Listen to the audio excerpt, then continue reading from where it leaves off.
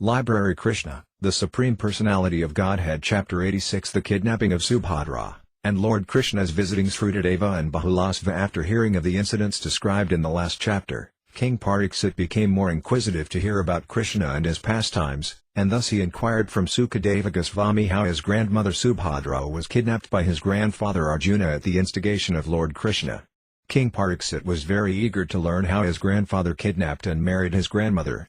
Thus Sukadeva Goswami began to narrate the story as follows. Once upon a time, King Pariksit's grandfather Arjuna, the great hero, was visiting several holy places of pilgrimage, and while thus traveling all over it he happened to come to Prabhas etc. In Prabhas etc. he heard the news that Lord Balarama was negotiating the marriage of Subhadra, the daughter of Arjuna's maternal uncle, Vasudeva. Although her father, Vasudeva, and her brother Kṛṣṇa were not in agreement with him, Balarama was in favor of marrying Subhadra to Duryodhana. Arjuna, however, desired to gain Subhadra's hand himself. As he thought of Subhadra and her beauty, Arjuna became more and more captivated with the idea of marrying her, and with a plan in mind he dressed himself like a Vaisnava sannyasi, carrying a tridanda in his hand. The Mayavadi sannyasis take one danda, or one rod, whereas the Vaisnava sannyasis take three dandas, or three rods. The three rods, or tridanda, indicate that a Vaisnava sannyasi vows to render service to the Supreme Personality of Godhead with his body, mind and words. The system of Tridanda Sannyasa has been in existence for a long time, and the Vaisnava sannyasis are called Tridandis, or sometimes Tridandi Svamis or Tridandi Gosvamis.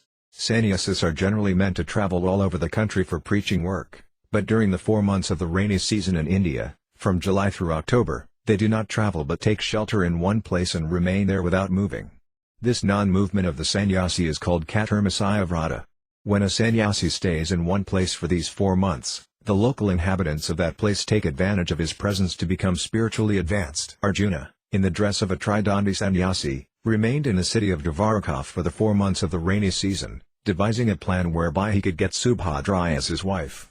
None of the inhabitants of Dvaraka, including Lord Balarama, could recognize the sannyasi to be Arjuna. Therefore all of them offered their respects and obeisances to the sannyasi without knowing the actual situation. One day Lord Balarama invited this particular sannyasi to lunch at his home. Balaramaji very respectfully offered him all kinds of palatable dishes, and the so-called sannyasi was eating sumptuously. While eating at the home of Balaramaji, Arjuna was simply looking at beautiful Subhadra, who was very enchanting to great heroes and kings. Out of love for her, Arjuna's eyes brightened, and he looked at her with glittering eyes. Arjuna decided that somehow or other he would achieve Subhadra as his wife, and his mind became agitated on account of this strong desire. Arjuna, the grandfather of Maharaja Pariksit, was himself extraordinarily beautiful, and his bodily structure was very attractive to Subhadra, who decided within her mind that she would accept only Arjuna as her husband. As a simple girl, she was smiling with great pleasure, looking at Arjuna. Thus Arjuna also became more and more attracted by her. In this way, Subhadra dedicated herself to Arjuna, and he resolved to marry her by any means. He then became absorbed 24 hours a day and thought of how he could get Subhadra as his wife. He was afflicted with the thought of getting Subhadra and had not a moment's peace of mind. Once upon a time, Subhadra, seated on a chariot, came out of the palace fort to see the gods in the temple. Arjuna took this opportunity, and with the permission of Vasudeva and Devaki he kidnapped her. After getting on Subhadra's chariot, he prepared himself for a fight. Taking up his bow and holding off with his arrows the soldiers ordered to check him, Arjuna took Subhadra away. While Subhadra was thus being kidnapped by Arjuna, her relatives and family members began to cry, but still he took her, just as a lion takes his prey and departs. When it was disclosed to Lord Balarama that the so-called sannyasi was Arjuna, who had planned such a device simply to take away Subhadra, and that he had actually taken her, he became very angry.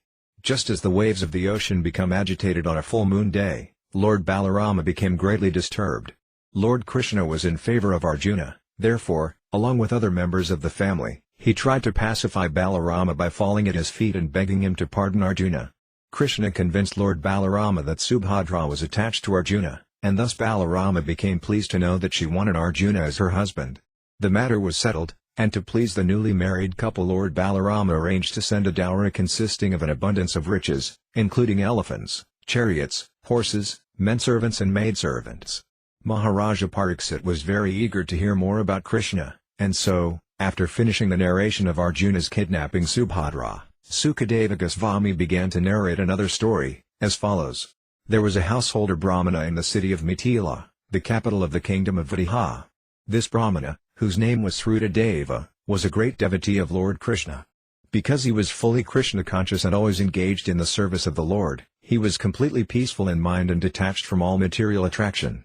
He was very learned and had no desire other than to be fully situated in Krishna consciousness. Although in the order of householder life, he never took great pains to earn anything for his livelihood, he was satisfied with whatever he could achieve without much endeavor, and somehow or other he lived in that way. Every day he would get the necessities of life in just the quantity required, and not more. That was his destiny. The Brahmana had no desire to get more than what he needed, and thus he was peacefully executing the regulative principles of a Brahmana's life, as enjoined in the revealed scriptures. Fortunately, the king of Mithila was as good a devotee as the Brahmana. The name of this famous king was Bahulasva. He was very well established in his reputation as a good king, and he was not at all ambitious to extend his kingdom for the sake of sense gratification. As such, both the Brahmana and King Bahulasva remained pure devotees of Lord Kṛṣṇa in Mithila. Since Lord Kṛṣṇa was very merciful toward these two devotees, King Bahulasva and the Brahmana Srutadeva, he one day asked his driver, Daruka, to take his chariot into the capital city of Mithila. Lord Kṛṣṇa was accompanied by the great sages Narada, Vamadeva, Atri, Vyasadeva, Parasurama, Asita, Aruni, Sukadeva, Brihaspati, Kanva, Maitreya, Sayavana and others.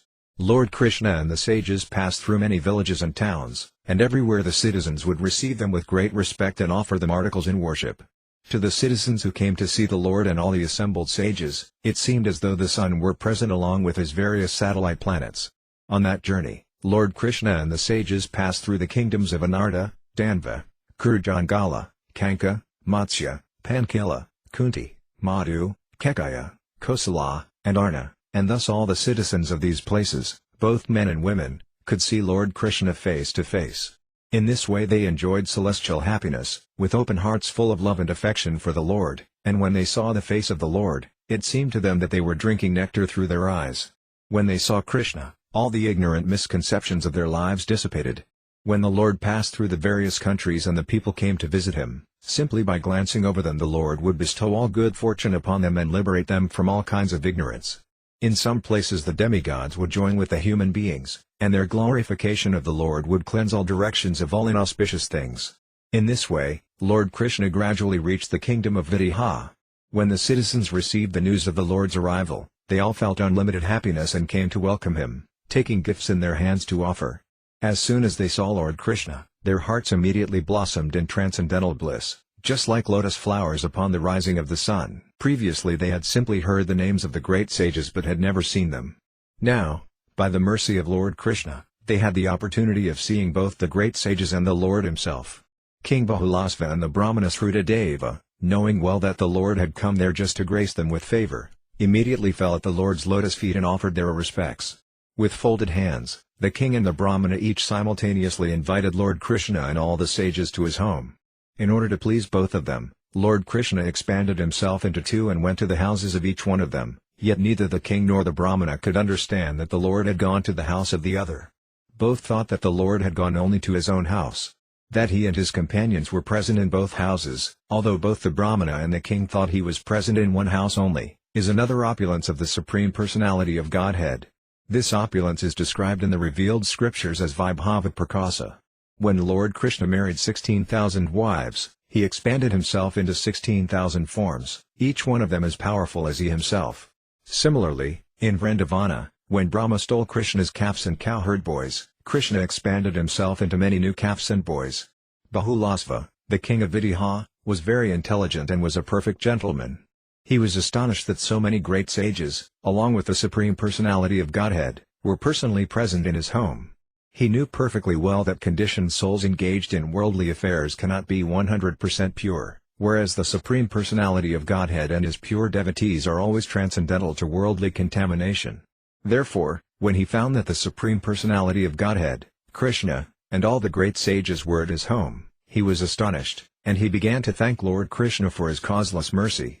Feeling very much obliged and wanting to receive his guests to the best of his ability, he called for nice chairs and cushions, and Lord Kṛṣṇa, along with all the sages, sat down very comfortably. At that time, King Bahulasva's mind was very restless, not because of any problems but because of great ecstasy of love and devotion. His heart was filled with love and affection for the Lord and his associates, and his eyes were filled with tears of ecstasy. He washed the feet of his divine guests, and afterward he and his family members sprinkled the water on their own heads. After this, he offered the guests nice flower garlands, sandalwood pulp, incense, new garments, ornaments, lambs, cows and bulls. In a manner just befitting his royal position, he worshipped each one of them in this way. When all had been fed sumptuously and were sitting very comfortably, Bahulasva came before Lord Kṛṣṇa and caught his lotus feet. He placed them on his lap and, while massaging the feet with his hands, began to speak about the glories of the Lord in a sweet voice. "My dear Lord, you are the supersoul of all living entities, and as the witness within a heart you are cognizant of everyone's activities. Thus we are duty-bound to always think of your lotus feet so that we can remain in a secure position and not deviate from your eternal service. As a result of our continuous remembrance of your lotus feet, you have kindly visited my place personally to favor me with your causeless mercy. We have heard, my dear Lord, that by your various statements you confirm your pure devotees to be more dear to you than Lord Balarama or your constant servitor the goddess of fortune. Your devotees are dearer to you than your first son, Lord Brahma, and I am sure that you have so kindly visited my place in order to prove your divine statement. I cannot imagine how people can be godless and demoniac even after knowing of your causeless mercy and affection for your devotees who are constantly engaged in Kṛṣṇa consciousness. How can people who know these things forget your lotus feet?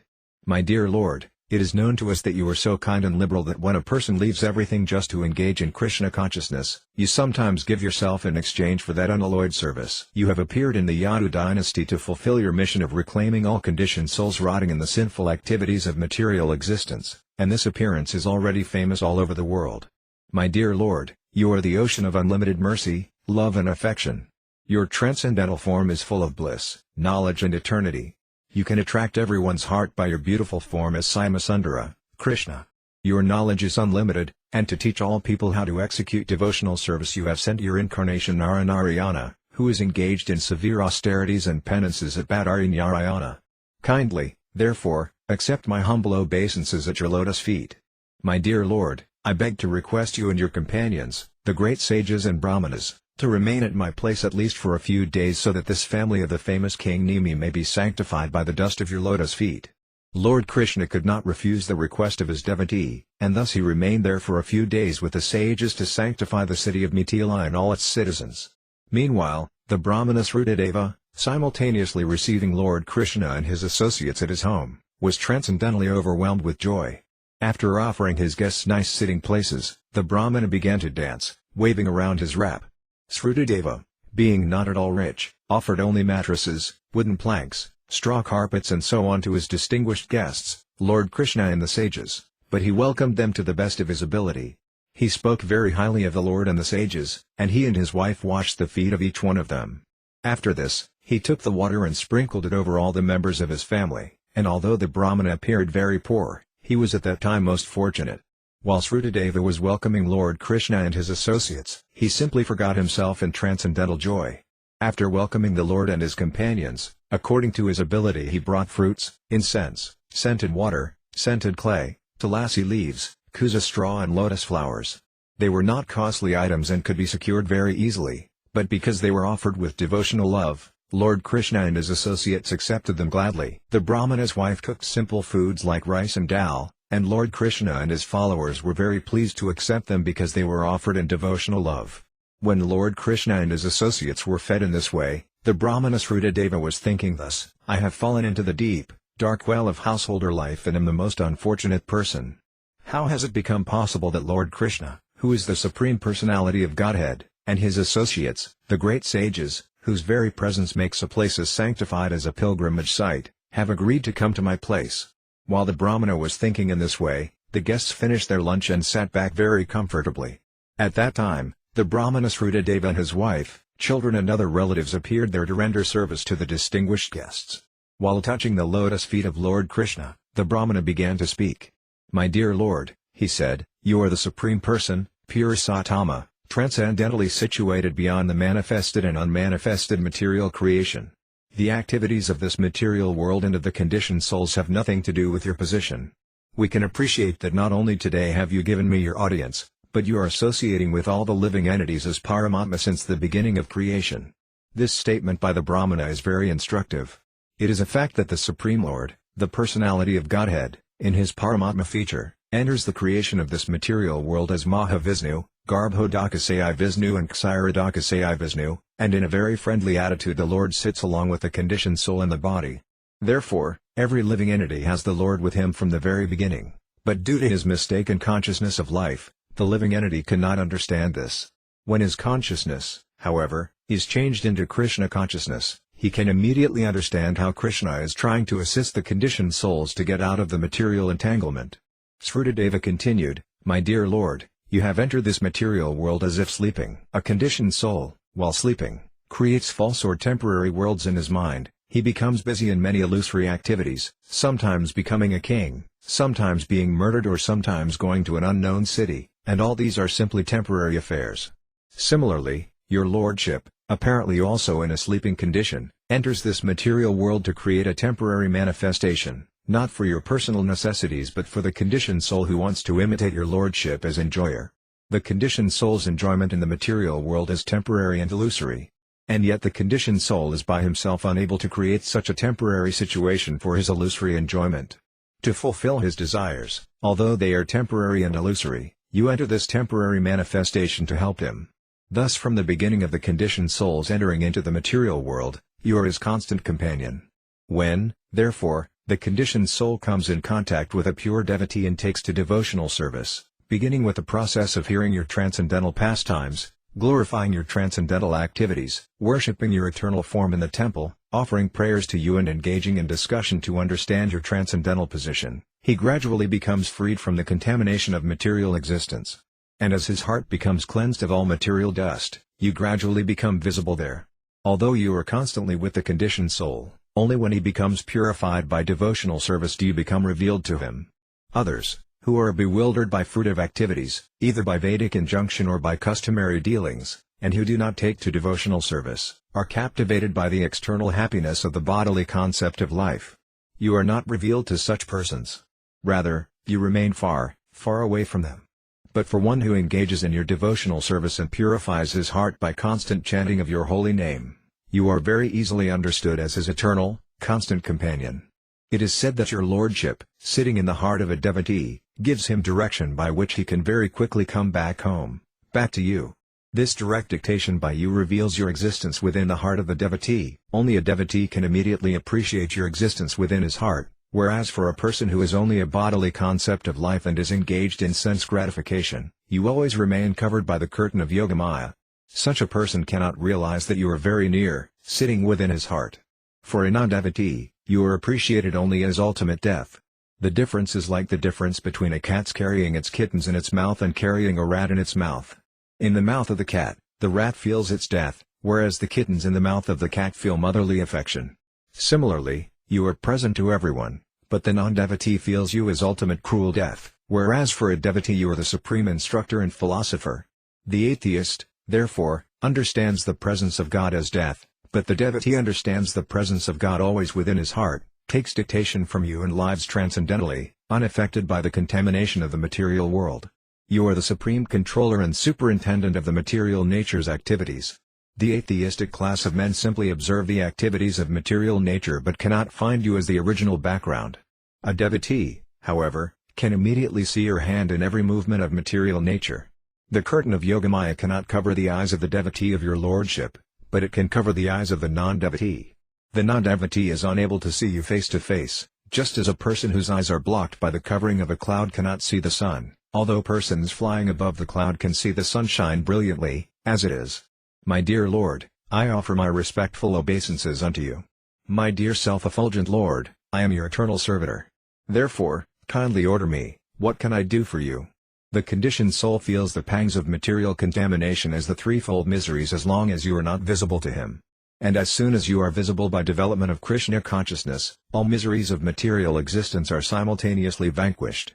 The Supreme Personality of Godhead, Kṛṣṇa, is naturally very much affectionately inclined to his devotees. When he heard Srutadeva's prayers of pure devotion, he was very pleased and immediately caught his hands and addressed him thus, "My dear Srutadeva, All these great sages, brahmanas and saintly persons have been very kind to you by personally coming here to see you. You should consider this opportunity to be a great fortune for you. They are so kind that they are traveling with me, and wherever they go they immediately make the whole atmosphere as pure as transcendence simply by the touch of the dust of their feet. People are accustomed to go to the temples of God. They also visit holy places of pilgrimage, and after prolonged association with such activities for many days by touch and by worship, they gradually become purified. But the influence of great sages and saintly persons is so great that by seeing them one immediately becomes completely purified. Moreover, the very purifying potency of pilgrimages or worship of different demigods is also achieved by the grace of saintly persons. A pilgrimage site becomes a holy place because of the presence of the saintly persons. My dear Sruta Deva, when a person is born as a Brahmana, he immediately becomes the best of all human beings. And if such a Brahmana, remaining self-satisfied, practices austerities, studies the Vedas and engages in my devotional service, as is the duty of the Brahmana, or in other words, if a Brahmana becomes a Vaisnava, how wonderful is his greatness! My feature of four-handed Narayana is not so pleasing or dear to me as is a Brahmana Vaisnava. Brahmana means one well conversant with Vedic knowledge. A Brahmana is the insignia of perfect knowledge, and I am the full-fledged manifestation of all gods. Less intelligent men do not understand me, nor do they understand the influence of the Brahmana Vaisnava. They are influenced by the three modes of material nature and thus dare to criticize me and my pure devotees. A Brahmana Vaisnava, or a devotee already on the Brahmanical platform, can realize me within his heart, and therefore he definitely concludes that the whole cosmic manifestation and its different features are effects of different energies of the Lord. Thus he has a clear conception of the whole material nature and the total material energy, and in every action such a devotee sees me only, and nothing else. My dear Sruta Deva, you may therefore accept all these great saintly persons, brahmanas and sages as my bona fide representatives. By worshipping them faithfully, you will be worshipping me more diligently. I consider worship of my devotees to be better than direct worship of me. If someone attempts to worship me directly without worshipping my devotees, I do not accept such worship, even though it may be presented with great opulence. In this way both the Brahmana Srutadeva and the king of Mithila, under the direction of the Lord, worshipped both Kṛṣṇa and his followers, the great sages and saintly Brahmanas, on an equal level of spiritual importance. Both Brahmana and king ultimately achieved the supreme goal of being transferred to the spiritual world. The devotee does not know anyone except Lord Kṛṣṇa, and Kṛṣṇa is most affectionate to his devotee. Lord Kṛṣṇa remained in Mithila both at the house of the Brahmana Srutadeva and at the palace of King Bahulasva. And after favoring them lavishly by his transcendental instructions, he went back to his capital city, Dvaraka. The instruction we receive from this incident is that King Bahulasva and Srutadeva the Brahmana were accepted by the Lord on the same level because both were pure devotees. This is the real qualification for being recognized by the Supreme Personality of Godhead. Because it has become the fashion of this age to be falsely proud of having taken birth in the family of a Kshatriya or a Brahmana, we see persons without any qualification other than birth claiming to be a Brahmana or a Kshatriya or Vaisya. But as stated in the scriptures, Kalau Sutra Samkhava, in this age of Kali, everyone is born a Sudra. This is because there is no performance of the purificatory processes known as samskaras, which begin from the time of the mother's pregnancy and continue up to the point of the individual's death. No one can be classified as a member of a particular caste, especially of a higher caste, Brahmana, Kshatriya or Vaisya, simply by birthright. If one is not purified by the process of the seed-giving ceremony, or Garbhodana samskara, he is immediately classified amongst the Sudras because only the Sudras do not undergo this purificatory process. Sex life without the purificatory process of Kṛṣṇa consciousness is merely the seed-giving process of the Sudras or the animals. Kṛṣṇa consciousness is therefore the best process of purification. By this process everyone can come to the platform of a Vaisnava, which includes having all the qualifications of a Brahmana. The Vaisnavas are trained to become freed from the four kinds of sinful activities: illicit sex, indulgence in intoxicants, gambling and eating animal foods. One cannot be on the Brahmanical platform without having these preliminary qualifications, and without becoming a qualified Brahmana, one cannot become a pure devotee. Thus ends the Bhaktivedanta purport of the 86th chapter of Kṛṣṇa, the kidnapping of Subhadra, and Lord Kṛṣṇa's visiting Srutadeva in Bahulasva. Library Kṛṣṇa, the Supreme Personality of Godhead Chapter 87 Prayers by the Personified Vedas. King Pariksit inquired from Sukadeva Goswami about a very important topic in understanding transcendental subject matter. His question was, since Vedic knowledge generally deals with the subject matter of the three qualities of the material world, How then can it approach the subject matter of transcendence, which is beyond the approach of the three material modes? Since the mind is material and the vibration of words is a material sound, how can the Vedic knowledge, expressing by material sound the thoughts of the material mind, approach transcendence? Description of a subject matter necessitates describing its source of emanation, its qualities and its activities. Such description can be possible only by thinking with the material mind and by vibrating material words. Brahman, or the Absolute Truth, has no material qualities, but our power of speaking does not go beyond the material qualities. How then can Brahman, the Absolute Truth, be described by your words? I do not see how it is possible to understand transcendence from such expressions of material sound. The purpose of King Parikshit's inquiry was to ascertain from Sukadeva Goswami whether the Vedas ultimately describe the Absolute Truth as impersonal or as personal. Understanding of the Absolute Truth progresses in three features: impersonal Brahman, Paramatma localized in everyone's heart, and, at last, the Supreme Personality of Godhead, Kṛṣṇa. The Vedas deal with three departments of activities. One is called Karma Kanda, or activities under Vedic injunction, which gradually purify one to understand his real position. The next is Jnana Kanda, the process of understanding the Absolute Truth by speculative methods, and the third is Upasana Kanda, or worship of the Supreme Personality of Godhead and sometimes of the demigods also. The worship of the demigods recommended in the Vedas is ordered with the understanding of the demigods' relationship to the personality of Godhead. The Supreme Personality of Godhead has many parts and parcels. Some are called svamsas, or his personal expansions, and some are called vibhinamshas, the living entities. All such expansions, both svamsas and vibhinamshas, are emanations from the original personality of Godhead. Svamsa expansions are called Vishnutattva, whereas the vibhinamsha expansions are called Jivatattva. The different demigods are Jivatattva. The conditioned souls are generally put into the activities of the material world for sense gratification. Therefore, as stated in the Bhagavad Gita, to regulate those who are very much addicted to different kinds of sense gratification, the worship of demigods is sometimes recommended.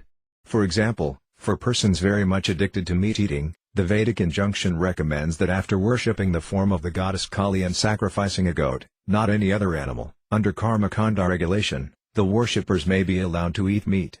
The idea is not to encourage one to eat meat but to allow one who insists on eating meat to eat it under certain restricted conditions. Therefore, worship of the demigods is not worship of the Absolute Truth, but by worshipping the demigods one gradually comes to accept the Supreme Personality of Godhead in an indirect way. This indirect acceptance is described in the Bhagavad Gita as avadhi. Avadhi means not bona fide.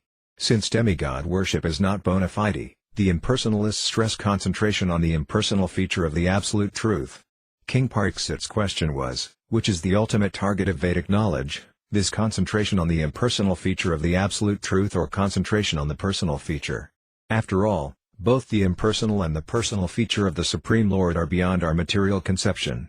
The impersonal feature of the Absolute, the Brahma effulgence, is but the rays of the personal body of Kṛṣṇa. These rays of the personal body of Kṛṣṇa are cast all over the creation of the Lord, and the portion of the effulgence which is covered by the material cloud is called the created cosmos of the three material qualities, sattva, rajas and tamas. How can persons who are within this clouded portion, called the material world, conceive of the Absolute Truth by the speculative method?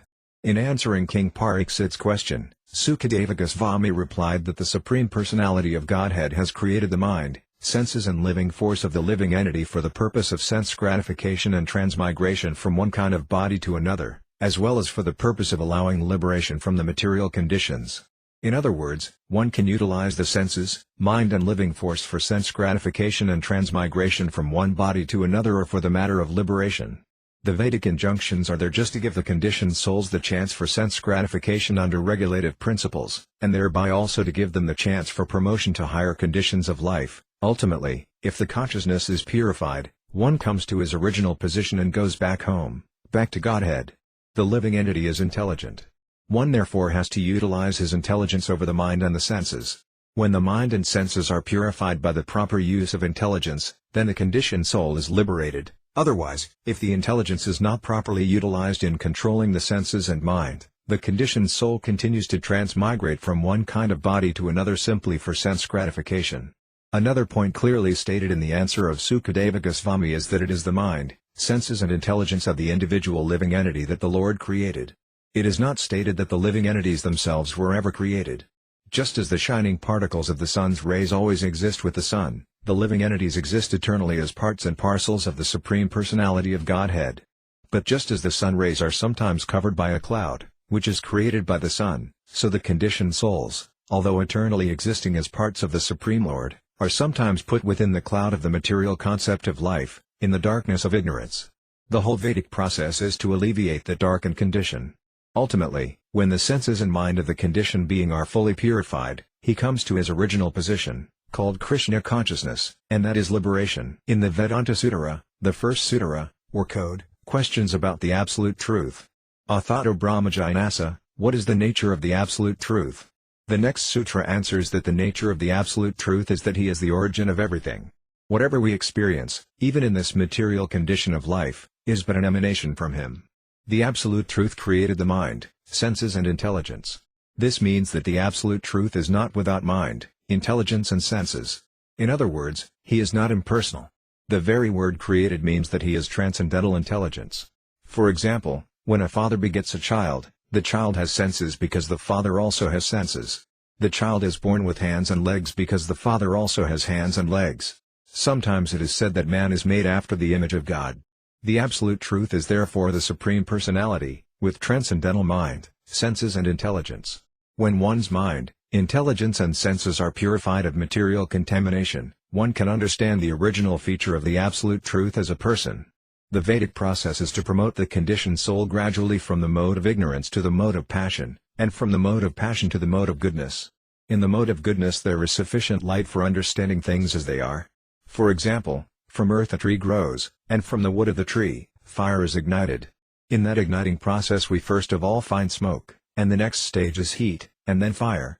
When there is actually fire, we can utilize it for various purposes, therefore, fire is the ultimate goal.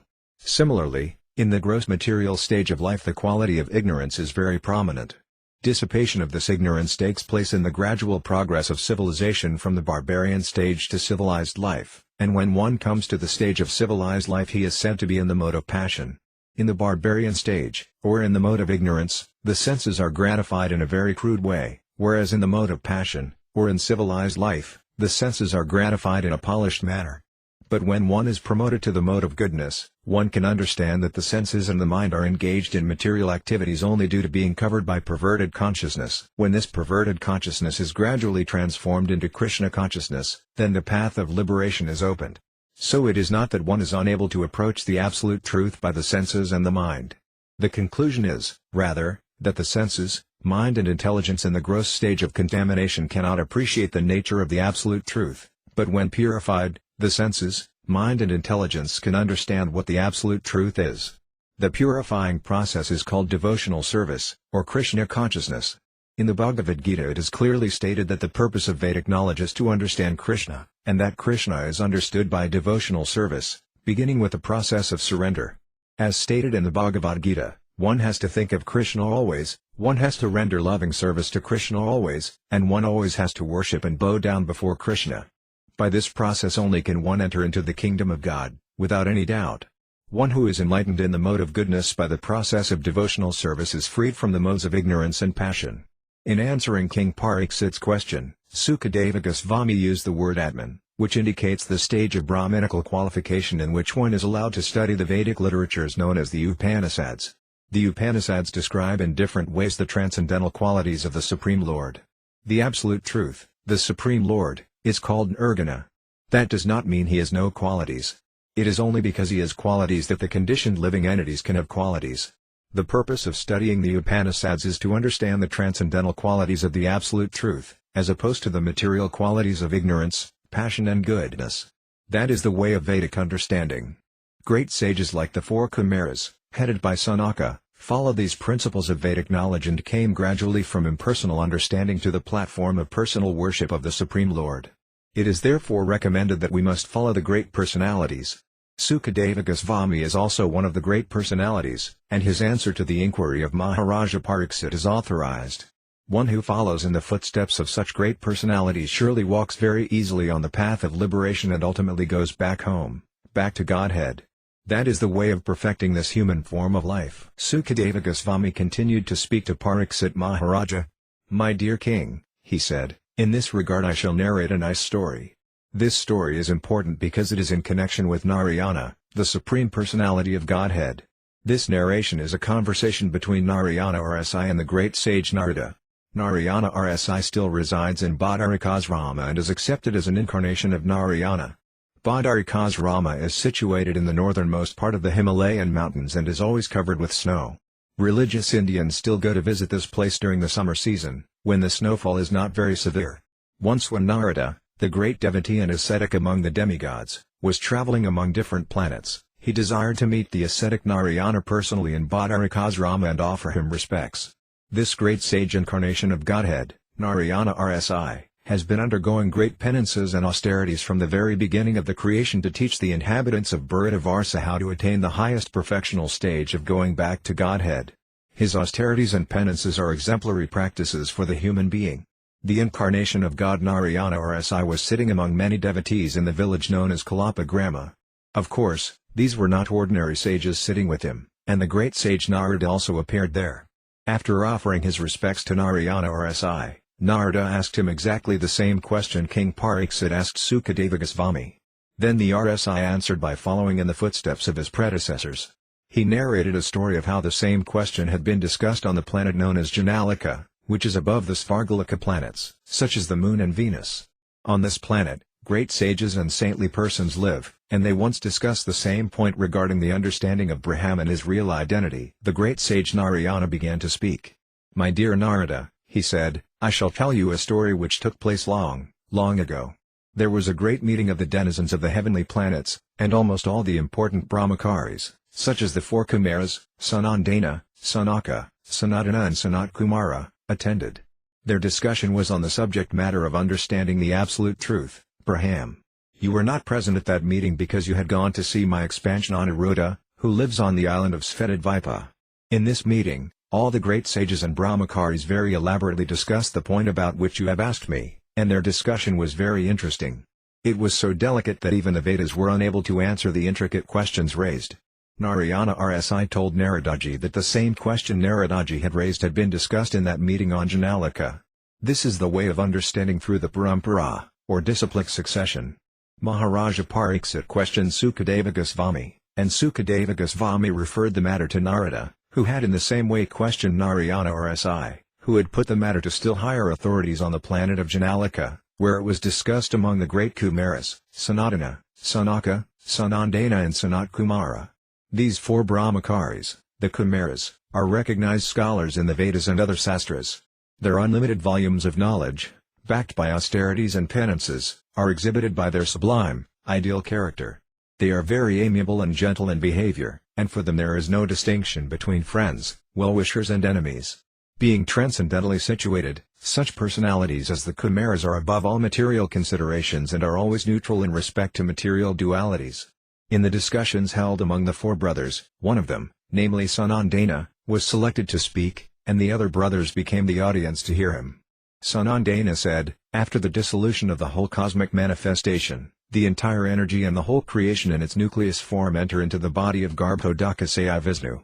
The Lord at that time remains asleep for a long, long time, and when there is again necessity of creation, the Vedas personified assemble around the Lord and begin to glorify him, describing his wonderful transcendental pastimes, exactly like servants of a king. When the king is asleep in the morning, the appointed reciters come around his bedroom and begin to sing of his chivalrous activities, and while hearing of his glorious activities, the king gradually awakens. The Vedic reciters, or the personified Vedas, sing thus, O unconquerable Lord, you are the Supreme Personality. No one is equal to you or greater than you. No one can be more glorious in his activities. All glories unto you. All glories unto you. By your own transcendental nature you fully possess all six opulences. As such, you are able to deliver all conditioned souls from the clutches of Maya. O Lord, we fervently pray that you kindly do so. All the living entities, being your parts and parcels, are naturally joyful, eternal and full of knowledge, but due to their own faults they imitate you by trying to become the supreme enjoyer. Thus they disobey your supremacy and become offenders. And because of their offenses, your material energy has taken charge of them. Thus their transcendental qualities of joyfulness, bliss and wisdom have been covered by the clouds of the three material qualities. This cosmic manifestation, made of the three material qualities, is just like a prison house for the conditioned souls. The conditioned souls are struggling very hard to escape from material bondage, and according to their different conditions of life they have been given different types of engagement. But since all engagements are based on knowledge supplied by you, the conditioned souls can execute pious activities only when you mercifully inspire them to do so. Therefore, without taking shelter at your lotus feet one cannot surpass the influence of the material energy. Actually, we, as personified Vedic knowledge, are always engaged in your service by helping the conditioned souls understand you. This prayer of the Vedas personified illustrates that the Vedas are meant for helping the conditioned souls to understand Kṛṣṇa. All the Srutas, or personified Vedas, offered glories to the Lord again and again, singing, Jaya, Jaya. This indicates that the Lord is the most glorious of all his glories. The most important is his causeless mercy upon the conditioned souls in reclaiming them from the clutches of Maya. There are unlimited numbers of living entities in different varieties of bodies, some moving and some standing in one place, and the conditioned life of these living entities is due only to their forgetfulness of their eternal relationship with the Supreme Personality of Godhead. When the living entity wants to lord it over the material energy by imitating the position of Kṛṣṇa, he is immediately captured by the material energy and, according to his desire, is offered one variety of the 8,400,000 different kinds of bodies. Although undergoing the threefold miseries of material existence, the illusioned living entity falsely thinks himself the master of all he surveys. Under the spell of the material energy, represented by the threefold material qualities, the living entity is so entangled that he is not at all able to become free unless he is graced by the Supreme Lord. The living entity cannot conquer the influence of the material modes of nature by his own endeavor, but because material nature is working under the control of the Supreme Lord, the Lord is beyond its jurisdiction. Except for him, all living entities, from Brahma down to the ant, are conquered by the contact of material nature. Because the Lord possesses in full the six opulences of wealth, strength, fame, beauty, knowledge and renunciation, he alone is beyond the spell of material nature. Unless the living entity is situated in Kṛṣṇa consciousness, he cannot approach the Supreme Personality of Godhead. Yet the Lord, by his omnipotency, can dictate from within as the Supersoul how a living entity can gradually come to him even while performing his ordinary work. As the Lord advises in the Bhagavad Gita, whatever you do, do it for me, whatever you eat, first offer it to me, whatever charity you want to give, first give it to me, and whatever austerities and penances you want to perform, perform them for me. In this way the karmas are directed gradually to develop Kṛṣṇa consciousness. Similarly, Kṛṣṇa directs the philosophers to approach him gradually by discriminating between Brahma and Maya, for at last, when one is mature in knowledge, he surrenders unto Kṛṣṇa. As Kṛṣṇa says in the Bhagavad Gita, after many, many births, the wise philosopher surrenders unto me. The yogis are also directed to concentrate their meditation upon Kṛṣṇa within the heart, and by such a continuous process of Kṛṣṇa consciousness they can also become free from the clutches of the material energy. The devotees, however, are engaged in devotional service with love and affection from the very beginning, and therefore the Lord personally directs them so that they can approach him without difficulty or deviation. This is stated in the Bhagavad Gita. Only by the grace of the Lord can the living entity understand the exact position of Brahman, Paramatma, and Bhagavan. The statements of the personified Vedas give clear evidence that the Vedic literature is presented only for understanding Kṛṣṇa. The Bhagavad Gita confirms that through all the Vedas it is Kṛṣṇa alone who has to be understood. Kṛṣṇa is always enjoying, either in the material world or in the spiritual world, because he is the supreme enjoyer. For him there is no distinction between the material and spiritual worlds. The material world is an impediment for the ordinary living entities because they are under its control, but Kṛṣṇa, being the controller of the material world, has nothing to do with the impediments it offers. Therefore, in different parts of the Upanishads, the Vedas declare, the Supreme Brahman is eternal, full of all knowledge and all bliss. That one Supreme Personality of Godhead exists in the heart of every living entity. Because of his all-pervasiveness, he is able to enter not only into the hearts of the living entities, but even into the atoms also.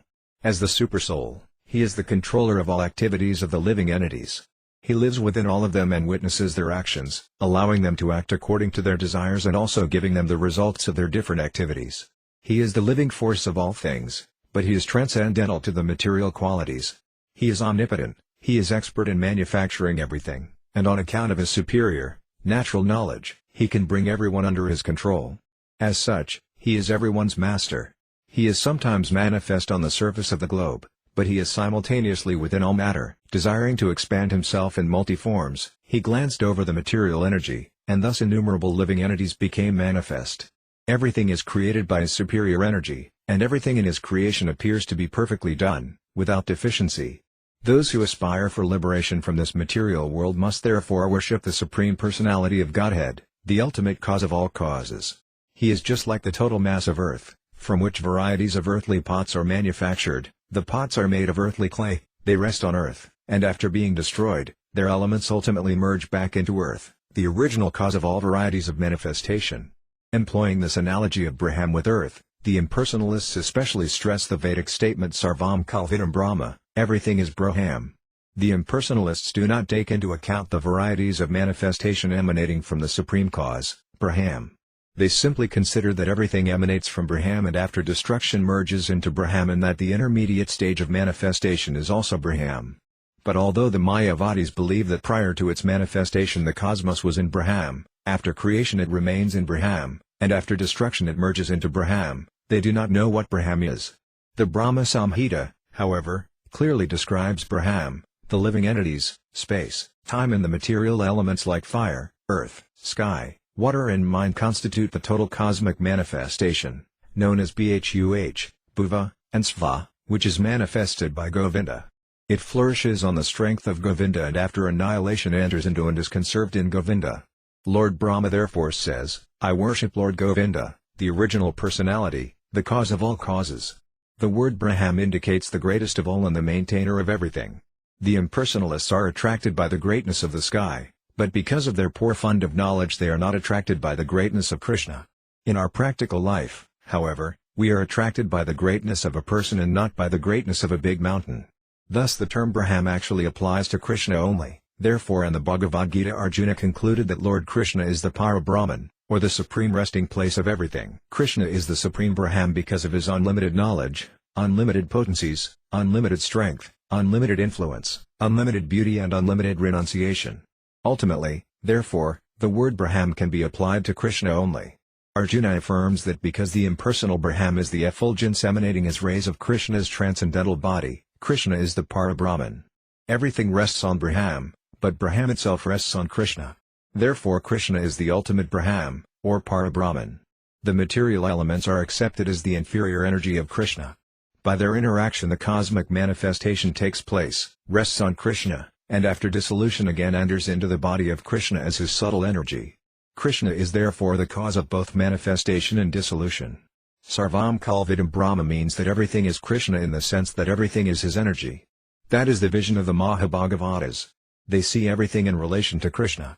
The impersonalists argue that Kṛṣṇa himself has been transformed into many and that therefore everything is Kṛṣṇa and worship of anything is worship of him. This false argument is answered by Kṛṣṇa in the Bhagavad Gita. Although everything is a transformation of the energy of Kṛṣṇa, he is not present everywhere. He is simultaneously present and not present. By his energy he is present everywhere, but as the energetic he is not present everywhere. This simultaneous presence and non-presence is inconceivable to our present senses. But a clear explanation is given in the beginning of the Isopanishad, in which it is stated that the Supreme Lord is so complete that although unlimited energies and their transformations emanate from Kṛṣṇa, Kṛṣṇa's personality is not in the least bit transformed. Therefore, since Kṛṣṇa is the cause of all causes, intelligent persons should take shelter of his lotus feet. Kṛṣṇa advises everyone just to surrender unto him alone, and that is the way of Vedic instruction. Since Kṛṣṇa is the cause of all causes, he is worshipped by all kinds of sages and saints through observance of the regulative principles. As far as meditation is concerned, great personalities meditate on the transcendental form of Kṛṣṇa within the heart. In this way the minds of great personalities are always engaged in Kṛṣṇa. With their minds engaged in Kṛṣṇa, naturally the captivated devotees simply talk of Kṛṣṇa. Talking of Kṛṣṇa or singing of Kṛṣṇa is called Kirtana. Lord Chaitanya recommends, Kirtaniya Sadahari, which means always thinking and talking of Kṛṣṇa and nothing else. That is called Kṛṣṇa consciousness. Kṛṣṇa consciousness is so sublime that anyone who takes to this process is elevated to the highest perfection of life, far, far beyond the concept of liberation. In the Bhagavad Gita, therefore, Kṛṣṇa advises everyone always to think of him, render devotional service to him, worship him and offer obeisances to him. In this way a devotee becomes fully Kṛṣṇaized and, being always situated in Kṛṣṇa consciousness, ultimately goes back to Kṛṣṇa. Although the Vedas have recommended worship of different demigods as different parts and parcels of Kṛṣṇa, It is to be understood that such instructions are meant for less intelligent men who are still attracted by material sense enjoyment. But the person who actually wants perfect fulfillment of the mission of human life should simply worship Lord Kṛṣṇa, and that will simplify the matter and completely guarantee the success of his human life. Although the sky, the water and the land are all part of the material world, when one stands on the solid land his position is more secure than when he stands in the sky or the water. An intelligent person, therefore, does not stand under the protection of different demigods, although they are part and parcel of Kṛṣṇa. Rather, he stands on the solid ground of Kṛṣṇa consciousness. That makes his position sound and secure. Impersonalists sometimes give the example that if one stands on a stone or a piece of wood, one certainly stands on the surface of the land, because the stone and wood both rest on the surface of the earth. But it may be replied that if one stands directly on the surface of the earth, he is more secure than if he stands on wood or a stone that rests on the earth. In other words, taking shelter of Paramatma or taking shelter of impersonal Brahman is not as secure a course as taking direct shelter of Kṛṣṇa in Kṛṣṇa consciousness. The position of the jnanis and yogis is therefore not as secure as the position of the devotees of Kṛṣṇa. Lord Kṛṣṇa has therefore advised in the Bhagavad Gita that only a person who has lost his sense takes to the worship of demigods. And regarding persons attached to the impersonal Brahman, Srimad Bhagavatam says, "My dear Lord, those who think of themselves as liberated by mental speculation are not yet purified of the contamination of material nature because of their inability to find the shelter of your lotus feet. Although they rise to the transcendental situation of existence in impersonal Brahman, they certainly fall from that exalted position because they deride your lotus feet." Lord Kṛṣṇa therefore advises that the worshippers of the demigods are not very intelligent persons because they derive only temporary, exhaustible results. Their endeavors are those of less intelligent men. On the other hand, the Lord assures that his devotee has no fear of falling. The personified Vedas continued to pray, "Dear Lord, considering all points of view, if a person has to worship someone superior to himself, then just out of good behavior he should stick to the worship of your lotus feet because you are the ultimate controller of creation, maintenance and dissolution. You are the controller of the three worlds, Bhuh, Bhuva and Sva, you are the controller of the 14 upper and lower worlds, and you are the controller of the three material qualities." Demigods and persons advanced in spiritual knowledge always hear and chant about your transcendental pastimes because this process has the specific potency of nullifying the accumulated results of sinful life. Intelligent persons factually dip into the ocean of your nectarian activities and very patiently hear about them. Thus they are immediately freed from the contamination of the material qualities. They do not have to undergo severe penances and austerities for advancement in spiritual life. This chanting and hearing of your transcendental pastimes is the easiest process for self-realization. Simply by submissive oral reception of the transcendental message, one's heart is cleansed of all dirty things. Thus Kṛṣṇa consciousness becomes fixed in the heart of a devotee. The great authority Bhismadeva has also given the opinion that this process of chanting and hearing about the Supreme Personality of Godhead is the highest religious process. And the Taittiriya Upanishad says that worship of the Supreme Personality of Godhead is the essence of all Vedic ritualistic performances. Dear Lord, the personified Vedas continued, the devotee who wants to elevate himself simply by the process of devotional activities, especially by hearing and chanting, very soon comes out of the clutches of the dualities of material existence. By this simple process of penance and austerity, the supersoul within the devotee's heart is very pleased and gives the devotee directions so that he may go back home, back to Godhead. It is stated in the Bhagavad Gita that one who engages all his activities and senses in the devotional service of the Lord becomes completely peaceful because the supersoul is satisfied with him. Thus the devotee becomes transcendental to all dualities, such as heat and cold, honor and dishonor. Being freed from all dualities, he feels transcendental bliss, and he no longer suffers cares and anxieties due to material existence. The Bhagavad Gita confirms that the devotee always absorbed in Kṛṣṇa consciousness has no anxieties for his maintenance or protection. Being constantly absorbed in Kṛṣṇa consciousness, he ultimately achieves the highest perfection. While in material existence, he lives very peacefully and blissfully, without cares and anxieties, and after quitting this body he goes back home, back to Godhead. The Lord confirms in the Bhagavad Gita, "My supreme abode is a transcendental place from which, having gone, one never returns to this material world. Anyone who attains the supreme perfection, being engaged in my personal devotional service in the eternal abode, reaches the highest perfection of human life and does not have to come back to the miserable material world." The personified Vedas continued, "Dear Lord, it is imperative that the living entities be engaged in Kṛṣṇa consciousness, always rendering devotional service by such prescribed methods as hearing and chanting and executing your orders. If a person is not engaged in Krishna consciousness and devotional service, it is useless for him to exhibit the symptoms of life. Generally, if a person is breathing, he is accepted to be alive. But a person without Krishna consciousness may be compared to a bellows in a blacksmith's shop. The big bellows is a bag of skin which exhales and inhales air, and a human being who simply lives within the bag of skin and bones without taking to Krishna consciousness and loving devotional service is no better than the bellows. Similarly, a non-devotee's long duration of life is compared to the long existence of a tree, his voracious eating capacity is compared to the eating of dogs and hogs, and his enjoyment in sex life is compared to that of hogs and goats. The cosmic manifestation has been made possible because of the entrance of the Supreme Personality of Godhead as Mahavishnu within this material world. The total material energy is agitated by the glance of Mahavishnu, and only then does the interaction of the three material qualities begin. Therefore it should be concluded that whatever material facilities we are trying to enjoy are available only due to the mercy of the Supreme Personality of Godhead. Within the body there are 5 different departments of existence, known as Annamaya, Pranamaya, Manomaya, Vijnanamaya and, at last, Anandamaya. In the beginning of life, every living entity is food conscious. A child or an animal is satisfied only by getting nice food. This stage of consciousness, in which the goal is to eat sumptuously, is called Annamaya. Anna means food. After this one lives in the consciousness of being alive. If one can continue his life without being attacked or destroyed, one thinks himself happy. This stage is called Pranamaya, or consciousness of one's existence. After this stage, when one is situated on the mental platform, his consciousness is called Manomaya. The materialistic civilization is primarily situated in these 3 stages, Annamaya, Pranamaya and Manomaya.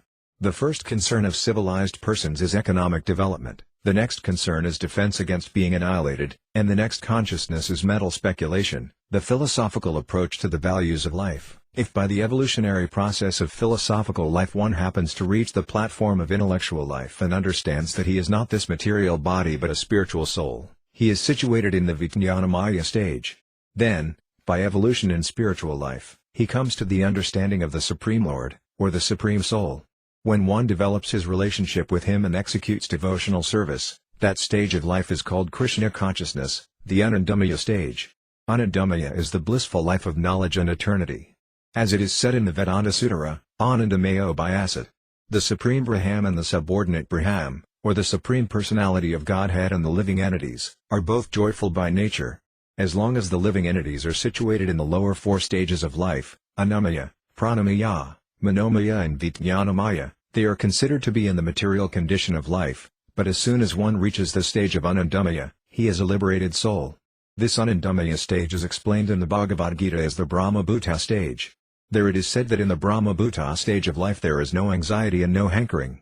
This stage begins when one is equally disposed toward all living entities, and it then expands to the stage of Krishna consciousness, in which one always hankers to render service unto the Supreme Personality of Godhead. This hankering for advancement in devotional service is not the same as hankering for sense gratification in material existence. In other words, hankering remains in spiritual life, but it becomes purified. Similarly, when our senses are purified, they are freed from all material stages, namely Annamaya, Pranamaya, Manomaya and Vijnanamaya, and they become situated in the highest stage, Anandamaya, or blissful life in Krishna consciousness. The Mayavadi philosophers consider Anandamaya to be the state of being merged in the Supreme. To them, Anandamaya means that the supersoul and the individual soul become one.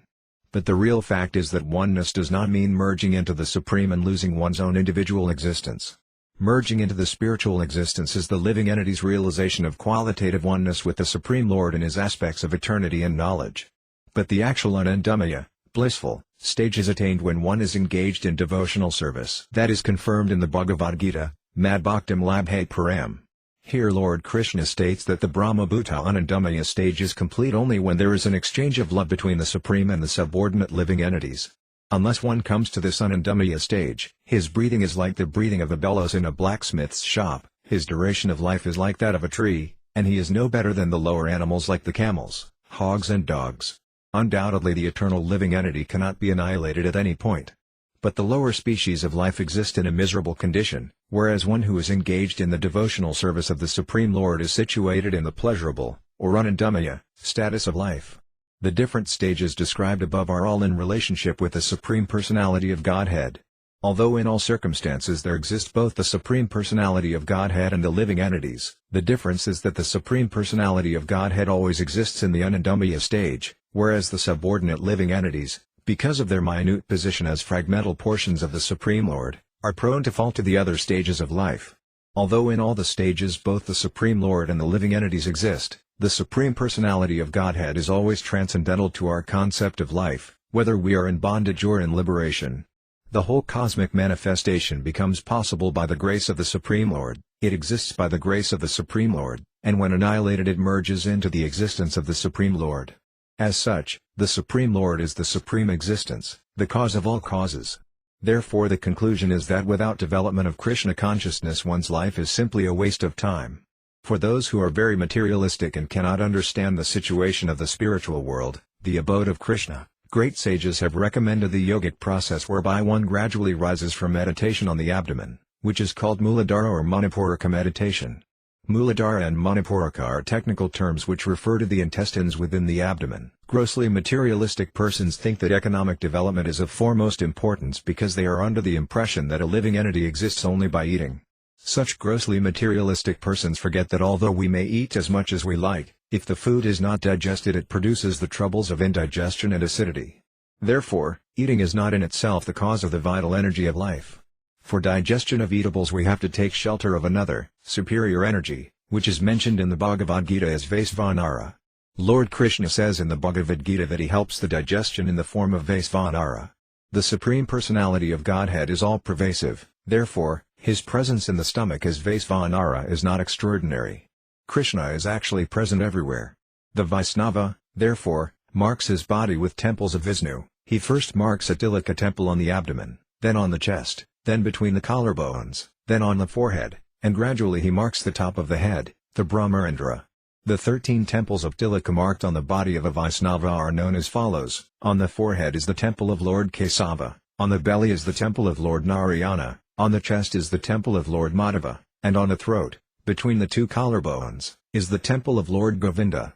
On the right side of the waist is the temple of Lord Vishnu, on the right arm the temple of Lord Madhusudana, and on the right side of the collarbone the temple of Lord Trivikrama.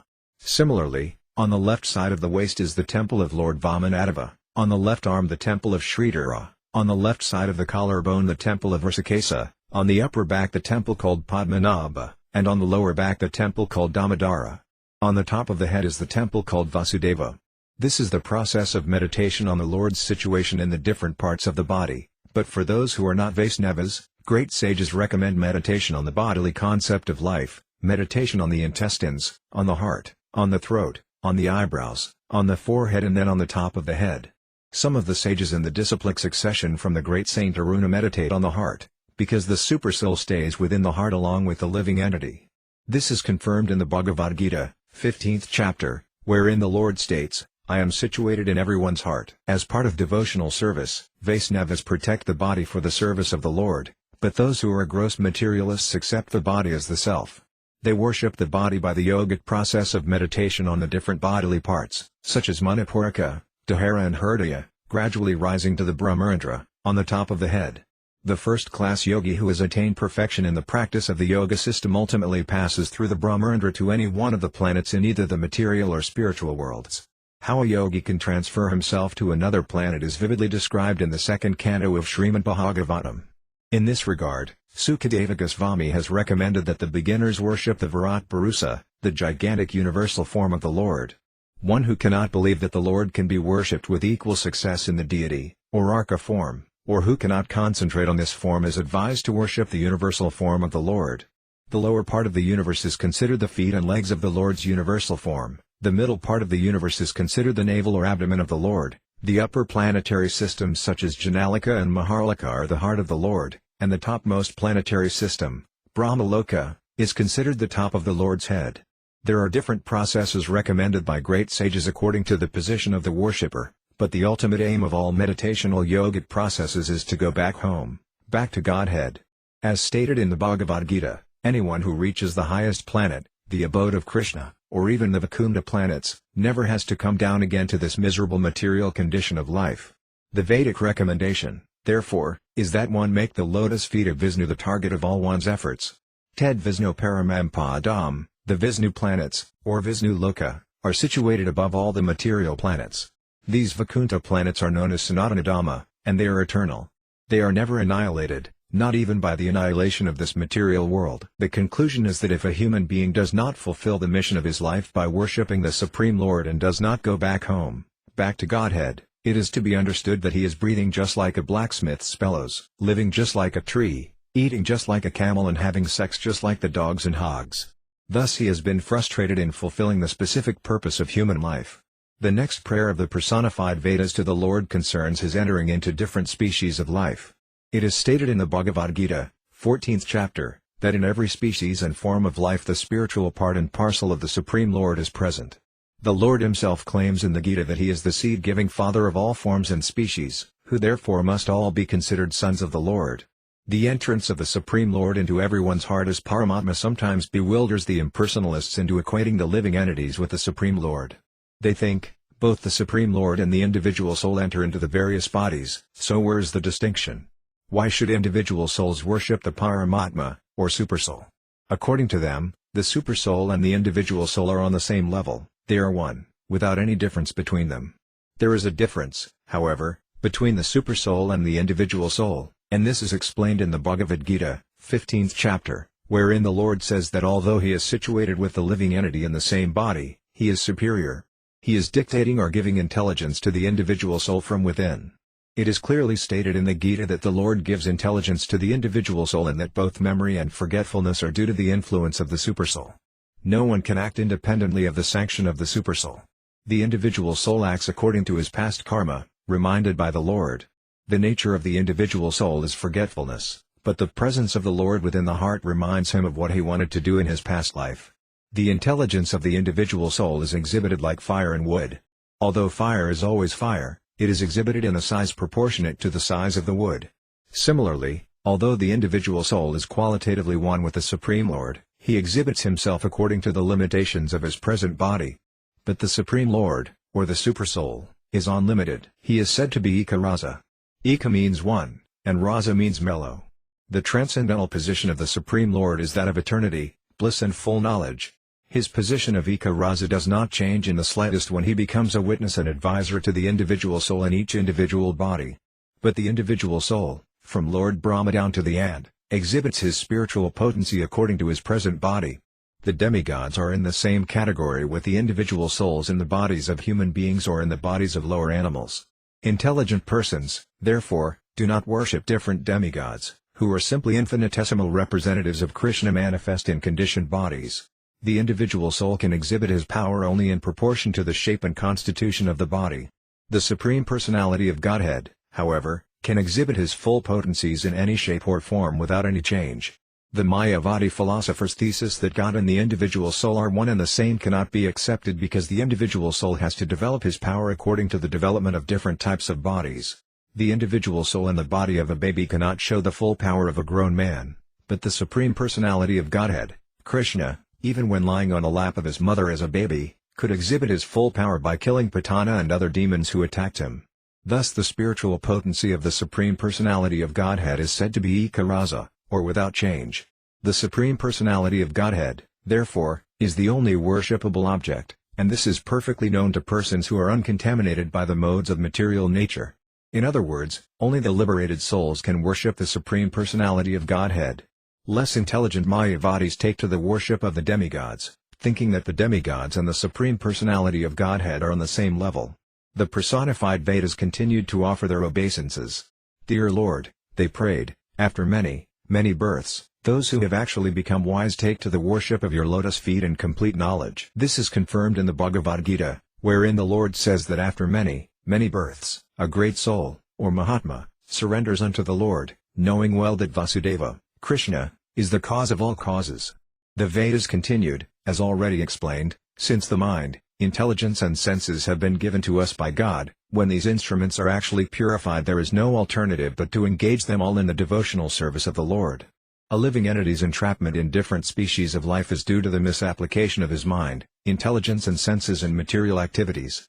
Various kinds of bodies are awarded as the result of a living entity's actions, and they are created by the material nature according to the living entity's desire. Because a living entity desires and deserves a particular kind of body, it is given to him by the material nature, under the order of the Supreme Lord. In Srimad Bhagavatam, 3rd Canto, it is explained that under the control of superior authority a living entity is put within the semen of a male and injected into the womb of a particular female in order to develop a particular type of body. A living entity utilizes his senses, intelligence, mind and so on in a specific way of his own choosing and thus develops a particular type of body, within which he becomes engaged. In this way the living entity becomes situated in different species of life, either in a demigod, human or animal body, according to different situations and circumstances.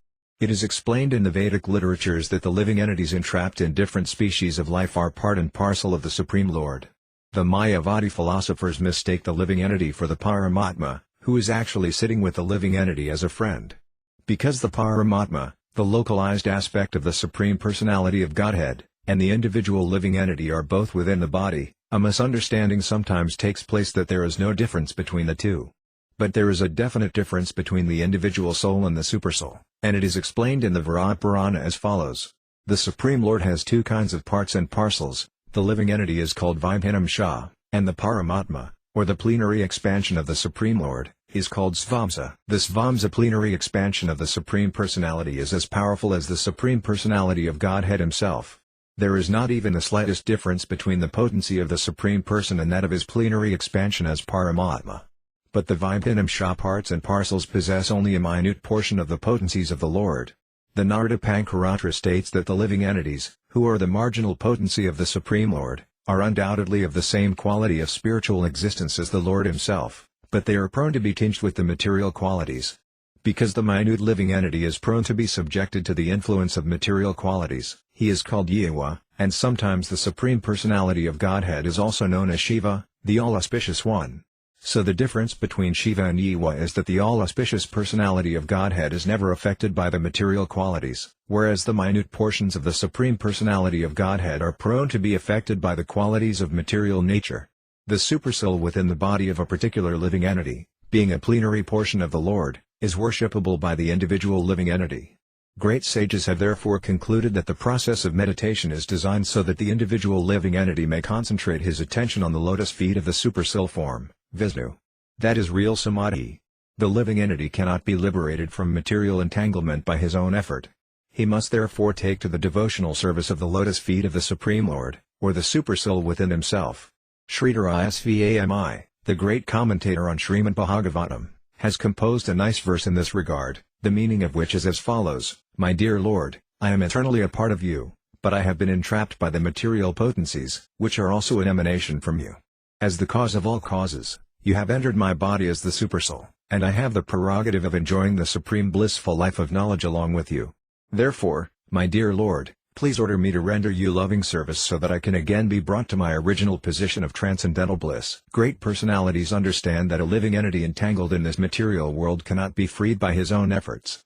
With firm faith and devotion, such great personalities engage themselves in rendering transcendental loving service to the Lord. That is the verdict of the personified Vedas. The personified Vedas continued, Dear Lord, it is very difficult to achieve perfect knowledge of the absolute truth. Your Lordship is so kind to the fallen souls that you appear in different incarnations and execute different activities. You appear even as a historical personality of this material world, and your pastimes are very nicely described in the Vedic literatures. Such pastimes are as attractive as the ocean of transcendental bliss. People in general have a natural inclination to read narrations in which ordinary jivas are glorified, but when they become attracted by the Vedic literatures which delineate your eternal pastimes, they actually dip into the ocean of transcendental bliss. As a fatigued man feels refreshed by dipping into a reservoir of water, so the conditioned soul who is very much disgusted with material activities becomes refreshed and forgets all the fatigue of material activities simply by dipping into the transcendental ocean of your pastimes. And eventually he merges into the ocean of transcendental bliss. The most intelligent devotees, therefore, do not take to any means of self-realization except devotional service and constant engagement in the 9 different processes of devotional life, especially hearing and chanting. When hearing and chanting about your transcendental pastimes, your devotees do not care even for the transcendental bliss derived from liberation or from merging into the existence of the Supreme. Such devotees are not interested even in so-called liberation, and they certainly have no interest in material activities for elevation to the heavenly planets for sense gratification. Pure devotees seek only the association of paramamsas, or great liberated devotees, so that they can continuously hear and chant about your glories. For this purpose the pure devotees are prepared to sacrifice all comforts of life, even giving up the material comforts of family life and so-called society, friendship and love. Those who have tasted the nectar of devotion by relishing the transcendental vibration of chanting your glories, Hare Krishna, Krishna Krishna, Hare Rama, Rama Rama, Hare, do not care for any other spiritual bliss or for material comforts, which appear to the pure devotee as less important than the straw in the street. The personified Vedas continued, Dear Lord, when a person is able to purify his mind, senses and intelligence by engaging himself in devotional service in full Krishna consciousness, his mind becomes his friend. Otherwise, his mind is always his enemy. When the mind is engaged in the devotional service of the Lord, it becomes the intimate friend of the living entity because the mind can then think of the Supreme Lord always. Your lordship is eternally dear to the living entity, so when the mind is engaged in thought of you one immediately feels the great satisfaction for which he has been hankering life after life. When one's mind is thus fixed on the lotus feet of the Supreme Personality of Godhead, one does not take to any kind of inferior worship or inferior process of self-realization. By attempting to worship a demigod or by taking to any other process of self-realization, the living entity becomes a victim of a cycle of birth and death, and no one can estimate how much the living entity is degraded by entering abominable species of life such as cats and dogs. Sri Nautama Dasa Thakura has sung that persons who do not take to the devotional service of the Lord but are attracted to the process of philosophical speculation and fruitive activities drink the poisonous results of such actions. Such persons eat all kinds of obnoxious things, such as meat, and take pleasure in alcohol and other intoxicants, and after death they are forced to take birth in lower species of life. Materialistic persons generally worship the transient material body and forget the welfare of the spirit soul within the body. Some take shelter of materialistic science to improve bodily comforts, and some take to the worship of demigods to be promoted to the heavenly planets. Their goal in life is to make the material body comfortable, but they forget the interest of the spirit soul. Such persons are described in the Vedic literature as suicidal, because attachment for the material body and its comforts forces the living entity to wander through the process of birth and death perpetually and suffer the material pangs as a matter of course. The human form of life is a chance for one to understand his position. Therefore the most intelligent person takes to devotional service just to engage his mind, senses and body in the service of the Lord without deviation. The personified Vedas continued, Dear Lord, there are many mystic yogis who are very learned and deliberate in achieving the highest perfection of life. They engage themselves in the yogic process of controlling the life air within the body. Concentrating the mind upon the form of Vishnu and controlling the senses very rigidly, they practice the yoga system, but even after much laborious austerity, penance and regulation, they achieve the same destination as persons inimical toward you. In other words, both the yogis and the great, wise philosophical speculators ultimately attain the impersonal Brahma effulgence, which is automatically attained by the demons who are regular enemies of the Lord. Demons like Kamsa, Sisapala and Danavakra attain the Brahma effulgence because they constantly meditate upon the Supreme Personality of Godhead out of enmity. The real point is to concentrate the mind on the Supreme Personality of Godhead. Women such as the Gopas were attached to Kṛṣṇa, being captivated by his beauty, and their mental concentration on Kṛṣṇa was provoked by lust. They wanted to be embraced by the arms of Kṛṣṇa, which resemble the beautiful round shape of a snake. Similarly, we, the Vedic hymns, simply concentrate our minds on the lotus feet of your lordship. Women like the Gopas concentrate upon you under the dictation of lust, and we concentrate upon your lotus feet to go back home, back to Godhead. Your enemies also concentrate upon you, thinking always of how to kill you, and yogis undertake great penances and austerities just to attain your impersonal effulgence. All these different persons, although concentrating their minds in different ways, achieve spiritual perfection according to their different perspectives because you, O Lord, are equal to all your devotees. Sridhar Isvami has composed a nice verse in this regard, My dear Lord, to be engaged always in thinking of your lotus feet is very difficult. It is possible for great devotees who have already achieved love for you and are engaged in transcendental loving service. My dear Lord, I wish that my mind may also be fixed somehow or other on your lotus feet, at least for some time. The attainment of spiritual perfection by different spiritualists is explained in the Bhagavad Gita, wherein the Lord says that he grants the perfection the devotee desires in proportion to the devotee's surrender unto him. The impersonalists, yogis and enemies of the Lord enter into the Lord's transcendental effulgence, But the personalists who follow in the footsteps of the inhabitants of Vrindavana or strictly follow the path of devotional service are elevated to the personal abode of Kṛṣṇa, Goloka Vrindavana, or to the Vaikunఠa planets. Both the impersonalists and the personalists enter the spiritual realm, the spiritual sky, but the impersonalists are given their place in the impersonal Brahma effulgence, whereas the personalists are given a position in the Vaikunఠa planets or in the Vrindavana planet, according to their desire to serve the Lord in different mellows. The personified Vedas stated that persons born after the creation of this material world cannot understand the existence of the Supreme Personality of Godhead by manipulating their material knowledge. Just as a person born in a particular family cannot understand the position of his great-grandfather, who lived before the birth of the recent generation, we are unable to understand the Supreme Personality of Godhead, Narayana, or Kṛṣṇa, who exists eternally in the spiritual world. In the 8th chapter of the Bhagavad Gita it is clearly said that the Supreme Person, who lives eternally in the spiritual kingdom of God, Sanatana Dhamma, can be approached only by devotional service. As for the material creation, Brahma is the first created person.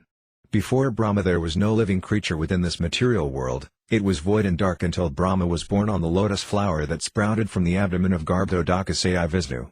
Garbhodakasaya Vishnu is an expansion of Kṛṣṇodakasaya Vishnu. Kṛṣṇodakasaya Vishnu is an expansion of Sankarsana, and Sankarsana is an expansion of Balarama, who is an immediate expansion of Lord Kṛṣṇa. After the creation of Brahma, the two kinds of demigods were born, demigods like the four brothers Sanaka, Sanatana, Sanandana and Sanat Kumara, who are representatives of renunciation of the world, and demigods like Marishi and their descendants, who are meant to enjoy this material world.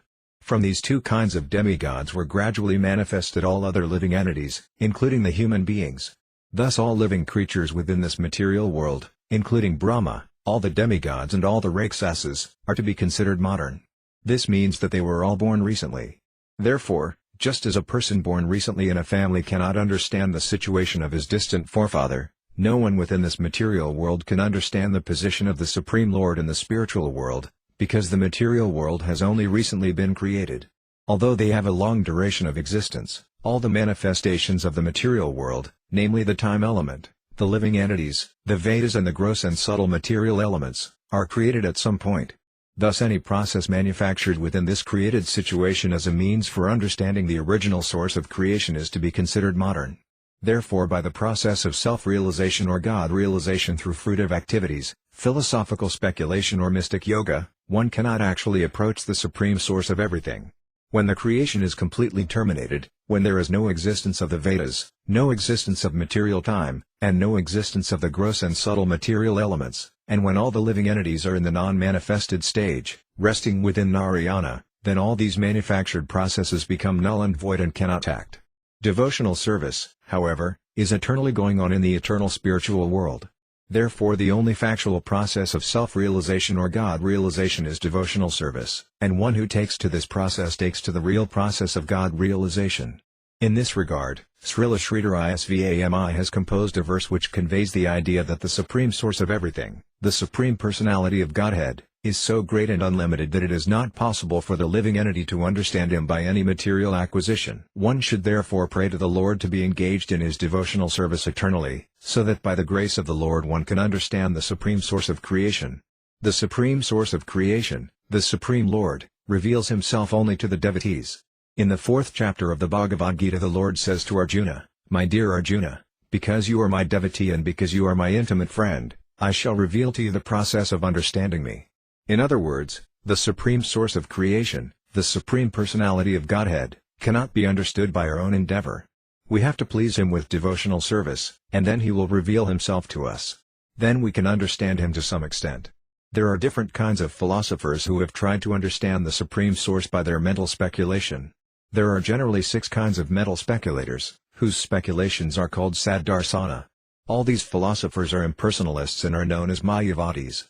Every one of them has tried to establish his own opinion, although they all have later compromised and stated that all opinions lead to the same goal and that every opinion is therefore valid.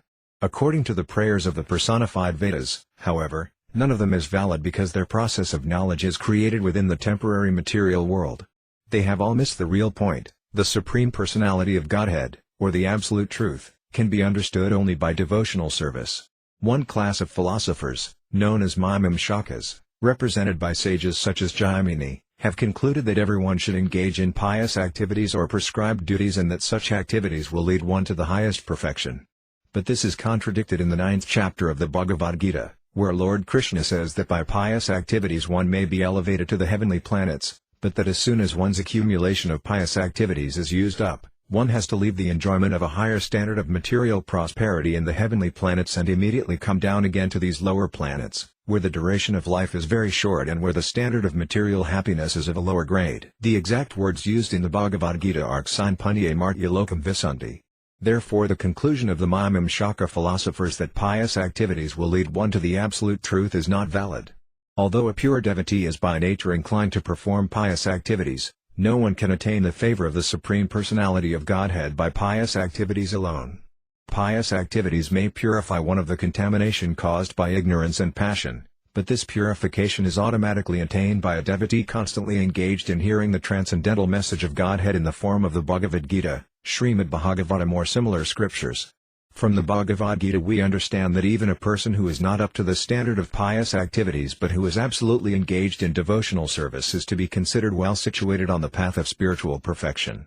It is also said in the Bhagavad Gita that a person who is engaged in devotional service with love and faith is guided from within by the Supreme Personality of Godhead. The Lord Himself as Paramatma, or the spiritual master sitting within one's heart, gives the devotee exact directions by which he can gradually go back to Godhead. The conclusion of the Mimamsaka philosophers is not actually the truth which can lead one to real understanding. Similarly, there are Sankhya philosophers, metaphysicians or materialistic scientists who study this cosmic manifestation by their invented scientific method and do not recognize the supreme authority of God as the creator of the cosmic manifestation. They wrongly conclude that the reactions of the material elements are the original cause of creation. The Bhagavad Gita, however, does not accept this theory. It is clearly said therein that behind the cosmic activities is the direction of the Supreme Personality of Godhead. This fact is corroborated by the Vedic injunction Sattva Salmaya Dimagro Asit, which means that the origin of the creation existed before the cosmic manifestation. Therefore, the material elements cannot be the cause of the material creation. Although the material elements are accepted as immediate causes, the ultimate cause is the Supreme Personality of Godhead Himself.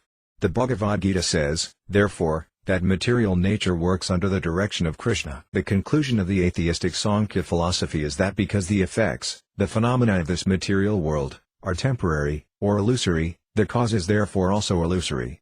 The Sankhya philosophers are in favor of voidism, but the actual fact is that the original cause is the Supreme Personality of Godhead and that this cosmic manifestation is the temporary manifestation of His material energy. When this temporary manifestation is annihilated, its cause, the eternal existence of the spiritual world, continues as it is, and therefore the spiritual world is called Sanatana Dhamma, the eternal abode. The conclusion of the Sankhya philosophers is therefore invalid. Then there are the philosophers headed by Gautama and Kṛṣṇa. They have minutely studied the cause and effect of the material elements and have ultimately come to the conclusion that atomic combination is the original cause of creation. At present the materialistic scientists follow in the footsteps of Gautama and Kṛṣṇa, who propounded this theory, called Paramanyuvada. This theory, however, cannot be supported, for the original cause of everything is not inert atoms. This is confirmed in the Bhagavad Gita and Srimad Bhagavatam, as well as in the Vedas, wherein it is stated, Eko Narayana Asit, only Narayana existed before the creation. Srimad Bhagavatam and the Vedanta Sutra also say that the original cause is sentient and both indirectly and directly cognizant of everything within this creation. In the Bhagavad Gita Kṛṣṇa says, Aham Sarvasaya Prabhava, I am the original cause of everything, and Mata Sarvam Pravartate, from me everything comes into existence. Therefore, atoms may form the basic combinations of material existence, but these atoms are generated from the Supreme Personality of Godhead. Thus the philosophy of Gautama and Kṛṣṇa cannot be supported. Similarly, impersonalists headed by Astavakra and later by Sankaracharya accept the impersonal Brahma effulgence as the cause of everything. According to their theory, the material manifestation is temporary and unreal, whereas the impersonal Brahma effulgence is reality. But this theory cannot be supported either, because the Lord Himself says in the Bhagavad Gita that the Brahma effulgence rests on His personality. It is confirmed in the Brahma Samhita that the Brahma effulgence is the personal bodily rays of Kṛṣṇa. As such, impersonal Brahman cannot be the original cause of the cosmic manifestation. The original cause is the all-perfect, sentient personality of Godhead, Govinda. The most dangerous theory of the impersonalists is that when God comes as an incarnation he accepts a material body created by the three modes of material nature. This Mayavada theory has been condemned by Lord Chaitanya as most offensive. He has said that anyone who accepts the transcendental body of the personality of Godhead to be made of material nature commits the greatest offense at the lotus feet of Vishnu. Similarly, the Bhagavad Gita also states that when the personality of Godhead descends in a human form, only fools and rascals deride him. This actually occurred when Lord Kṛṣṇa, Lord Rama and Lord Chaitanya moved within human society as human beings. The personified Vedas condemn the impersonal conception as a gross misrepresentation. In the Brahma Samhita, the body of the Supreme Personality of Godhead is described as Ananda Sinmaya Rasa. The Supreme Personality of Godhead possesses a spiritual body, not a material body. He can enjoy anything through any part of his body, and therefore he is omnipotent.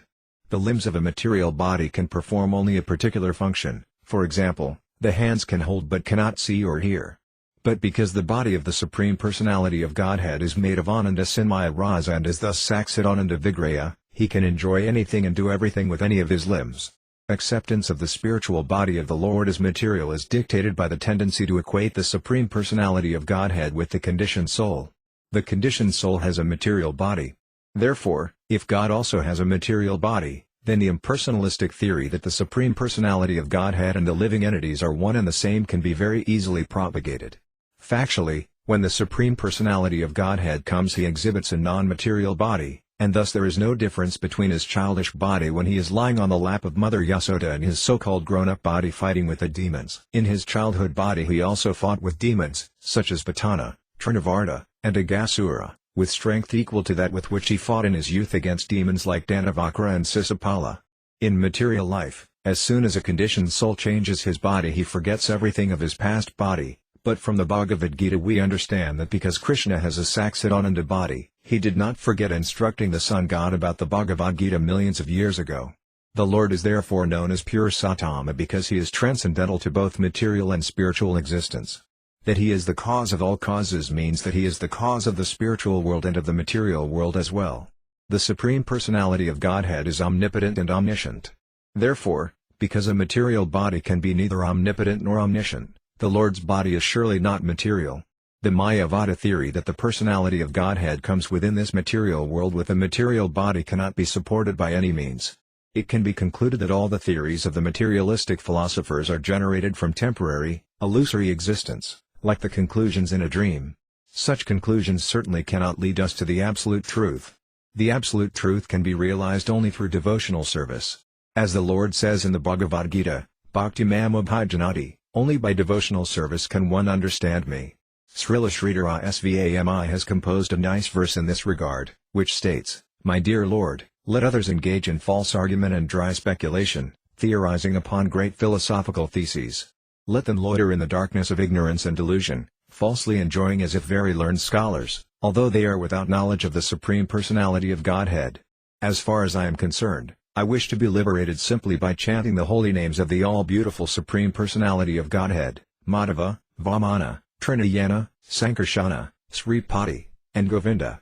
Simply by chanting your transcendental names, O Lord Madhapati, let me become free from the contamination of this material existence. In this way the personified Vedas said, Dear Lord, when a living entity, by your grace only, comes to the right conclusion about your exalted transcendental position, he no longer bothers with the different theories manufactured by the mental speculators or so-called philosophers. This is a reference to the speculative theories of Gautama, Kanada, Patanjali and Kapila, Nursvara. There are actually two Kapilas, one Kapila, the son of Kṛṣṇa Muni, is an incarnation of God, and the other is an atheist of the modern age. The atheistic Kapila is often misrepresented to be the Supreme Personality of Godhead.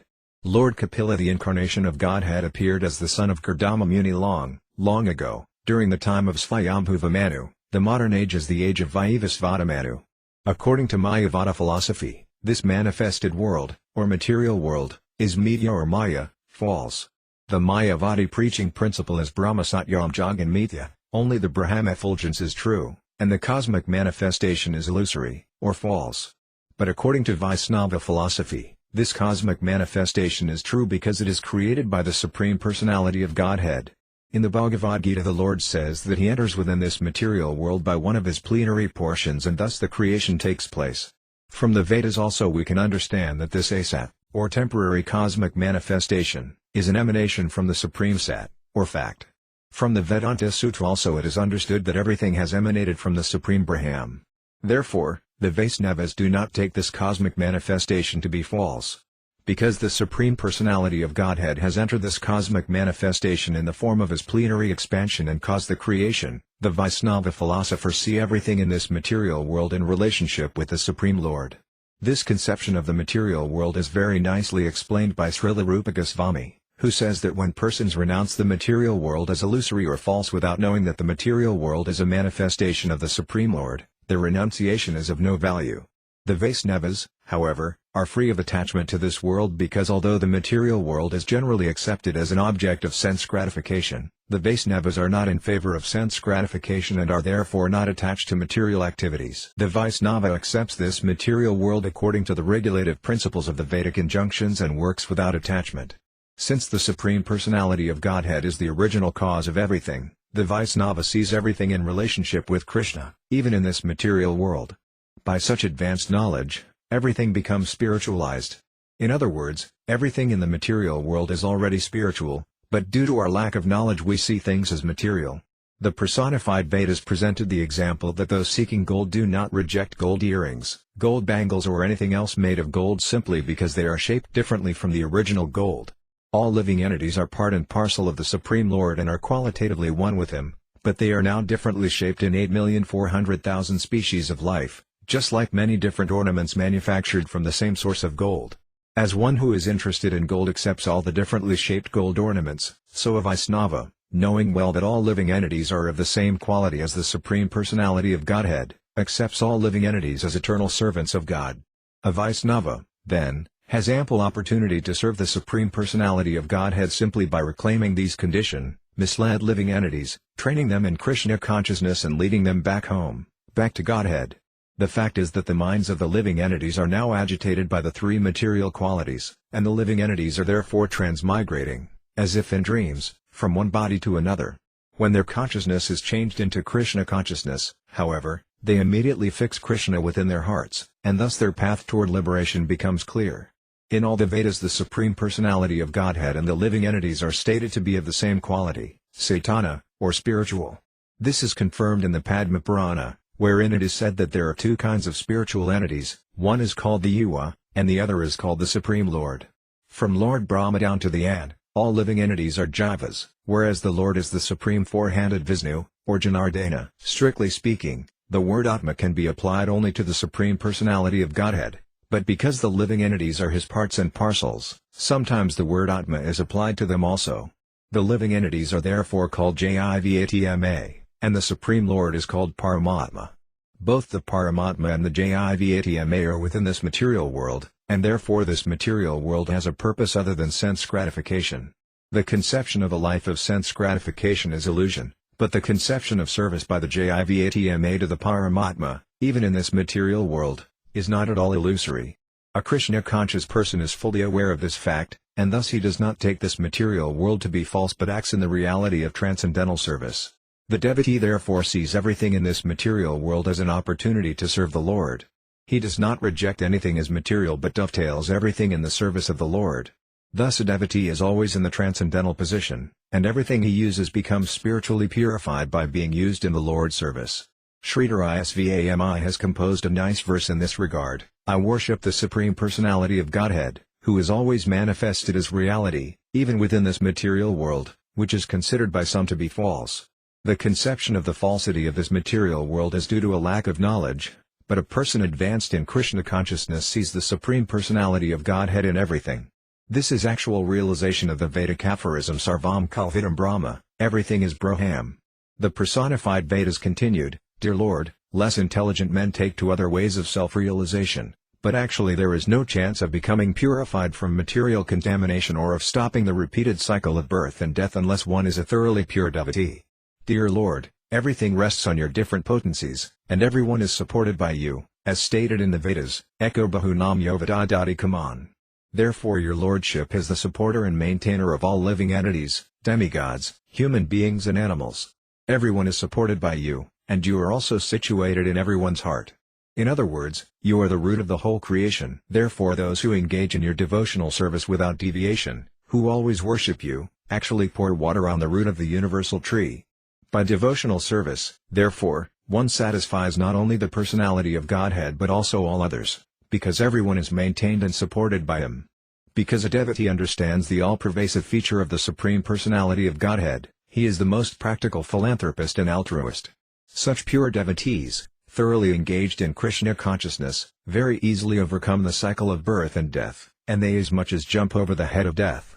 A devotee is never afraid of death, or changing his body. His consciousness is transformed into Kṛṣṇa consciousness, and even if he does not go back to Godhead, even if he transmigrates to another material body, he has nothing to fear. A vivid example is Bharata Maharaja. Although in his next life he became a deer, in the life after that he became completely free from all material contamination and was elevated to the kingdom of God. The Bhagavad Gita affirms, therefore, that a devotee is never vanquished. A devotee's path to the spiritual kingdom, back home, back to Godhead, is guaranteed. Even though a devotee slips in one birth, the continuation of his Kṛṣṇa consciousness elevates him further and further, until he goes back to Godhead.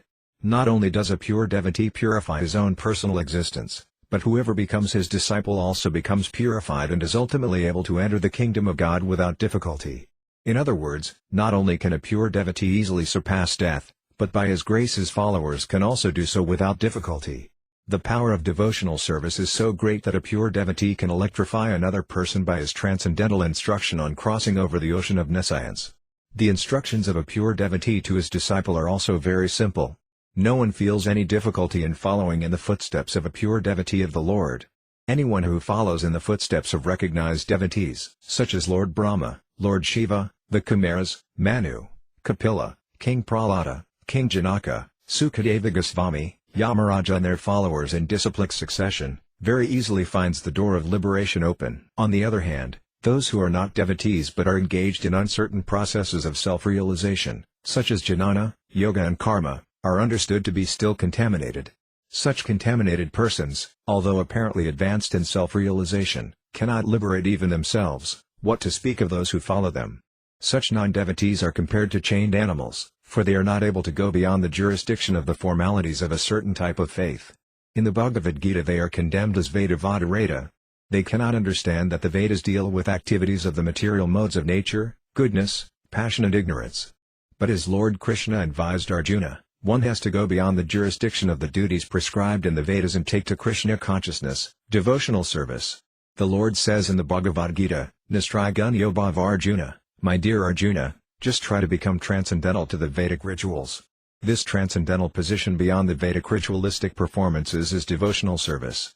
In the Bhagavad Gita the Lord clearly says that persons who are engaged in his devotional service without adulteration are situated in Brahman. Actual Brahman realization means Kṛṣṇa consciousness and engagement in devotional service. The devotees are therefore real Brahmacharis because their activities are always in Kṛṣṇa consciousness, devotional service. The Kṛṣṇa consciousness movement therefore issues a supreme call to all kinds of religionists, asking them with great authority to join this movement, by which one can learn how to love God and thus surpass all formulas and formalities of scriptural injunction. A person who cannot overcome the jurisdiction of stereotyped religious principles is compared to an animal chained up by its master. The purpose of all religion is to understand God and develop one's dormant love of Godhead. If one simply sticks to the religious formulas and formalities but does not become elevated to the position of love of God, he is considered to be a chained animal. In other words, if one is not in Kṛṣṇa consciousness, he is not eligible for liberation from the contamination of material existence. Srila Sridhara Svami has composed a nice verse in this regard, let others engage in severe austerities, let others fall to the land from the tops of hills and give up their lives, let others travel to many holy places of pilgrimage for salvation, or let them engage in deep study of philosophy and Vedic literatures. Let the mystic yogis engage in their meditational service, and let the different sects engage in unnecessary arguing as to which is the best. But it is a fact that unless one is Kṛṣṇa conscious, unless one is engaged in devotional service, and unless one has the mercy of the Supreme Personality of Godhead, he cannot cross over this material ocean. An intelligent person, therefore, gives up all stereotyped ideas and joins the Kṛṣṇa consciousness movement for factual liberation. The personified Vedas continued their prayers, Dear Lord, your impersonal feature is explained in the Vedas. You have no hands, but you can accept all sacrifices offered to you. You have no legs, but you can walk more swiftly than anyone else. Although you have no eyes, you can see whatever happens in the past, present and future. Although you have no ears, you can hear everything that is said.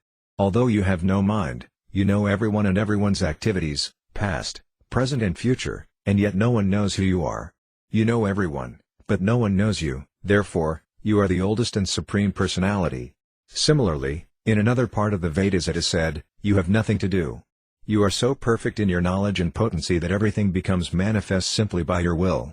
There is no one equal to or greater than you, and everyone acts as your eternal servant. Thus the Vedic statements affirm that the Absolute has no legs, no hands, no eyes, no ears and no mind, and yet he can act through his potencies and fulfill the needs of all living entities. As stated in the Bhagavad Gita, his hands and legs are everywhere, for he is all-pervasive. The hands, legs, ears and eyes of all living entities are acting and moving by the direction of the Supersoul sitting within the living entity's heart. Unless the Supersoul is present, it is not possible for the hands and legs to be active. The Supreme Personality of Godhead is so great, independent and perfect that even without having any eyes, legs or ears, he is not dependent on others for his activities. On the contrary, others are dependent on him for the activities of their different sense organs. Unless the living entity is inspired and directed by the Supersoul, he cannot act. The fact is that ultimately the Absolute Truth is the Supreme Person. But because he acts through his different potencies, which are impossible for the gross materialists to see, the materialists accept him as impersonal. For example, one can observe the personal artistic work in a painting of a flower, and one can understand that the color adjustment, the shape and so on have demanded the minute attention of an artist. The artist's work is clearly exhibited in a painting of different blooming flowers. But the gross materialist, without seeing the hand of God in such artistic manifestations as the actual flowers blooming in nature, concludes that the Absolute Truth is impersonal. Actually, the Absolute is personal, but he is independent. He does not require to personally take a brush and colors to paint the flowers, for his potencies act so wonderfully that it appears as if flowers have come into being without the aid of an artist. The impersonal view of the Absolute Truth is accepted by less intelligent men, because unless one is engaged in the service of the Lord one cannot understand how the Supreme is acting, one cannot even know the Lord's name. Everything about the Lord's activities and personal features is revealed to the devotee only through his loving service attitude. In the Bhagavad Gita it is clearly said, Bhaktaram yajnate pasam, the Lord is the enjoyer of all sacrifices and of the results of all austerities. Then the Lord says, Sarvalokam Maheswaram, I am the proprietor of all planets. So that is the position of the Supreme Personality of Godhead. While he is present in Goloka Vrandavana enjoying transcendental pleasure in the company of his eternal associates, the Gopas and the cowherd boys, all over the creation his potencies are acting under his direction, without disturbing his eternal pastimes. Only through devotional service can one understand how the Supreme Personality of Godhead, by his inconceivable potencies, simultaneously acts impersonally and as a person. He acts just like the Supreme Emperor, and many thousands of kings and chiefs work under him. The Supreme Personality of Godhead is the supreme independent controlling person, and all the demigods, including Lord Brahma, Lord Shiva, Indra, the King of Heaven, the King of the Moon Planet and the King of the Sun Planet, work under his direction. The Vedas confirm that it is out of fear of the Supreme Personality of Godhead that the sun is shining, the wind is blowing, and fire is distributing heat. The material nature produces all kinds of movable and immovable objects within the material world, but none of them can independently act or create without the direction of the Supreme Lord. All of them act as his tributaries, just like subordinate kings who offer their annual taxes to the emperor. The Vedic injunctions state that every living entity lives by eating the remnants of food offered to the Personality of Godhead. In great sacrifices the injunction is that Narayana should be present as the supreme predominating deity of the sacrifice, and that after the sacrifice is performed the remnants of food should be distributed among the demigods. This is called Yajna-bhaga. Every demigod has an allotment of Yajna-bhaga, which he accepts as prasadam. The conclusion is that the demigods are not independently powerful, they are posted as different executives under the order of the Supreme Personality of Godhead, and they eat prasadam, or the remnants of sacrifices. They execute the order of the Supreme Lord exactly according to his plan. The Supreme Personality of Godhead is in the background, and because his orders are carried out by others, it appears that he is impersonal. In our grossly materialistic way, we cannot conceive how the Supreme Person is above the impersonal activities of material nature. Therefore the Lord explains in the Bhagavad Gita that there is nothing superior to him and that the impersonal Brahman is subordinately situated as a manifestation of his personal rays. Sripada Sridhara Svami has composed a nice verse in this regard. Let me offer my respectful obeisances unto the Supreme Personality of Godhead, who is no material senses but through whose direction and will all the material senses are working. He is the supreme potency of all material senses or sense organs. He is omnipotent, and he is the supreme performer of everything. Therefore he is worshipable by everyone. Unto that supreme person do I offer my respectful obeisances. Kṛṣṇa himself declares in the Bhagavad Gita that because he is transcendental to all sentient and insentient beings, he is known as Purushottama, which means the Supreme Personality. Purusa means person, and Attama means supreme or transcendental. In another place the Lord says that as the air is situated in the all-pervading sky, everyone is situated in him, and everyone is acting under his direction. The Vedas personified continued. Dear Lord, they prayed, you are equal to all, with no partiality toward a particular type of living entity. It is due to their own material desires that all living entities enjoy or suffer in different conditions of life. As your parts and parcels, they are just like the sparks of a fire. Just as sparks dance in a blazing fire, all living entities are dancing on your support. You are providing them with everything they desire, and yet you are not responsible for their position of enjoyment or suffering. There are different types of living entities: demigods, human beings, animals, trees, birds, beasts, germs, worms, insects and aquatics, and all enjoy or suffer in life while resting on you. The living entities are of two kinds. One class is called Nityamukta, ever liberated, and the other is called Nityabhata, ever conditioned. The Nityamukta living entities are in the spiritual kingdom, and the Nityabhatas are in the material world. In the spiritual world both the living entities and the Lord are manifest in their original status, like live sparks in a blazing fire. But in the material world, although the Lord is all-pervasive in his impersonal feature, the living entities have forgotten their Kṛṣṇa consciousness to a greater or lesser degree, just as sparks sometimes fall from a blazing fire and lose their original brilliant condition. The sparks fall into different conditions and retain more or less of their original brilliance. Some sparks fall onto dry grass and thus ignite another big fire. This is a reference to the pure devotees who take compassion on the poor and innocent living entities. The pure devotee ignites Kṛṣṇa consciousness in the hearts of the conditioned souls, and thus the blazing fire of the spiritual world becomes manifest even within this material world. Some sparks fall onto water, they immediately lose their original brilliance and become extinct. They are comparable to the living entities who take their birth in the midst of gross materialists, in which case their original Kṛṣṇa consciousness becomes extinct. Some sparks fall to the ground and remain midway between the blazing and extinct conditions. Thus some living entities are without Kṛṣṇa consciousness, some are between having and not having Kṛṣṇa consciousness, and some are actually situated in Kṛṣṇa consciousness. The demigods and the higher planets, Lord Brahma, Indra, Chandra, the sun god and various other demigods, are all Kṛṣṇa conscious. Human society is between the demigods and the animals, and thus some humans are more or less Kṛṣṇa conscious and some are completely forgetful of Kṛṣṇa consciousness. The third-grade living entities, namely the animals, beasts, plants, trees and aquatics, have completely forgotten Kṛṣṇa consciousness. This example stated in the Vedas regarding the sparks of a blazing fire is very appropriate for understanding the condition of different types of living entities. But above all other living entities is the Supreme Personality of Godhead, Kṛṣṇa, or Purushottama, who is always liberated from all material conditions. The question may be raised as to why the living entities have fallen by chance into different conditions of life. To answer this question, we first have to understand that there cannot be any influence of chance for the living entities. Chance is for non-living entities. According to the Vedic literatures, living entities have knowledge, and thus they are called Saitana, which means in knowledge. Their situation in different conditions of life, therefore, is not accidental. It is by their choice, because they have knowledge. In the Bhagavad Gita the Lord says, "Give up everything and just surrender unto me." This process of realizing the Supreme Personality of Godhead is open for everyone, but still it is the choice of the particular living entity whether to accept or reject this proposal. In the last portion of the Bhagavad Gita, Lord Kṛṣṇa very plainly says to Arjuna, "My dear Arjuna, now I have spoken everything to you. Now you may choose to accept it or not." Similarly, the living entities who have come down to this material world have made their own choice to enjoy this material world. It is not that Kṛṣṇa sent them into this world.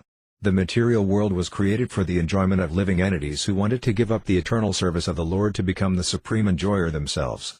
According to Vaishnava philosophy, when a living entity desires to gratify his senses and forgets the service of the Lord, he is given a place in the material world to act freely according to his desire, and therefore he creates a condition of life in which he either enjoys or suffers.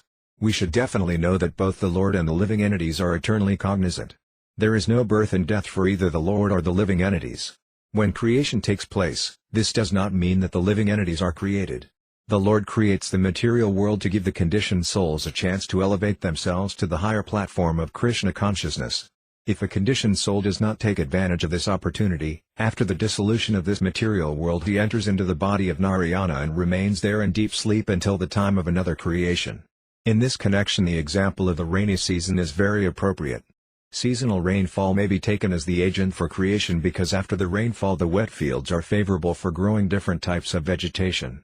Similarly, as soon as there is creation by the Lord's glancing over the material nature, immediately the living entities spring up in their different living conditions, just as different types of vegetation grow after a rainfall. The rainfall is one, but the creation of the different plants is varied. The rain falls equally on the whole field, but the different plants sprout up in different shapes and forms according to the seeds planted. Similarly, the seeds of our desires are varied. Every living entity has a different type of desire, and that desire is the seed which causes his growth in a certain type of body. This is explained by Rupa Goswami by the word papabhiya. Papa means sinful.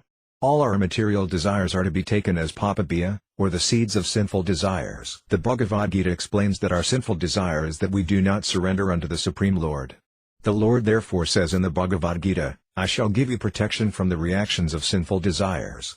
These sinful desires are manifested in different types of bodies, therefore, no one can accuse the Supreme Lord of partiality in giving one type of body to a certain type of living entity and another type of body to another living entity. All the bodies of the 8,400,000 species are created according to the mental condition of the individual living entities. The Supreme Personality of Godhead, pure Sattama, only gives them a chance to act according to their desires. Therefore, the living entities act by taking advantage of the facility given by the Lord. At the same time, the living entities are born from the transcendental body of the Lord. This relationship between the Lord and the living entities is explained in the Vedic literatures, wherein it is said that the Supreme Lord maintains all his children, giving them whatever they want. Similarly, in the Bhagavad Gita the Lord says, I am the seed-giving Father of all living entities. It is very simple to understand that the Father gives birth to the children but the children act according to their own desires. Therefore the Father is never responsible for the different futures of his children. Each child can take advantage of the Father's property and instruction, but even though the inheritance and instruction may be the same for all the children, out of their different desires each child creates a different life and thereby suffers or enjoys. Similarly, the Bhagavad Gita's instructions are equal for everyone. Everyone should surrender unto the Supreme Lord, and he will take charge of one and protect one from sinful reactions. The facilities of living and the creation of the Lord are equally offered to all living entities. Whatever there is, either on the land, in the water or in the sky, is equally given to all living entities. Since all living beings are sons of the Supreme Lord, everyone can enjoy the material facilities given by the Lord, but unfortunate living entities create unfavorable conditions of life by fighting among themselves. The responsibility for this fighting and creating favorable and unfavorable situations lies with the living entities, not with the Supreme Personality of Godhead. Therefore, if the living entities take advantage of the Lord's instructions as given in the Bhagavad Gita and develop Kṛṣṇa consciousness, then their lives become sublime, and they can go back to Godhead. One may argue that because this material world is created by the Lord, he is therefore responsible for its condition. Certainly he is indirectly responsible for the creation and maintenance of this material world, but he is never responsible for the different conditions of the living entities. The Lord's creation of this material world is compared to a cloud's creation of vegetation. In the rainy season the cloud creates different varieties of vegetation. The cloud pours water on the surface of the earth, but it never touches the earth directly. Similarly, the Lord creates this material world simply by glancing over the material energy. This is confirmed in the Vedas. He threw his glance over the material nature, and thus there was creation. In the Bhagavad Gita it is also confirmed that simply by his transcendental glance over the material nature, he creates different varieties of entities, both movable and immovable, living and dead. The creation of the material world can therefore be taken as one of the pastimes of the Lord. It is called one of the Lord's pastimes because he creates this material world whenever he desires. This desire of the Supreme Personality of Godhead is also extreme mercy on his part because it gives the conditioned souls another chance to develop their original consciousness and thus go back to Godhead. Therefore no one can blame the Supreme Lord for creating this material world. From the subject matter under discussion, we can gain a clear understanding of the difference between the impersonalists and the personalists.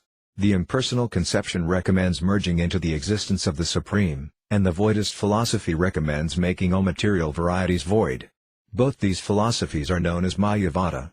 Certainly the cosmic manifestation comes to a close and becomes void when the living entities merge into the body of Narayana to rest until another creation, and this may be called an impersonal condition, but these conditions are never eternal. The cessation of the variegatedness of the material world and the merging of the living entities into the body of the Supreme are not permanent, because the creation will take place again, and the living entities who merged into the body of the Supreme without having developed their Kṛṣṇa consciousness will again appear in this material world when there is another creation.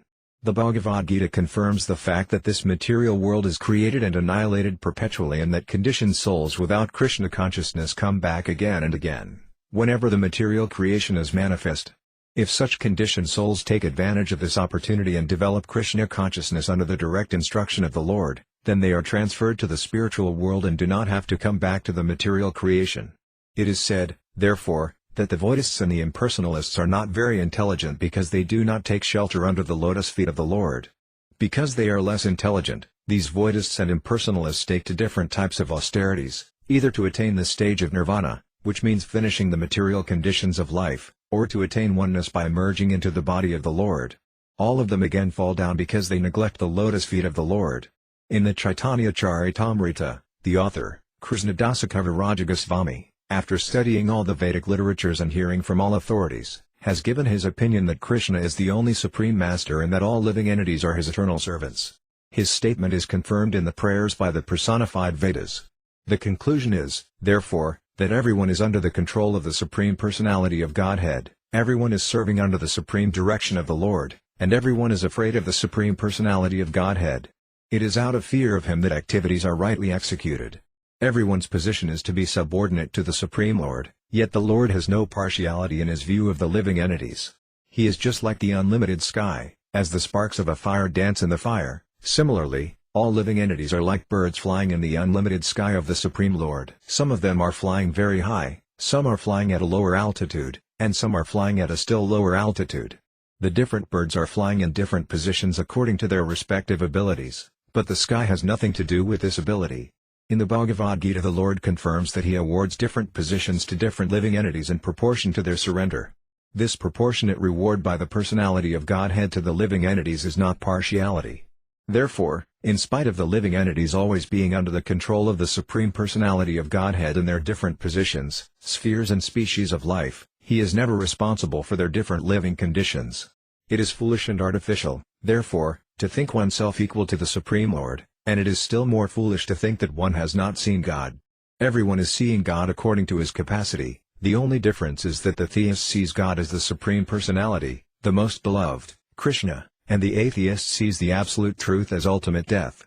The personified Vedas continued to pray. Dear Lord, they said, from all Vedic information it is understood that you are the Supreme Controller and all living entities are controlled. Both the Lord and the living entities are called Nitya, eternal, and so are qualitatively one, yet the singular Nitya, or the Supreme Lord, is the controller, whereas the plural Nityas are controlled. The individual controlled living entity resides within the body, and the Supreme Controller, as Supersoul, is also present there, but the Supersoul controls the individual soul. That is the verdict of the Vedas. If the individual soul were not controlled by the Supersoul, then how could one explain the Vedic version that a living entity transmigrates from one body to another and enjoys or suffers the effects of his past deeds, sometimes being promoted to a higher standard of life and sometimes being degraded to a lower standard? Thus the conditioned souls are not only under the control of the Supreme Lord but are also conditioned by the control of the material nature.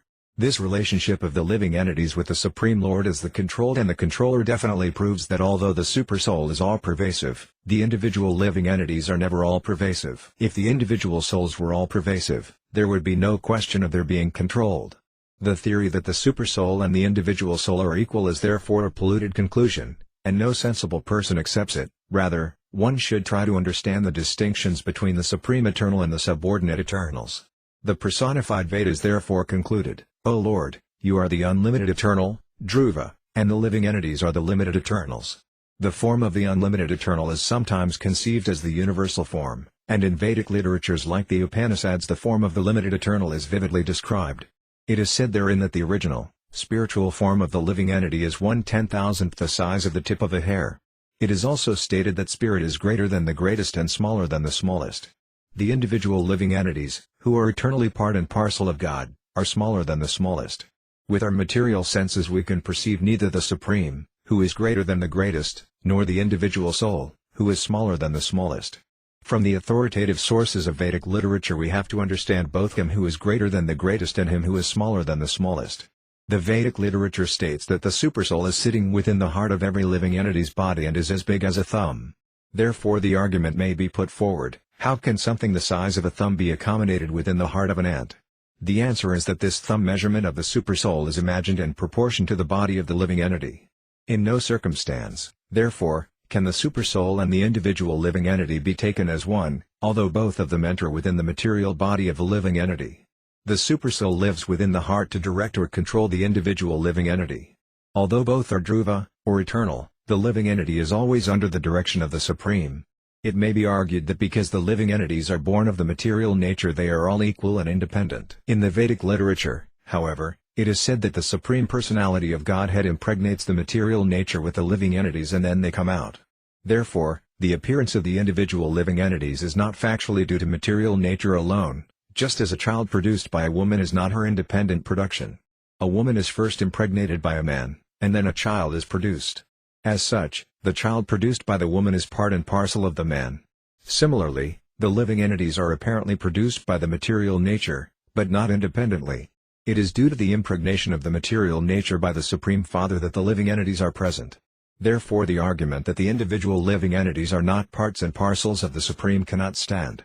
For example, the different parts of the body cannot be taken as equal to the whole, rather, the whole body is the controller of the different limbs. Similarly, the parts and parcels of the Supreme Whole are always dependent and are always controlled by the source of the parts and parcels. It is confirmed in the Bhagavad Gita that the living entities are parts and parcels of Kṛṣṇa, Mama Evam Shah. No sane man, therefore, will accept the theory that the Supersoul and the individual soul are of the same category. They are equal in quality, but quantitatively the Supersoul is always the Supreme, and the individual soul is always subordinate to the Supersoul. That is the conclusion of the Vedas. The significant word used in this connection is Jnana Maya, or Sin Maya. In Sanskrit grammar, the word Maya is used in the sense of transformation, and also in the sense of abundance. The Mayavadi philosophers interpret that the word Jnana Maya, or Sin Maya, indicates that the living entity is always equal to the Supreme. But one has to consider whether this affix, Maya, is used for abundance or for transformation. The living entity never possesses anything exactly in the same proportion as the Supreme Personality of Godhead. Therefore, this Mayat affix cannot be used to mean that the individual living entity is quantitatively equal with the Lord. The individual living entity never has complete knowledge, otherwise, how could he have come under the control of Maya, or the material energy? The word abundant can be accepted, therefore, only in proportion to the magnitude of the living entity. The spiritual oneness of the Supreme Lord and the living entities is never to be accepted as homogeneity. Each and every living entity is individual. If homogeneous oneness is accepted, then by the liberation of one individual soul, all other individual souls would have been liberated immediately. But the fact is that every individual soul is differently enjoying and suffering in the material world. As mentioned above, the word Mayat is also used in the sense of transformation. Sometimes it is also used to mean byproduct. The impersonalist theory is that Brahman himself has accepted different types of bodies and that this is his lila, or pastime. There are, however, many hundreds and thousands of species of life in different standards of living conditions, such as human beings, demigods, animals, birds and beasts, and if all of them were plenary expansions of the Supreme Absolute Truth, then there would be no question of liberation, because Brahman would already be liberated. Another interpretation put forward by the Mayavadis is that in every millennium different types of bodies are manifest, and when the millennium is closed all the different bodies, or expansions of Brahman, automatically become one, ending all different manifestations. Then in the next millennium, according to this theory, Brahman again expands in different bodily forms. If we accept this theory, then Brahman becomes subject to change. But this cannot be accepted. From the Vedanta Sutra we understand that Brahman is by nature joyful. He cannot, therefore, change himself into a body which is subject to so many painful conditions. Actually, the living entities are infinitesimal parts and parcels of Brahman, and as such they are prone to be covered by the illusory energy. As explained before, the particles of Brahman are like sparks blissfully dancing within a fire, but there is a chance of their falling from the fire to smoke, although smoke is another condition of fire. This material world is just like smoke, and the spiritual world is like a blazing fire. The innumerable living entities are prone to fall down to the material world from the spiritual world when influenced by the illusory energy, and it is also possible for the living entity to be liberated again when by cultivation of real knowledge he becomes completely freed from the contamination of the material world. The theory of the Asuras is that the living entities are born of material nature, or Prakriti, in touch with the Purusa. This theory also cannot be accepted, because both the material nature and the Supreme Personality of Godhead are eternally existing. Neither the material nature nor the Supreme Personality of Godhead can be born. The Supreme Lord is known as Asia, or unborn. Similarly, the material nature is called Asia. Both these terms, Asia and Asia, mean unborn. Because both the material nature and the Supreme Lord are unborn, it is not possible that they can beget the living entities. But it is accepted in the Vedic literature that as water in contact with air sometimes presents innumerable bubbles, so a combination of the material nature and the Supreme Person causes the appearance of the living entities within this material world. As bubbles in the water appear in different shapes, the living entities also appear in the material world in different shapes and conditions, influenced by the modes of material nature. Therefore, it is not improper to conclude that the living entities appearing within this material world in different shapes, such as human beings, demigods, animals, birds and beasts, all get their respective bodies due to different desires. No one can say when such desires were awakened in them, and therefore it is said, anadi karma, the cause of such material existence is untraceable. No one knows when material life began, but it is a fact that it does have a point of beginning because originally every living entity is a spiritual spark. As a spark's falling onto the ground from a fire has a beginning, so a living entity's coming to this material world has a beginning, but no one can say when. Even though during the time of dissolution all the conditioned living entities remain merged within the spiritual existence of the Lord, as if in deep sleep, their original desires to lord it over the material nature do not subside. Again, when there is cosmic manifestation, they come out to fulfill the same desires, and therefore they appear in different species of life. The living entities merged into the Supreme at the time of dissolution are compared to honey. In the honeycomb, the tastes of different flowers are conserved. When one drinks honey, one cannot distinguish what sort of honey has been collected from what sort of flower, but the palatable taste of the honey presupposes that the honey is not homogeneous but is a combination of different tastes. Another example is that although different rivers ultimately mix with the water of the sea, this does not mean that the individual identities of the rivers are thereby lost. Although the water of the Ganges and the water of the Yamuna mix with the water of the sea, the river Ganges and river Yamuna still continue to exist independently. The merging of different living entities into Brahman at the time of dissolution involves the dissolution of different types of bodies, but the living entities, along with their different tastes, remain individually submerged in Brahman until another manifestation of the material world. As the salty taste of seawater and the sweet taste of Ganges water are different and this difference continuously exists, so the difference between the Supreme Lord and the living entities continuously exists, even though at the time of dissolution they appear to merge. The conclusion is, therefore, that even when the living entities become free from all contamination of material conditions and merge into the spiritual kingdom, their individual tastes in relationship with the Supreme Lord continue to exist. The personified Vedas continued, Dear Lord, it is therefore our conclusion that all conditioned living entities are attracted by your material energy, and that it is only due to their mistakenly identifying themselves as products of the material nature that they are transmigrating from one kind of body to another in forgetfulness of their eternal relationship with you.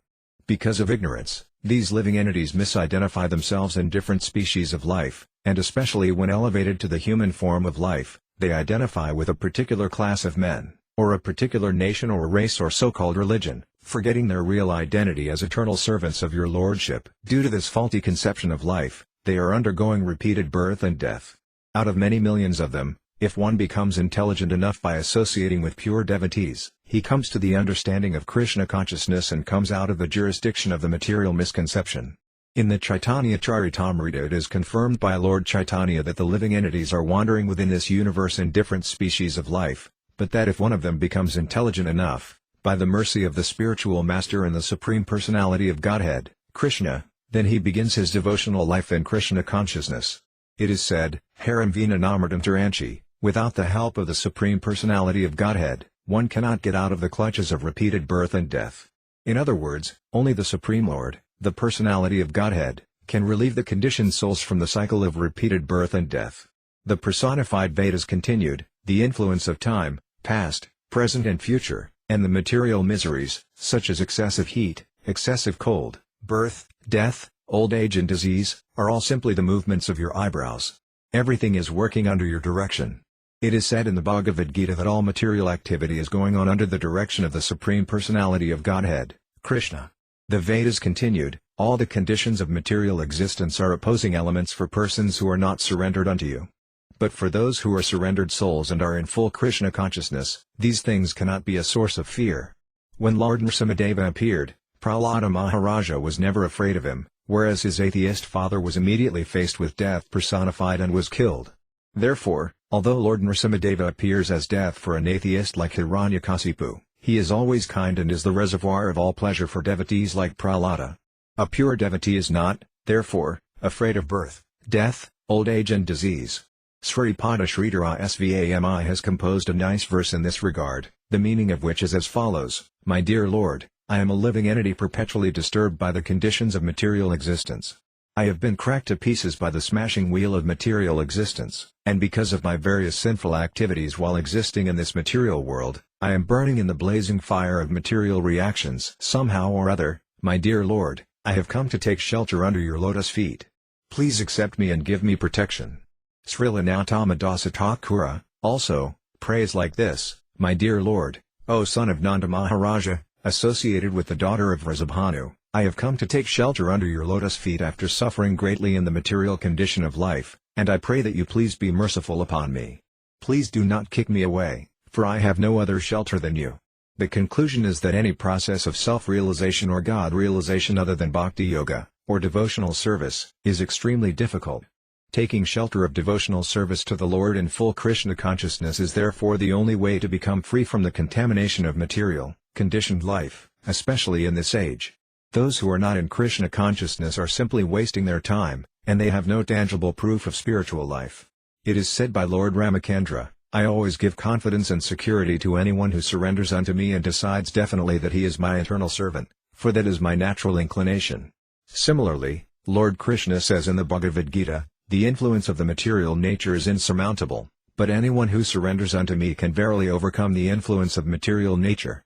The devotees are not at all interested in arguing with the non-devotees to nullify their theories.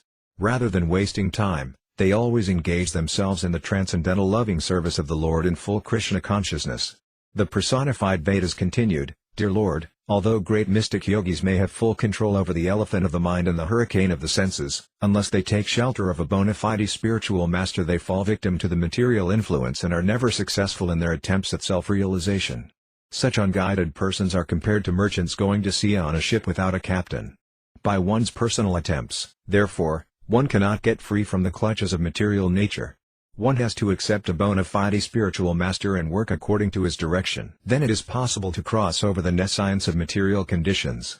Sripada Sridhara Svami has composed a nice verse in this connection, in which he says, O all-merciful spiritual master, representative of the Supreme Personality of Godhead, when my mind will be completely surrendered unto your lotus feet, at that time, only by your mercy, I shall be able to get relief from all obstacles to spiritual life, and I shall be situated in blissful life.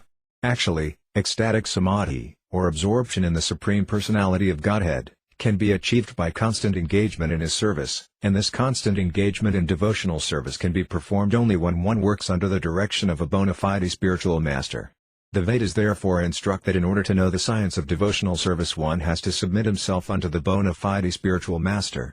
The bona fide spiritual master is he who knows the science of devotional service in disciplic succession. This disciplic succession is called Sritriya. The prime symptom of one who has become a spiritual master in disciplic succession is that he is 100% fixed in bhakti yoga. Sometimes people neglect to accept a spiritual master, and instead they endeavor for self-realization by mystic yoga practice, but there are many instances of failure, even by great yogis like Visvamitra. Arjuna said in the Bhagavad Gita that controlling the mind is as impractical as stopping the blowing of a hurricane. Sometimes the mind is compared to a maddened elephant. Without following the direction of a spiritual master one cannot control the mind and the senses. In other words, if one practices yoga mysticism and does not accept a bona fide spiritual master, he will surely fail. He will simply waste his valuable time. The Vedic injunction is that no one can have full knowledge without being under the guidance of an Acharya. Acharyavan Puruso Veda, one who has accepted an Acharya knows what is what. The absolute truth cannot be understood by arguments. One who has attained the perfect Brahminical stage naturally becomes renounced. He does not strive for material gain because by spiritual knowledge he has come to the conclusion that in this world there is no insufficiency. Everything is sufficiently provided by the Supreme Personality of Godhead. A real Brahmana, therefore, does not endeavor for material perfection, rather, he approaches a bona fide spiritual master to accept orders from him. A spiritual master's qualification is that he is Brahmanista, which means that he has given up all other activities and has dedicated his life to working only for the Supreme Personality of Godhead, Kṛṣṇa. When a bona fide student approaches a bona fide spiritual master, he submissively prays to the spiritual master, "My dear Lord, kindly accept me as your student and train me in such a way that I will be able to give up all other processes of self-realization and simply engage in Kṛṣṇa consciousness, devotional service." The devotee engaged by the direction of the spiritual master in the transcendental loving service of the Lord contemplates as follows: "My dear Lord, you are the reservoir of pleasure. Since you are present, what is the use of the transient pleasure derived from society, friendship and love?" Persons unaware of the supreme reservoir of pleasure falsely engage in deriving pleasure from sense gratification, but this is transient and illusory. In this connection, Vidyapati, a great Vaisnava devotee and poet, says, "My dear Lord, undoubtedly there is some pleasure in the midst of society, friendship and love, although it is materially conceived, but such pleasure cannot satisfy my heart, which is like a desert. In a desert there is need of an ocean of water. But if only a drop of water is poured on the desert, what is the value of such water?" Similarly, our material hearts are full of multi-desires, which cannot be fulfilled by materialistic society, friendship and love. When our hearts begin to derive pleasure from the supreme reservoir of pleasure, then we can be satisfied. That transcendental satisfaction is possible only in devotional service, in full Kṛṣṇa consciousness. The personified Vedas continued, "Dear Lord, you are Saksidananda Vigraya, the ever-blissful form of knowledge, and because the living entities are parts and parcels of your personality, their natural state of existence is to be fully conscious of you. In this material world, anyone who has developed such Kṛṣṇa consciousness is no longer interested in the materialistic way of life. A Kṛṣṇa conscious being becomes uninterested in family life, where there is some concession for sense enjoyment. In other words, he is no longer interested in sense gratification. The perfection of human life is based on knowledge and renunciation, but it is very difficult to attempt to reach the stage of knowledge and renunciation while in family life. Kṛṣṇa conscious persons therefore take shelter of the association of devotees or sanctified places of pilgrimage. Such persons are aware of the relationship between the supersoul and the individual living entities, and they are never in the bodily concept of life. Because they always carry you in full consciousness within their hearts, they are so purified that any place they go becomes a holy place of pilgrimage, and the water which washes their feet is able to deliver many sinful persons loitering within this material world. When Prahlada Maharaja was asked by his atheistic father to describe something very good which he had learned, he replied to his father, "For a materialistic person who is always full of anxieties due to being engaged in temporary and relative truths, the best course is to give up the blind well of family life and go to the forest to take shelter of the Supreme Lord." Those who are actually pure devotees are celebrated as Mahatmas, or great sages, personalities perfect in knowledge. They always think of the Supreme Lord and his lotus feet, and thus they automatically become liberated. Devotees who are always situated in that position become electrified by the inconceivable potencies of the Lord, and thus they themselves become the source of liberation for their followers and devotees. A Kṛṣṇa conscious person is fully electrified spiritually, and therefore anyone who touches or takes shelter of such a pure devotee becomes similarly electrified with spiritual potencies. Such devotees are never puffed up with material opulences. Generally, the material opulences are good parentage, education, beauty and riches. But although a devotee of the Lord may possess all four of these material opulences, he is never carried away by the pride of possessing such distinctions. Great devotees of the Lord travel all over the world from one place of pilgrimage to another, and on their way they meet many conditioned souls and deliver them by their association and distribution of transcendental knowledge. They generally reside in places like Vrindavana, Mathura, Dvaraka, Jagannath Puri and Navadvipa because only devotees assemble in such places. In this way they give saintly association to one another and thus advance. So that every living entity can take advantage of the association of Kṛṣṇa conscious persons. Such great devotees open temples and asramas where Kṛṣṇa's devotees assemble. By such association, people can develop more and more in Kṛṣṇa consciousness. Such advancement is not possible in ordinary household life, which is devoid of Kṛṣṇa consciousness. The personified Vedas continued, "Dear Lord, There are two classes of transcendentalists, the impersonalists and the personalists. The opinion of the impersonalists is that this material manifestation is false and that only the absolute truth is factual.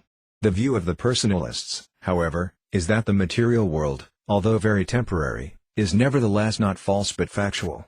Such transcendentalists have different arguments to establish the validity of their philosophies. Factually, the material world is simultaneously both truth and untruth. It is truth because everything is an expansion of the supreme absolute truth, and it is untruth because the existence of the material world is temporary, it is created, and it is annihilated. Because of its different conditions of existence, the cosmic manifestation has no fixed position. Those who advocate acceptance of this material world as false are generally known by the maxim Brahma Satyam Jagan Mithya. They put forward the argument that everything in the material world is prepared from matter. For example, there are many things made of clay, such as earthen pots, dishes and bowls. After their annihilation, these things may be transformed into many other material objects, but in all cases their existence as clay continues. An earthen water jug, after being broken, may be transformed into a bowl or dish, but either as a dish, bowl or water jug, the earth itself continues to exist. Therefore, the forms of a water jug, bowl or dish are false, but their existence as earth is real.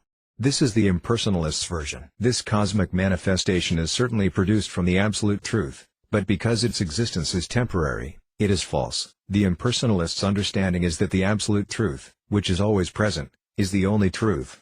In the opinion of other transcendentalists, however, this material world, being produced of the absolute truth, is also truth. The impersonalists argue that this is fallacious because it is sometimes found that matter is produced from spirit-soul and sometimes that spirit-soul is produced from matter. Such philosophers push forward the argument that although cow dung is dead matter, sometimes it is found that scorpions come out of cow dung. Similarly, dead matter like nails and hair comes out of the living body. Therefore, things produced of a certain thing are not always of the same quality as that thing. On the strength of this argument, Mayavadi philosophers try to establish that although this cosmic manifestation is certainly an emanation from the absolute truth, the cosmic manifestation does not necessarily have truth in it. According to this view, the absolute truth, Brahman, should therefore be accepted as truth, whereas the cosmic manifestation, although a product of the absolute truth, cannot be taken as truth. The view of the Mayavadi philosophers, however, is stated in the Bhagavad Gita to be the view of the asuras, or demons. The Lord says in the Bhagavad Gita, Asatyam apradistham te jagata haranisvaram /aparaspara sambhutam kim anyat kama hetukam. The Asuras' view of this cosmic manifestation is that the whole creation is false. The Asuras think that the mere interaction of matter is the source of the creation and that there is no controller or God.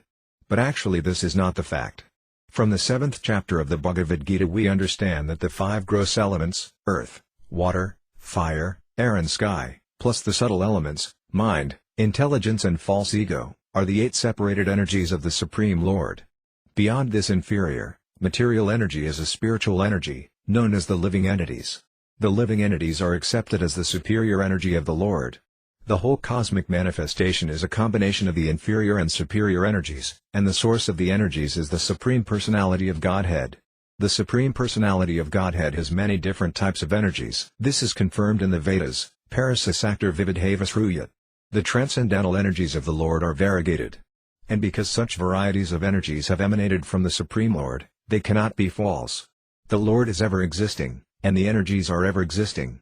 Some of the energy is temporary, sometimes manifested and sometimes unmanifested, but this does not mean that it is false. The example may be given that when a person is angry he does things which are different from his normal condition of life, but the fact that the mood of anger appears and disappears does not mean that the energy of anger is false. Therefore, the argument of the Mayavadi philosophers that this world is false is not accepted by the Vaisnava philosophers. The Lord himself confirms that the view that there is no supreme cause of this material manifestation, that there is no God, and that everything is only the creation of the interaction of matter is a view of the Asuras. The Mayavadi philosophers sometimes put forward the argument of the snake and the rope. In the dark of evening, a curled-up rope is sometimes, due to ignorance, taken for a snake. But mistaking the rope for a snake does not mean that the rope or the snake is false, and therefore this example, used by the Mayavadis to illustrate the falsity of the material world, is not valid. When a thing is taken as fact but actually has no existence at all, it is called false. But if something is mistaken for something else that exists, that does not mean it is false. The Vaisnava philosophers use a very appropriate example, comparing this material world to an earthen pot. When we see an earthen pot, it does not at once disappear and turn into something else. It may be temporary, but the earthen pot is taken into use for bringing water, and we continue to see it as an earthen pot. Therefore, although the earthen pot is temporary and different from the original earth, we cannot say that it is false. We should therefore conclude that the earthen pot and the entire earth are both truths because one is the product of the other. We understand from the Bhagavad Gita that after the dissolution of this cosmic manifestation, the material energy enters into the Supreme Personality of Godhead. The Supreme Personality of Godhead is ever existing with his varied energies. Because the material creation is an emanation from him, we cannot say that this cosmic manifestation is a product of something void. Kṛṣṇa is not void. Whenever we speak of Kṛṣṇa, he is present with his form, qualities, name, entourage and paraphernalia. Therefore, Kṛṣṇa is not impersonal. The original cause of everything is neither void nor impersonal but is the Supreme Person. Demons may say that this material creation is anasvara, without a controller or God, but such arguments ultimately cannot stand. The example given by the Mayavadi philosophers that inanimate matter like nails and hair comes from the living body is not a very sound argument. Nails and hair are undoubtedly inanimate, but they come not from the animate living being but from the inanimate material body. Similarly, the argument that the scorpion comes from cow dung, meaning that a living entity comes from matter, is also unsound. The scorpion which comes out of the cow dung is certainly a living entity, but the living entity does not come out of the cow dung. Only the living entity's material body, or the body of the scorpion, comes out of the cow dung. The sparks of the living entities, as we understand from the Bhagavad Gita, are injected into material nature, and then they come out. The body of the living entity in different forms is supplied by material nature, but the living entity himself is supplied by the Supreme Lord. The father and mother give the body necessary for the living entity under certain conditions. The living entity transmigrates from one body to another according to his different desires, which in the subtle form of intelligence, mind and false ego accompany him from body to body. By superior arrangement a living entity is put into the womb of a certain type of material body, and then he develops a similar body. Therefore, the spirit soul is not produced from matter, it takes on a particular type of body under superior arrangement. According to our present experience, this material world is a combination of matter and spirit. The spirit is moving the matter. The spirit soul, the living entity, and matter are different energies of the Supreme Lord, and since both the energies are products of the Supreme Eternal, or the Supreme Truth, they are factual, not false. Because the living entity is part and parcel of the Supreme, he exists eternally. Therefore, for him there cannot be any question of birth or death. So-called birth and death occur because of the material body. The Vedic version Sarvam Kalvidam Brahma means that since both the energies have emanated from the Supreme Brahman, everything we experience is non-different from Brahman. There are many arguments about the existence of this material world, but the Vaisnava philosophical conclusion is the best. The example of the earthen pot is very suitable. The form of the earthen pot may be temporary, but it has a specific purpose. The purpose of the earthen pot is to carry water from one place to another. Similarly, this material body, although temporary, has a special use. The living entity is given a chance from the beginning of the creation to evolve different kinds of material bodies according to the reserved desires he has accumulated from time immemorial. The human form of body is a special chance in which the developed form of consciousness can be utilized. Sometimes the Mayavadi philosophers push forward the argument that if this material world is truth, then why are householders advised to give up their connection with this material world and take sannyasa? But the Vaisnava philosophers' view of sannyasa is not that because the world is false one must therefore give up material activities. The purpose of Vaisnava sannyasa is to utilize things as they are intended to be utilized. Srila Rupa Goswami has given transcendentalists two formulas for dealing with this material world. When a Vaisnava renounces the materialistic way of life and takes to sannyasa, it is not on the conception of the falsity of the material world but to devote himself fully to engaging everything in the service of the Lord. Srila Rupa Goswami therefore gives this formula: one should be unattached to the material world because material attachment is meaningless. The entire material world, the entire cosmic manifestation, belongs to God, Kṛṣṇa.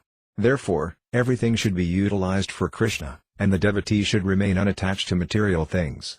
This is the purpose of Vaisnava sannyasa. A materialist sticks to the world for sense gratification, but a Vaisnava sannyasi, although not accepting anything for his personal sense gratification, knows the art of utilizing everything for the service of the Lord.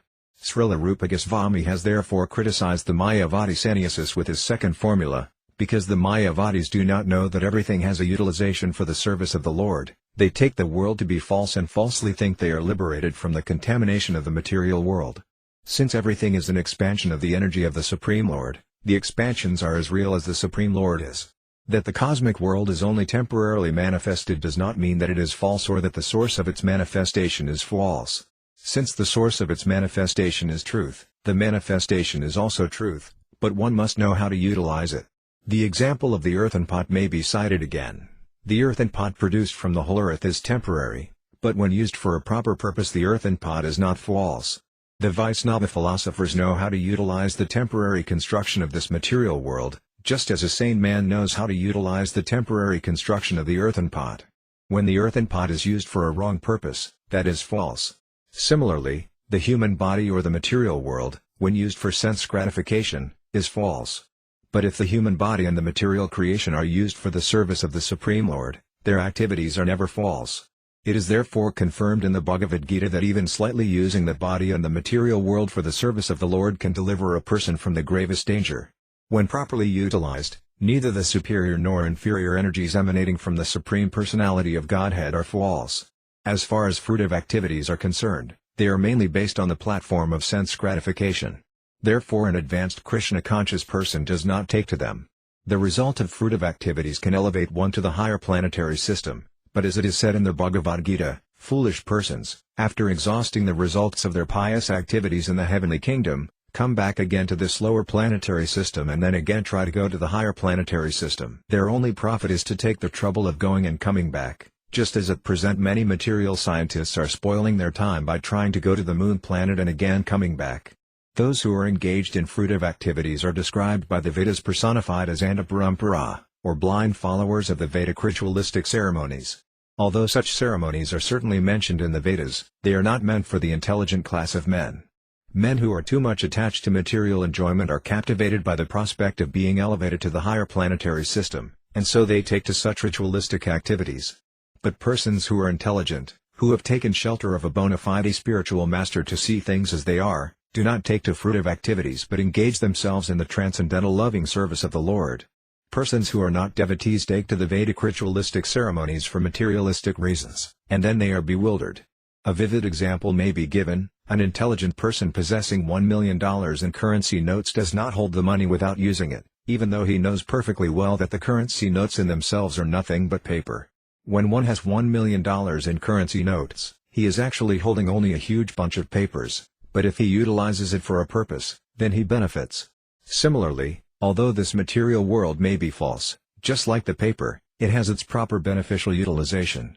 Because the currency notes, although paper, are issued by the government, they have full value. Similarly, this material world may be false or temporary, but because it is an emanation from the Supreme Lord, it has its full value.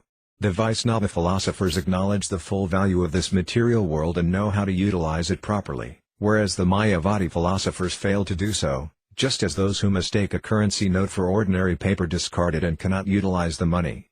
Srila Rupa Goswami therefore declares that if one rejects this material world as false, not considering the importance of this material world as a means to serve the Supreme Personality of Godhead, such renunciation has very little value. A person who knows the intrinsic value of this material world for the service of the Lord, who is not attached to the material world, and who renounces the material world by not accepting it for sense gratification is situated in real renunciation.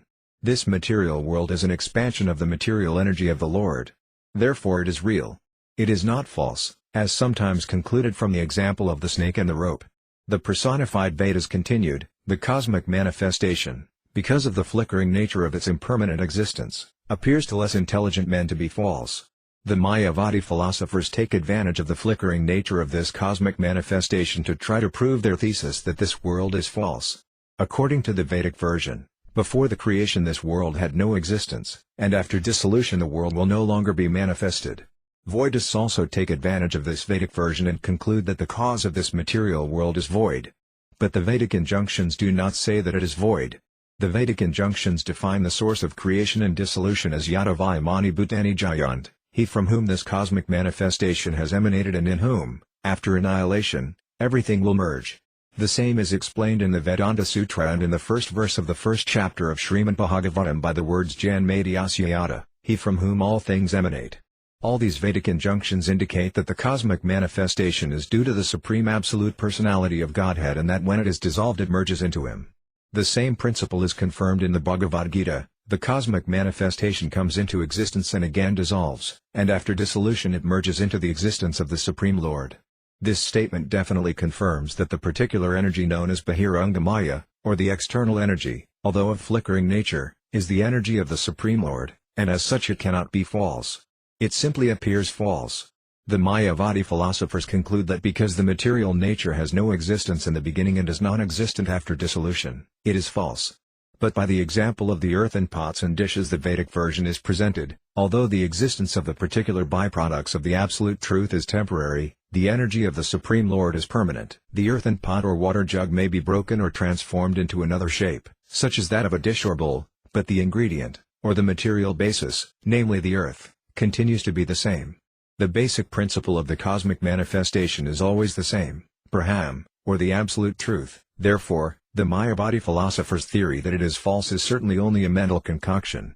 That the cosmic manifestation is flickering and temporary does not mean that it is false. The definition of falsity is that which never had any existence but which exists only in name. For instance, the eggs of a horse or the horn of a rabbit or the flower in the sky are phenomena which exist only in name. There are no horse's eggs, there is no rabbit's horn, and there are no flowers growing in the sky. There are many things which exist in name or imagination but actually have no factual manifestation. Such things may be called false. But the Vaisnava cannot take this material world to be false simply because of its temporary nature, its manifesting and again dissolving. The personified Vedas continued by saying that the Supersoul and the individual soul, or Paramatma and Jivatma, cannot be equal in any circumstance, although both of them sit within the same body, like two birds sitting in the same tree. As declared in the Vedas, these two birds, although sitting as friends, are not equal. One is simply a witness. This bird is the Paramatma, or Supersoul. And the other bird is eating the fruit of the tree. That is the Jivatma. When there is cosmic manifestation, the Jivatma, or the individual soul, appears in the creation in different forms, according to his previous fruitive activities, and due to his long forgetfulness of real existence, he identifies himself with a particular form awarded to him by the laws of material nature. After assuming a material form, he is subjected to the three material modes of nature and acts accordingly to continue his existence in the material world. While he is enwrapped in such ignorance, his natural opulences become almost extinct. The opulences of the Supersoul, or the Supreme Personality of Godhead, however, are not diminished. Although he appears within this material world, he maintains all opulences and perfections in full while keeping himself apart from all the tribulations of this material world. The conditioned soul becomes enwrapped in the material world, whereas the Supersoul, or the Supreme Personality of Godhead, leaves it without being affected, just as a snake sheds his skin. The distinction between the Supersoul and the conditioned individual soul is that the Supersoul, or the Supreme Personality of Godhead, maintains his natural opulences, known as Sadasvarya, Astasiddhi and Astaguna. Because of their poor fund of knowledge, the Mayavadi philosophers forget the fact that Kṛṣṇa is always full with 6 opulences, 8 transcendental qualities and 8 kinds of perfection. The 6 opulences are wealth, strength, beauty, fame, knowledge and renunciation. No one is greater than or equal to Kṛṣṇa in these 6 opulences.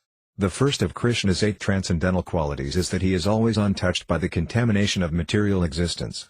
This is mentioned in the Isopanisad, Apapavidam.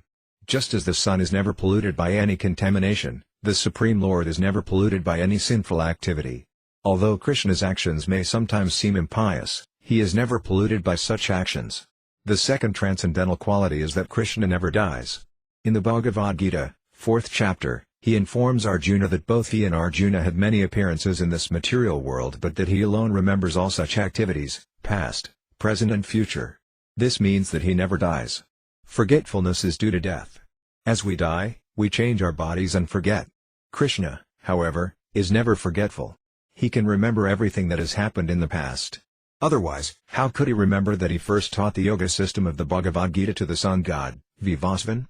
Therefore, he never dies. Nor does he ever become an old man. Although Kṛṣṇa was a great-grandfather when he appeared on the battlefield of Kurukshetra, he did not appear like an old man. Kṛṣṇa cannot be polluted by any sinful activity, Kṛṣṇa never dies, Kṛṣṇa never becomes old, Kṛṣṇa is never subject to lamentation, Kṛṣṇa is never hungry, and he is never thirsty. Whatever he desires is perfectly lawful, and whatever he decides cannot be changed by anyone. These are the 8 transcendental qualities of Kṛṣṇa. Besides that, Kṛṣṇa is known as Yogisvara. He has all the opulences or facilities of mystic powers, such as animasiddhi, the power to become smaller than the smallest. It is stated in the Brahma Samhita that Kṛṣṇa has entered even within the atom, Andantarastha Paramanukhayantarastham. Similarly, Kṛṣṇa, as Garbhodakasaya Vishnu, is within the gigantic universe, and he is lying in the causal ocean as Mahavishnu, in a body so gigantic that when he exhales, millions and trillions of universes emanate from his body. This is called Mahimasiddhi. Kṛṣṇa also has the perfection of Laghima, he can become the lightest. It is stated in the Bhagavad Gita that it is because Kṛṣṇa enters within this universe and within the atoms that all the planets are floating in the air. That is the explanation of weightlessness. Kṛṣṇa also has the perfection of Prapti, he can get whatever he likes. Similarly, he has the facility of Isiddha, controlling power. He is called the Supreme Controller, Paramasvara. In addition, Kṛṣṇa can bring anyone under his influence. This is called Vashita. In this way, Kṛṣṇa is endowed with all opulences, transcendental qualities and mystic powers. No ordinary living being can compare to him. Therefore, the Mayavadi's theory that the supersoul and the individual soul are equal is only a misconception. The conclusion is, therefore, that Kṛṣṇa is worshipable and that all other living entities are simply his servants. This understanding is called self-realization.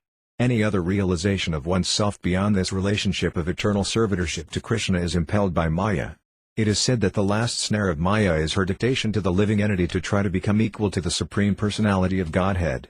The Mayavadi philosopher claims to be equal to God, but he cannot reply to the question of why he has fallen into material entanglement.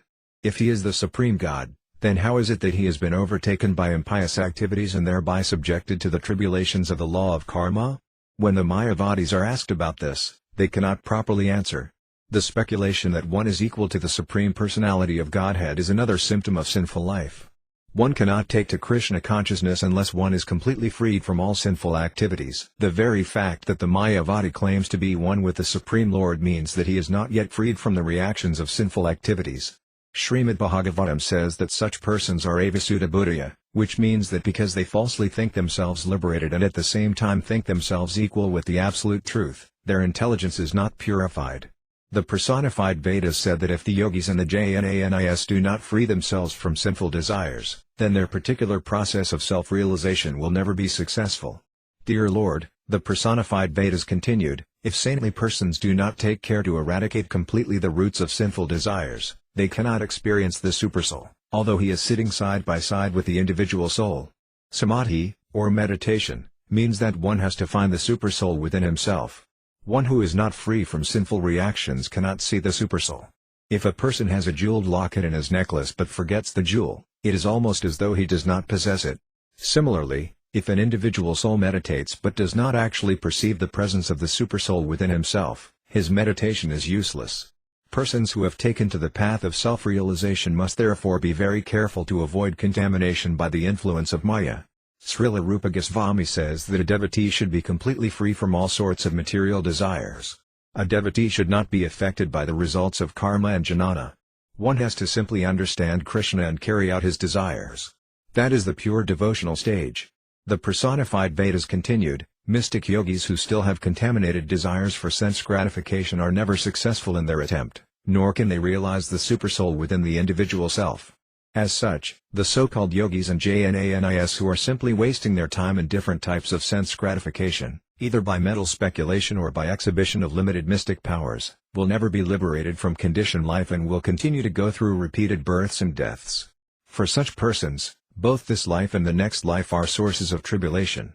Such sinful persons are already suffering tribulation in this life, and because they are not perfect in self-realization they will be plagued with further tribulation in the next life. Despite all endeavors to attain perfection, such yogis, contaminated by desires for sense gratification, will continue to suffer in this life and the next.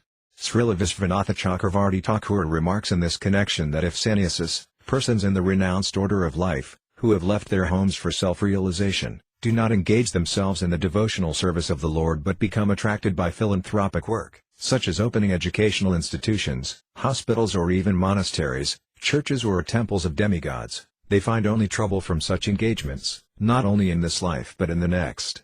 Sannyasis who do not take advantage of this life to realize Kṛṣṇa simply waste their time and energy in activities outside the jurisdiction of the renounced order.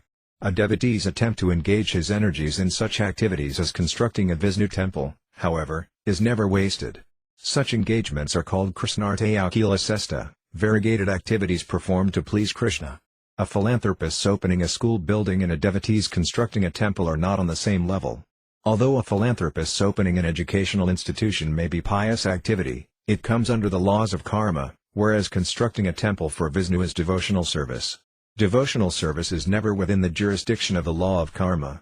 As stated in the Bhagavad Gita, Sagunan Samadhyayatan Brahma Bhuyaya Kalpate, devotees of the personality of Godhead transcend all the reactions of the three modes of material nature and are situated on the transcendental platform of Brahman realization. The devotees are liberated in both this life and the next.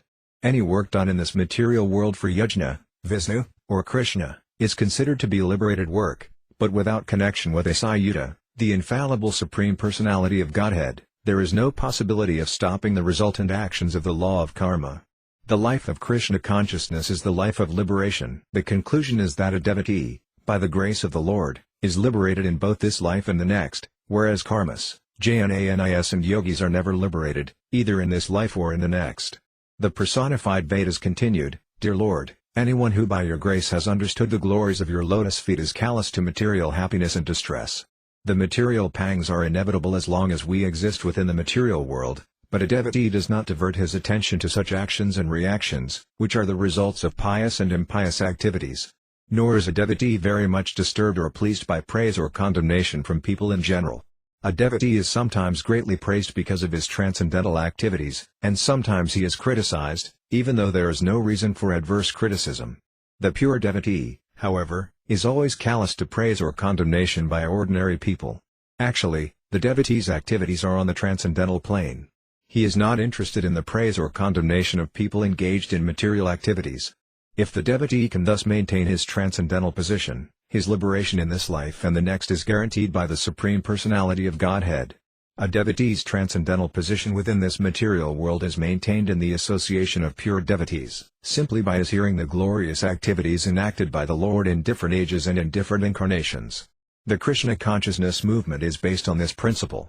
Srila Nautama Dasa Thakur has sung, My dear Lord, let me be engaged in your transcendental loving service, as indicated by the previous Akaryas, and let me live in the association of pure devotees. That is my desire, life after life. In other words, a devotee does not much care whether or not he is liberated, he is eager only for devotional service. Devotional service means that one does not do anything independently of the sanction of the Akaryas. The actions of the Kṛṣṇa consciousness movement are directed by the previous Akaryas, headed by Srila Rupa Goswami. In the association of devotees following these principles, a devotee is able to perfectly maintain his transcendental position. In the Bhagavad Gita the Lord says that a devotee who knows him perfectly is very dear to him. 4 kinds of pious men take to devotional service. If a pious man is in distress, he approaches the Lord for mitigation of his distress. If a pious man is in need of material help, he prays to the Lord for such help. If a pious man is actually inquisitive about the science of God, he approaches the Supreme Personality of Godhead, Kṛṣṇa. Similarly, a pious man who is simply eager to know the science of Kṛṣṇa also approaches the Supreme Lord. Out of these 4 classes of men, the last is praised by Kṛṣṇa himself in the Bhagavad Gita. A person who tries to understand Kṛṣṇa with full knowledge and devotion by following in the footsteps of previous Akaryas conversant with scientific knowledge of the Supreme Lord is praiseworthy. Such a devotee can understand that all conditions of life, favorable and unfavorable, are created by the supreme will of the Lord.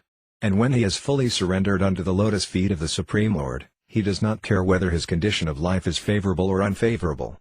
A devotee takes even an unfavorable condition to be the special favor of the personality of Godhead. Actually, there are no unfavorable conditions for a devotee. Knowing that everything is coming by the will of the Lord, he sees every condition as favorable, and in any condition of life he is simply enthusiastic to discharge his devotional service. This devotional attitude is explained in the Bhagavad Gita. A devotee is never distressed in reverse conditions of life, nor is he overjoyed in favorable conditions. In the higher stages of devotional service, A devotee is not even concerned with the list of do's and do-nots. Such a position can be maintained only by following in the footsteps of the Acharyas. Because a pure devotee follows in the footsteps of the Acharyas, any action he performs to discharge devotional service should be understood to be on the transcendental platform. Lord Kṛṣṇa therefore instructs us that an Acharya is above criticism. A neophyte devotee should not consider himself to be on the same plane as the Acharya. It should be accepted that the Acharyas are on the same platform as the Supreme Personality of Godhead, and as such neither Kṛṣṇa nor his representative Acharya should be subjected to any adverse criticism by the neophyte devotees. The personified Vedas thus worshipped the Supreme Personality of Godhead in different ways. Offering worship to the Supreme Lord by praying means remembering his transcendental qualities, pastimes and activities.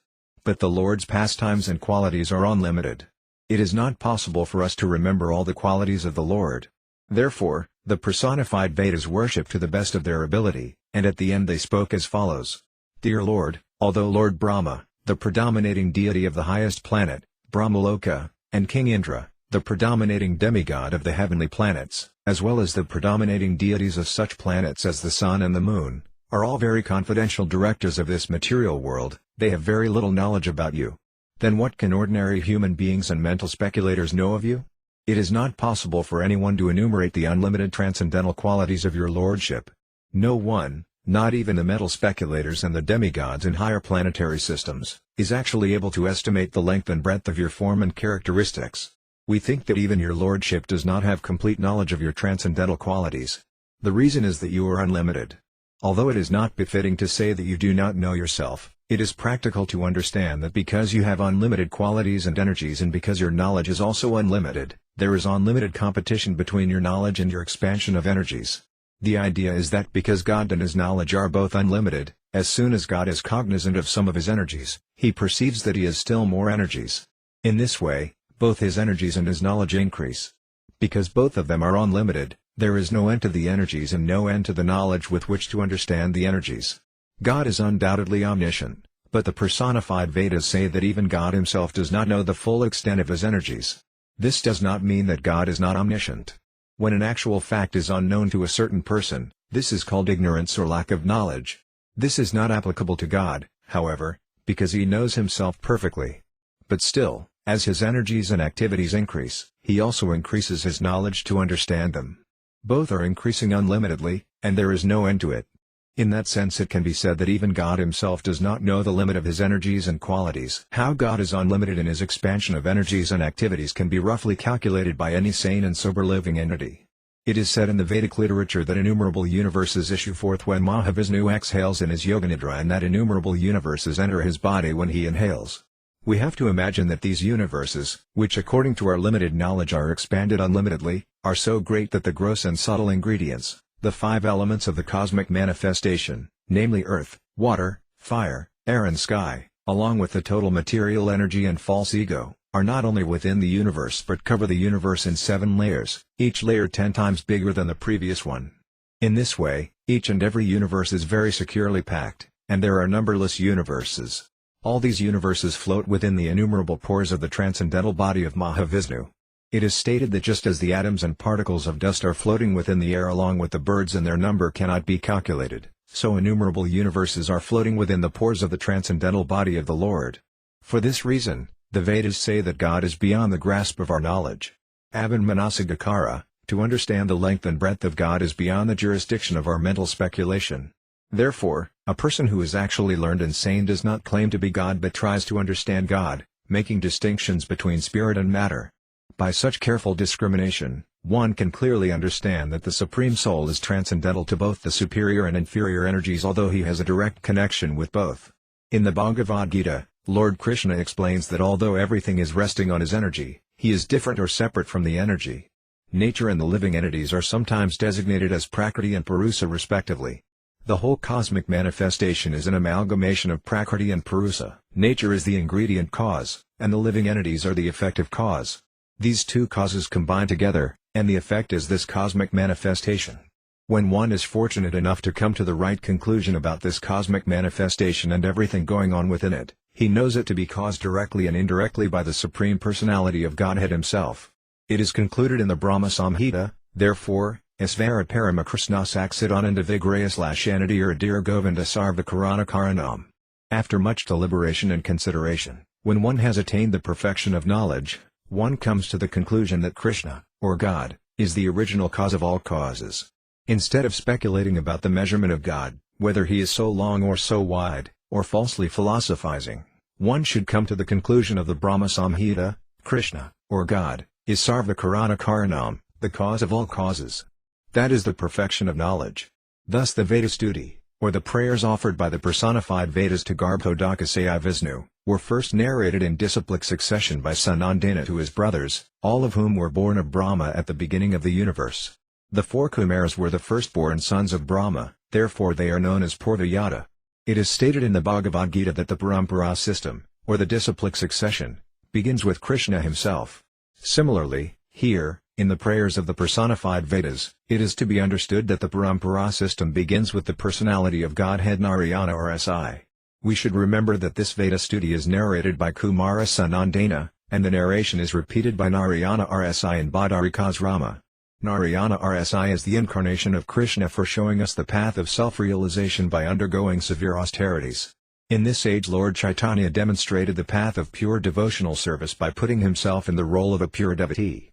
Similarly, in the past Lord Narayana Rsi was an incarnation of Kṛṣṇa who performed severe austerities in the Himalayan ranges. Sri Narada Muni was hearing from him.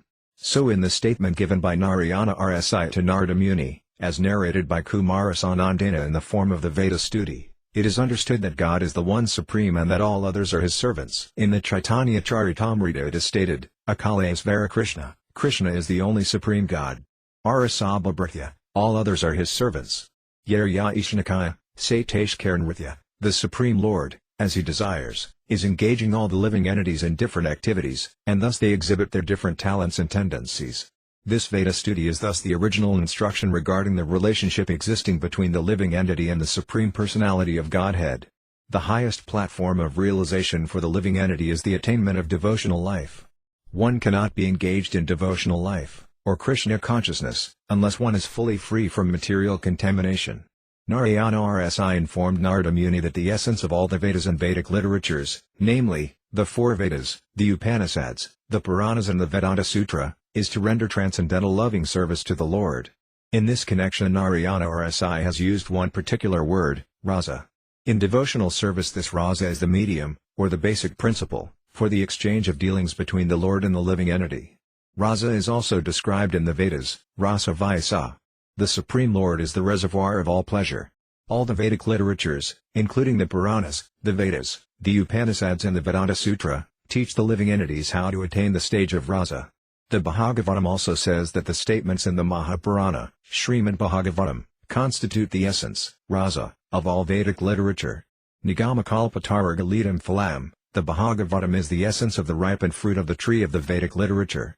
We understand that with the breathing of the Supreme Personality of Godhead there issued forth the four Vedas, namely the Arjuna Veda, the Yajur Veda, the Sama Veda and the Atharva Veda, and also the histories like the Mahabharata and all the Puranas, which are considered to be the history of the world. The Vedic histories like the Puranas and Mahabharata are called the fifth Veda. The 28 verses of the Veda Stuti are to be considered the essence of all Vedic knowledge. The four Kumaras and all other authorized sages know perfectly that devotional service in Kṛṣṇa consciousness is the essence of all Vedic literatures, and they preach this on different planets, traveling in outer space.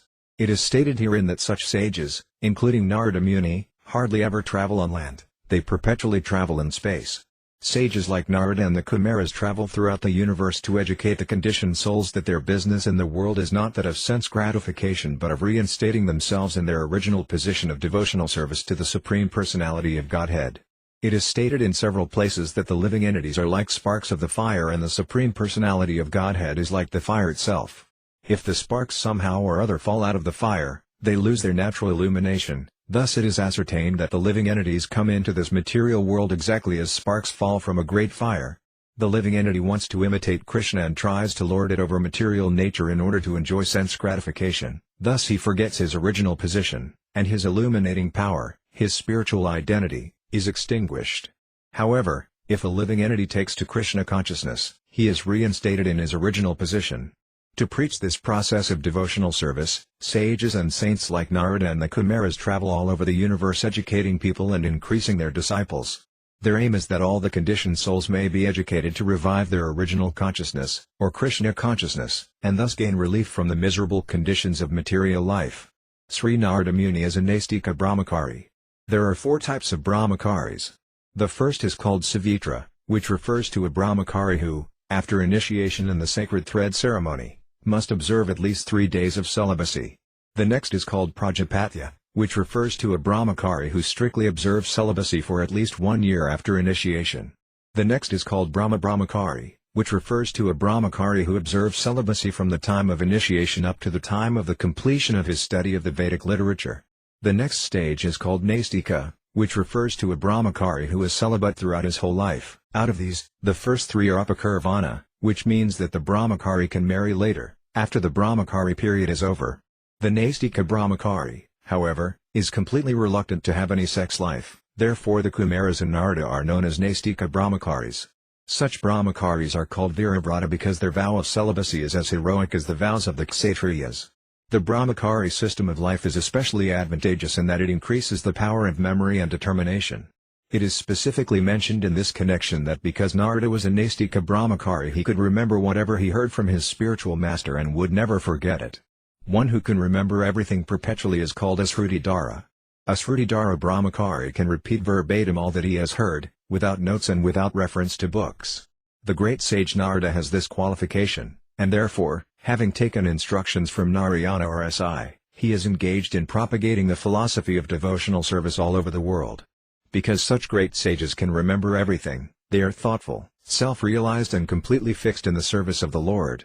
Thus the great sage Narada, after hearing from his spiritual master Narayana or Si, became completely realized. He became established in the truth, and he became so happy that he offered prayers to Narayana or Si. Narada Muni addressed Narayana or Si as an incarnation of Kṛṣṇa and specifically addressed him as the supreme well-wisher of the conditioned souls. It is stated in the Bhagavad Gita that Lord Kṛṣṇa descends in every millennium just to give protection to his devotees and to annihilate the non-devotees. Narayana or Si, being an incarnation of Kṛṣṇa, is also addressed as the well-wisher of the conditioned souls. As stated in the Bhagavad Gita, everyone should know that there is no well-wisher like Kṛṣṇa. Everyone should understand that Lord Kṛṣṇa is the supreme well-wisher of everyone and should take shelter of him. In this way one can become completely confident and satisfied, knowing that he is someone who is able to give him all protection. Kṛṣṇa himself, his incarnations and his plenary expansions are all supreme well-wishers of the conditioned souls, but Kṛṣṇa is the well-wisher even of the demons, for he gave salvation to all the demons who came to kill him in Vrindavana. Therefore Kṛṣṇa's welfare activities are absolute, for whether he annihilates a demon or gives protection to a devotee, the result of his activities is one and the same. It is said that the demon Patana was elevated to the same position as that of Kṛṣṇa's mother. When Kṛṣṇa kills a demon, the demon is supremely benefited, as much as a pure devotee is benefited by always being protected by the Lord. Narada Muni, after offering respects to Narayana or Si, his spiritual master, went to the asrama of Vyasadeva, his disciple. Being properly received by Vyasadeva in his asrama and seated very comfortably, Narada Muni narrated the entire story of what he had heard from Narayana or Si. In this way Sukadeva Goswami informed Maharaja Pariksit of the answers to his questions regarding the essence of Vedic knowledge and what is considered to be the ultimate goal in the Vedas. The supreme goal of life is to achieve the transcendental blessings of the Supreme Personality of Godhead and thus become engaged in the loving service of the Lord. One should follow in the footsteps of Sukadeva Goswami and all the other Vaisnavas in the disciplic succession and should pay respectful obeisances unto Lord Kṛṣṇa, the Supreme Personality of Godhead, Hari. The 4 sects of Vaisnava disciplic succession, namely the Madhva Sampradaya, the Ramanuja Sampradaya, the Visnusvami Sampradaya and the Nimbarka Sampradaya, in pursuance of all Vedic conclusions, agree that one should surrender unto the Supreme Personality of Godhead. The Vedic literatures are divided into 2 parts, the Srutis and the Smritis. The Srutis are the 4 Vedas, Rg, Sama, Atharva and Yajur, and the Upanishads, and the Smritis are the Puranas and the Idasas like the Mahabharata, which includes the Bhagavad Gita. The conclusion of all these is that one should know Sri Kṛṣṇa as the Supreme Personality of Godhead. He is the Parama Purusa, or the Supreme Personality of Godhead, under whose superintendence material nature works. For creation, maintenance and annihilation, the Supreme Lord incarnates into 3, Lord Brahma, Lord Vishnu and Lord Shiva, after manifesting the material cosmos. All of these take charge of the three qualities of material nature, but the ultimate direction is in the hand of Lord Vishnu.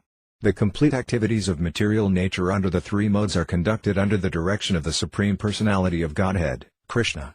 This is confirmed in the Bhagavad Gita, Kṛṣṇa, and in the Vedas, Sa.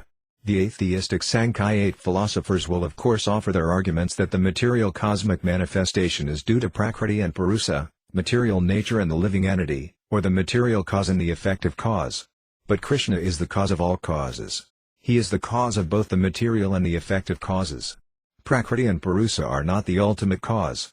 Superficially it appears that a child is born due to the combination of the father and mother, but the ultimate cause of both the father and the mother is Kṛṣṇa. He is therefore the original cause, or the cause of all causes, as confirmed in the Brahma Samhita.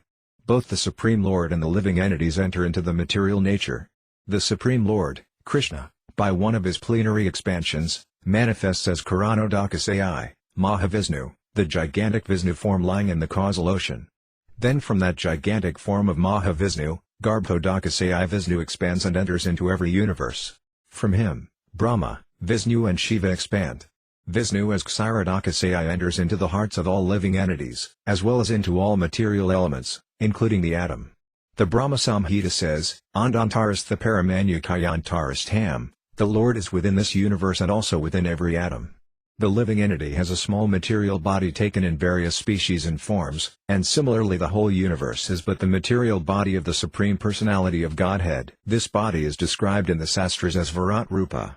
As the individual living entity maintains his particular body, the Supreme Personality of Godhead maintains the whole cosmic creation, entering within it. As soon as the individual living entity leaves the material body, the body is immediately annihilated, and similarly as soon as Lord Vishnu leaves the cosmic manifestation, everything is annihilated. Therefore only when the individual living entity surrenders unto the Supreme Personality of Godhead is his liberation from material existence possible. This is confirmed in the Bhagavad Gita, Mamiva ye prapadyant mayamedam taranshite. Surrendering unto the Supreme Personality of Godhead, and nothing else, is therefore the cause of liberation. How the living entity becomes liberated from the modes of material nature after surrendering unto the Supreme Personality of Godhead is illustrated by the example of a sleeping man within a room. When a man is sleeping, everyone sees that he is present within the room, but actually the man himself is not within that body, for while sleeping a man forgets his bodily existence, although others may see that his body is present. Similarly, a liberated person engaged in devotional service to the Lord may be seen by others to be engaged in the household duties of the material world, but since his consciousness is fixed in Kṛṣṇa, he does not live within this world. His engagements are different, exactly as the sleeping man's engagements are different from his bodily engagements. It is confirmed in the Bhagavad Gita that a devotee engaged full-time in the transcendental loving service of the Lord has already surpassed the influence of the three modes of material nature. He is already situated on the Brahman platform and is in the transcendental realm, although he appears to be living within the body or within the material world. In this connection, Srila Rupa Goswami states in his Bhakti Rasamrita Sindhu that the person whose only desire is to serve the Supreme Personality of Godhead may be situated in any condition in the material world, but he is to be understood as Jivan Mukta, that is to say, he is to be considered liberated while living within the body or the material world. The conclusion, therefore, is that a person fully engaged in Kṛṣṇa consciousness is a liberated person. Such a person actually has nothing to do with his material body or the material world. Those who are not in Kṛṣṇa consciousness are called karmas and jnanis, and they hover on the bodily and mental platforms and thus are not liberated. This situation is called Kaivalyanarasta yoni. But a person situated on the transcendental platform is freed from the repetition of birth and death. This is confirmed in the Bhagavad Gita, 4th chapter, simply by knowing the transcendental nature of the Supreme Personality of Godhead, Kṛṣṇa. One becomes free from the chains of the repetition of birth and death, and after quitting his present body he goes back home, back to Godhead. This is the conclusion of all the Vedas. Thus after understanding the prayers offered by the personified Vedas, one should surrender unto the lotus feet of Lord Kṛṣṇa. Thus ends the Bhaktivedanta purport of the 87th chapter of Kṛṣṇa, Prayers by the Personified Vedas. Library Kṛṣṇa, the Supreme Personality of Godhead. Chapter 88. The Deliverance of Lord Shiva. As a great devotee of Kṛṣṇa, King Pariksit was already liberated, but for clarification he was asking various questions of Sukadeva Goswami. In the previous chapter, King Pariksit's question was, what is the ultimate goal of the Vedas? And Sukadeva Goswami explained the matter, giving authoritative descriptions from the disciplic succession, from Sanandana down to Narayana Rsi, Narada, Vyasadeva and then Sukadeva himself. The conclusion was that devotional service, or bhakti, is the ultimate goal of the Vedas. A neophyte devotee may question, if the ultimate goal of life, or the conclusion of the Vedas, is to elevate oneself to the platform of devotional service, then why is it observed that a devotee of Lord Vishnu is generally not very prosperous materially, whereas a devotee of Lord Shiva is found to be very opulent? In order to clarify this matter, Pariksit Maharaja asked Sukadeva Goswami, "My dear Sukadeva Goswami, it is generally found that those who engage in the worship of Lord Shiva, whether in human, demoniac or demigod society, become materially very opulent, although Lord Shiva himself lives just like a poverty-stricken person. On the other hand, the devotees of Lord Vishnu, who is the controller of the goddess of fortune, do not appear very prosperous, and sometimes they are even found living without any material opulence at all. Lord Shiva lives underneath a tree or in the snow of the Himalayan mountains. He does not even construct a house for himself, but still the worshippers of Lord Shiva are very rich. Kṛṣṇa, or Lord Vishnu, however, lives very opulently, whether in Vaikuntha or in the material world, but his devotees appear poverty-stricken. Why is this so? Maharaja Pariksit's question is very intelligent. The two classes of devotees, namely the devotees of Lord Shiva and the devotees of Lord Vishnu, are always in disagreement. Even today in India these two classes of devotees still criticize each other, and especially in South India the followers of Ramanujacharya and the followers of Sankaracharya hold occasional meetings for understanding the Vedic conclusion. Generally, the followers of Ramanujacharya come out victorious in such meetings. So Pariksit Maharaja wanted to clarify the situation by asking this question of Sukadeva Goswami. That Lord Shiva lives as a poor man although his devotees appear very opulent, whereas Lord Kṛṣṇa, or Lord Vishnu, is always opulent and yet his devotees appear poverty-stricken, is a situation which appears contradictory and puzzling to a discriminating person. Replying to King Pariksit's inquiry, Sukadeva Goswami said that Lord Shiva is the master of the material energy. The material energy is represented by goddess Durga, and because Lord Shiva happens to be her husband, goddess Durga is completely under his subjugation. Thus Lord Shiva is understood to be the master of the material energy. The material energy is manifested in three qualities, namely goodness, passion and ignorance, and therefore Lord Shiva is the master of these three qualities. Although he is in association with these qualities for the benefit of the conditioned soul, Lord Shiva is their director and is not affected. In other words, although the conditioned soul is affected by the three qualities, Lord Shiva, being their master, is not. From the statements of Sukadeva Goswami we can understand that the effects of worshipping different demigods are not, as some less intelligent persons suppose, the same as the effects of worshipping Lord Vishnu. Sukadeva Goswami clearly states that by worshipping Lord Shiva one achieves one reward whereas by worshipping Lord Vishnu one achieves a different reward. This is confirmed in the Bhagavad Gita. Those who worship the different demigods achieve the desired results the respective demigods can reward. Similarly, those who worship the material energy receive the suitable reward for such activities, and those who worship the pitras receive similar results. But those who engage in devotional service, or worship, of the Supreme Lord, Vishnu or Kṛṣṇa, go to the Vaikuntha planets or Kṛṣṇalika.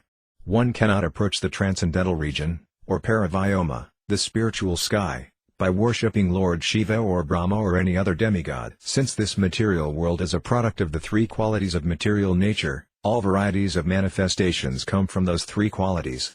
With the aid of materialistic science, modern civilization has created many machines and comforts, yet they are only varieties of the interactions of the three material qualities. Although the devotees of Lord Shiva are able to obtain many material acquisitions, we should know that such devotees are simply collecting products manufactured by the three qualities.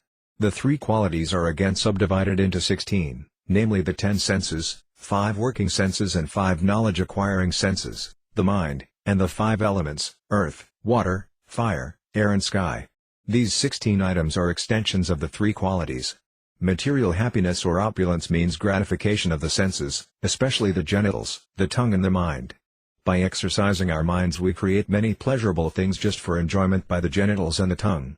The opulence of a person within this material world is estimated in terms of his exercise of the genitals and the tongue, or, in other words, how well he is able to utilize his sexual capacities and how well he is able to satisfy his fastidious taste by eating palatable dishes. Material advancement of civilization necessitates creating objects of enjoyment by mental concoction just to become happy on the basis of these two principles, pleasures for the genitals and pleasures for the tongue. Herein lies the answer to King Parikshit's question to Sukadeva Goswami as to why the worshippers of Lord Shiva are so opulent. The devotees of Lord Shiva are opulent only in terms of the material qualities. Factually, such so-called advancement of civilization is the cause of entanglement in material existence. It is actually not advancement but degradation. The conclusion is that because Lord Shiva is the master of the three qualities, his devotees are given things manufactured by the interactions of these qualities for the satisfaction of the senses. In the Bhagavad Gita, however, we get instruction from Lord Kṛṣṇa that one has to transcend this qualitative existence. Nistrigunya Bhavarjuna, the mission of human life is to become transcendental to the three qualities. Unless one is Nistrigunya, he cannot get free from material entanglement. In other words, favors received from Lord Shiva are not actually beneficial to the conditioned souls, although materially such facilities seem opulent. Sukadeva Goswami continued, the Supreme Personality of Godhead, Hari, is transcendental to the three qualities of material nature. In the Bhagavad Gita the Lord states that anyone who surrenders unto him surpasses the control of the three qualities of material nature. Therefore, since Hari's devotees are transcendental to the control of the three material qualities, certainly he himself is transcendental. In Srimad Bhagavatam it is therefore stated that Hari, or Kṛṣṇa, is the original Supreme Personality. There are two kinds of prakritis, or potencies, namely the internal potency and the external potency, and Kṛṣṇa is the overlord of both. He is Sarvadhyarka, or the overseer of all the actions of the internal and external potencies, and he is also described as Upadrasta, the supreme advisor. Because he is the supreme advisor, he is above all the demigods, who merely follow the directions of the supreme advisor. As such, if one directly follows the instructions of the Supreme Lord, as inculcated in the Bhagavad Gita and Srimad Bhagavatam, then one gradually becomes nirguna, or above the interactions of the material qualities. To be nirguna means to be bereft of material opulences because, as we have explained, material opulence means an increase of the actions and reactions of the three material qualities. By worshipping the Supreme Personality of Godhead, instead of being puffed up with material opulences one becomes enriched with spiritual advancement of knowledge in Kṛṣṇa consciousness. To become nirguna means to achieve eternal peace, fearlessness, religiousness, knowledge and renunciation. All these are symptoms of becoming free from the contamination of the material qualities.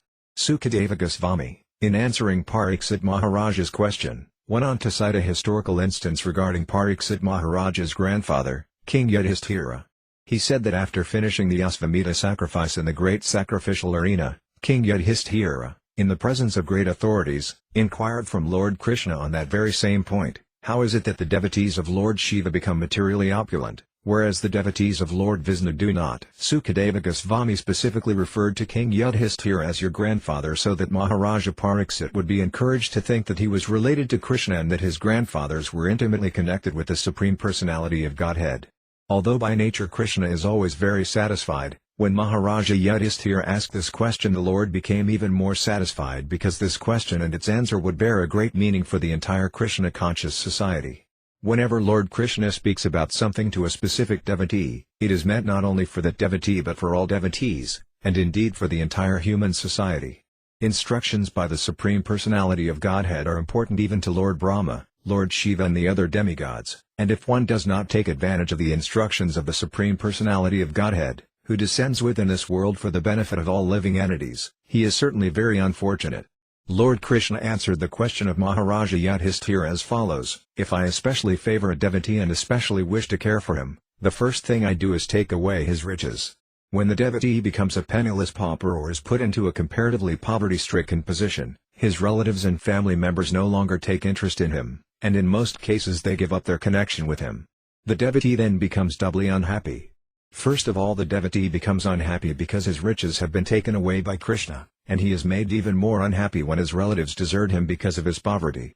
We should note, however, that when a devotee falls into a miserable condition in this way, it is not due to past impious activities, known as karma phala. The poverty of the devotee is a creation of the personality of Godhead. Similarly, when a devotee becomes materially opulent, that is also not due to his pious activities. In either case, whether the devotee becomes poorer or richer, the arrangement is made by the Supreme Personality of Godhead. This arrangement is especially made by Kṛṣṇa for his devotee just to make him completely dependent upon him and to free him from all material obligations. He can then concentrate his energies, mind and body, everything, for the service of the Lord, and that is pure devotional service. In the Naradapankaratra it is therefore explained, Sarvopati Vinirmuktam, which means being freed from all designations. Works performed for family, society, community, nation or humanity are all designated, I belong to this society. I belong to this community. I belong to this nation. I belong to this species of life. Such identities are all merely designations. When by the grace of the Lord a devotee is freed from all designations, his devotional service is actually naiskarmya. Jnanis are very much attracted by the position of naiskarmya, in which one's actions no longer have any material effect. The devotee's activities are freed from material effects, and so these activities are no longer in the category of karma phalam, or fruit of activities. As explained before by the personified Vedas, the happiness and distress of a devotee are produced by the personality of Godhead, and the devotee therefore does not care whether he is in happiness or in distress. He goes on with his duties in executing devotional service. Although his behavior seems to be subject to the actions and reactions of fruitive activities, he is actually freed from the results of action. It may be questioned why a devotee is put into such tribulation by the personality of Godhead. The answer is that this kind of arrangement by the Lord is just like a father's sometimes becoming unkind to his sons. Because the devotee is a surrendered soul and is taken charge of by the Supreme Lord, whatever condition of life the Lord puts him in, whether one of distress or of happiness, it is to be understood that behind this arrangement is a large plan designed by the personality of Godhead. For example, Lord Kṛṣṇa put the Pandavas into a distressed condition so acute that even Grandfather Bhisma could not comprehend how such distress could occur. He lamented that although the whole Pandava family was headed by King Yudhishthira, the most pious king, and protected by the two great warriors Bhima and Arjuna, and although, above all, the Pandavas were all intimate friends and relatives of Lord Kṛṣṇa, they still had to undergo such tribulations. Later, however, it was proved that this was planned by the Supreme Personality of Godhead, Kṛṣṇa, as part of his great mission to annihilate the miscreants and protect the devotees. Another question may be raised. What is the difference between a devotee and a common man? Since both are put into different kinds of happy and distressful conditions, the devotee by the arrangement of the personality of Godhead, and the common man as a result of his past deeds. How is the devotee any better than the ordinary karmi? The answer is that the karmis and the devotees are not on the same level. In whatever condition of life the karmi may be, he continues in the cycle of birth and death because the seed of karma, or fruit of activity, is there, and it fructifies whenever there is an opportunity. By the law of karma a common man is perpetually entangled in repeated birth and death, whereas a devotee's distress and happiness, not being under the laws of karma, are part of a temporary arrangement by the Supreme Lord which does not entangle the devotee. Such an arrangement is made by the Lord only to serve a temporary purpose. If a karmi performs auspicious acts he is elevated to the heavenly planets, and if he acts impiously he is put into a hellish condition. But whether a devotee acts in a so-called pious or impious manner, he is neither elevated nor degraded but is transferred to the spiritual kingdom. Therefore a devotee's happiness and distress and a karmi's happiness and distress are not on the same level. This fact is corroborated by a speech by Yamaraja to his servants in connection with the liberation of Ajamila. Yamaraja advised his followers that they should approach only those persons who have never uttered the holy name of the Lord or remembered the form, qualities and pastimes of the Lord. Yamaraja also advised his servants never to approach the devotees. On the contrary, he instructed his messengers that if they meet a devotee they should offer their respectful obeisances. So there is no question of a devotee's being promoted or degraded within this material world. As there is a gulf of difference between the punishment awarded by the mother and the punishment awarded by an enemy, so a devotee's distress is not the same as the distress of a common karmi. Here another question may be raised: if the Supreme Lord is all-powerful, why should he try to reform his devotee by putting him in distress? The answer is that when the Supreme Personality of Godhead puts his devotee in distress, it is not without purpose. Sometimes the purpose is that in distress a devotee's feelings of attachment to Kṛṣṇa are magnified. For example, when Kṛṣṇa, before leaving the capital of the Pandavas for his home, asked Kunti for permission to leave, she said, "My dear Kṛṣṇa, in our distress you are always present with us. Now, because we have been elevated to a royal position, you are leaving us. I would therefore prefer to live in distress than to lose you." When a devotee is put into a situation of distress, his devotional activities are accelerated. Therefore, to show special favor to a devotee, the Lord sometimes puts him into distress. Besides that, It is stated that the sweetness of happiness is sweeter to those who have tasted bitterness. The Supreme Lord descends to this material world just to protect his devotees from distress. In other words, if devotees were not in a distressed condition, the Lord would not have come down. As for his killing the demons, or miscreants, this can be easily done by his various energies, just as many asuras are killed by his external energy, goddess Durga. Therefore the Lord does not need to come down personally to kill such demons, but when his devotee is in distress he must come. Lord Nrsimhadeva appeared not in order to kill Hiranyakasipu but to save Prahlada and to give him blessings. In other words, because Prahlada Maharaja was put into very great distress, the Lord appeared. When after the dense, dark night there is finally sunrise in the morning, it is very pleasant. When there is scorching heat, cold water is very pleasant, and when there is freezing winter, hot water is very pleasant. Similarly, when a devotee, after experiencing the distress of the material world, relishes the spiritual happiness awarded by the Lord, his position is still more pleasant and enjoyable. The Lord continued, when my devotee is bereft of all material riches and is deserted by his relatives, friends and family members, because he has no one to look after him, he completely takes shelter of the lotus feet of the Lord. Srila Nautama Dasa Thakur has sung in this connection, My dear Lord Kṛṣṇa, O son of Nanda Maharaja, you are now standing before me with Srimati Radharani, the daughter of King Vrisabhanu. I am now surrendering unto you. Please accept me. Please do not kick me away. I have no shelter other than you. When a devotee is thus put into so-called miserable conditions and bereft of riches and family, he tries to revive his original position of material opulence. But although he tries again and again, Kṛṣṇa again and again takes away all his resources. Thus he finally becomes disappointed in material activities, and in that stage of frustration in all endeavors, he can fully surrender unto the Supreme Personality of Godhead. Such persons are advised by the Lord from within to associate with devotees. By associating with devotees they naturally become inclined to render service to the Personality of Godhead, and they immediately get all facilities from the Lord to advance in Kṛṣṇa consciousness. The non-devotees, however, are very careful about preserving their material condition of life. Generally, therefore, such non-devotees do not come to worship the Supreme Personality of Godhead, but worship Lord Shiva or other demigods for immediate material profit.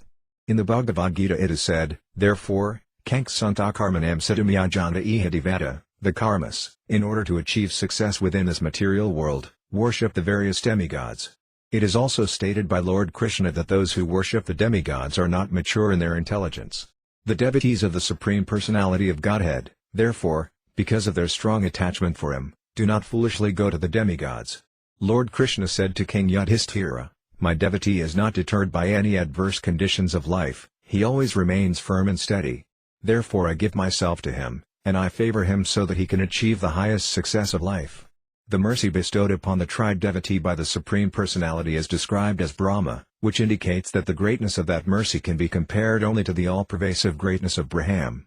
Brahma means unlimitedly great and unlimitedly expanding. That mercy is also described as Paramam, for it has no comparison within this material world, and it is also called Sukshmam, very fine. Not only is the Lord's mercy upon the tried devotee great and unlimitedly expansive, but it is of the finest quality of transcendental love between the devotee and the Lord. Such mercy is further described as Sinmatram, completely spiritual. The use of the word matram indicates absolute spirituality, with no tinge of material qualities. That mercy is also called Sat, eternal, and Ananta, unlimited. Since the devotee of the Lord is awarded such unlimited spiritual benefit, why should he worship the demigods? A devotee of Kṛṣṇa does not worship Lord Shiva or Brahma or any other, subordinate demigod. He completely devotes himself to the transcendental loving service of the Supreme Personality of Godhead. Sukadeva Goswami continued, the demigods, headed by Lord Brahma and Lord Shiva and including Lord Indra, Kandra, Varuna and others, are apt to be very quickly satisfied or very quickly angered by the good or ill behavior of their devotees. But this is not so with the Supreme Personality of Godhead, Vishnu. This means that every living entity within this material world, including the demigods, is conducted by the three modes of material nature, and therefore the qualities of ignorance and passion are very prominent within the material world.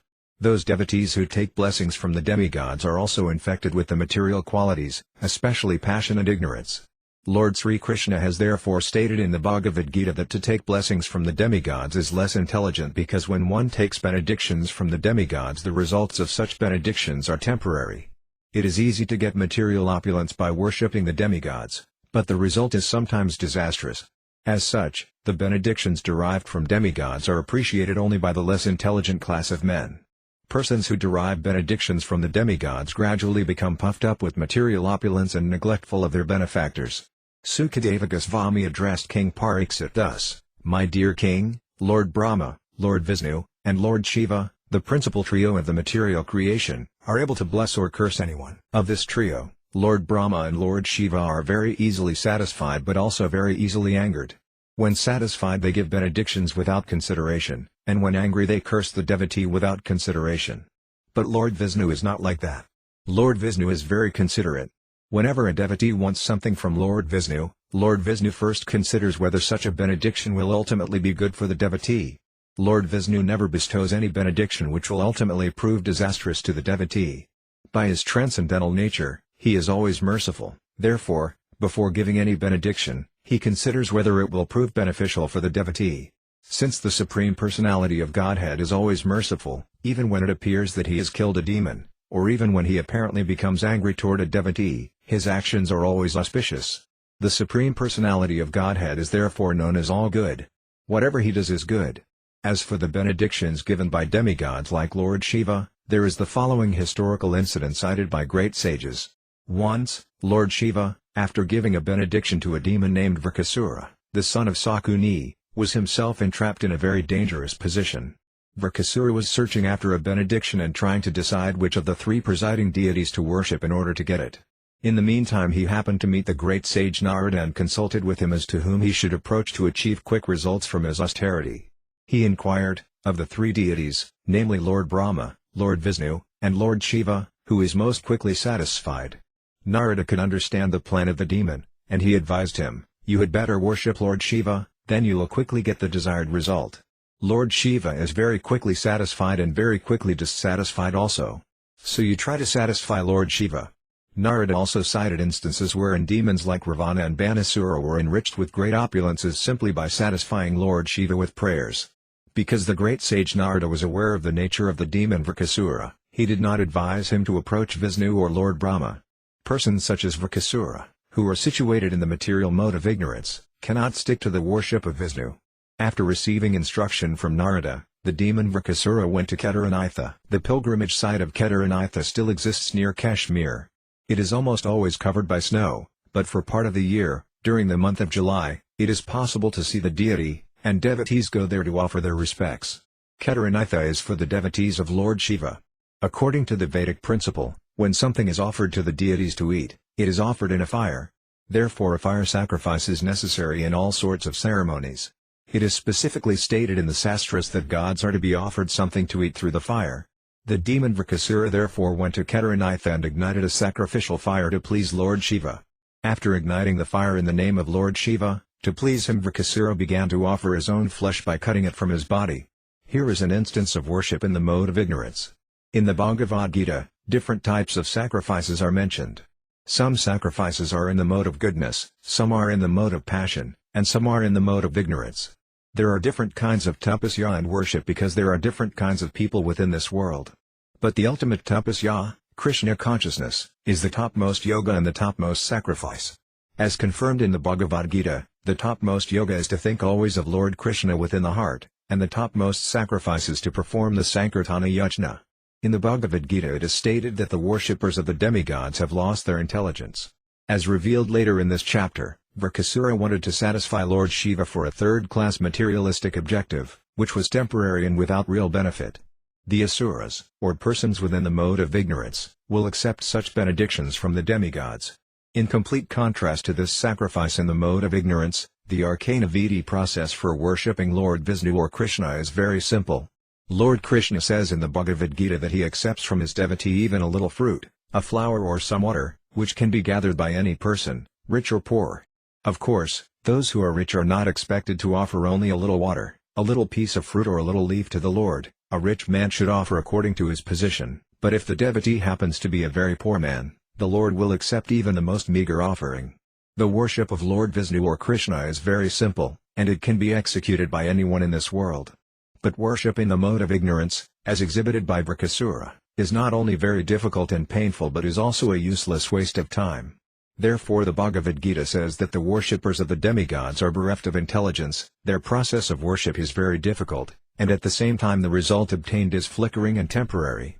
Although Vṛkṣṇa continued his sacrifice for 6 days, he was unable to personally see Lord Shiva, which was his objective. He wanted to see him face to face and ask him for a benediction. Here is another contrast between demons and devotees. A devotee is confident that whatever he offers to the deity in full devotional service is accepted by the Lord, but a demon wants to see his worshipable deity face to face so that he can directly take the benediction. A devotee does not worship Vishnu or Lord Kṛṣṇa for any benediction. Therefore a devotee is called a kama, free of desire, and a non-devotee is called sarvakama, or desirous of everything. On the 7th day, the demon Vṛkṣṇa decided that he should cut off his head and offer it to satisfy Lord Shiva. Thus he took a bath in a nearby lake, and without drying his body and hair, he prepared to cut off his head. According to the Vedic system, an animal to be offered as a sacrifice has to be bathed first, and while the animal is wet it is sacrificed. When the demon was thus preparing to cut off his head, Lord Shiva became very compassionate.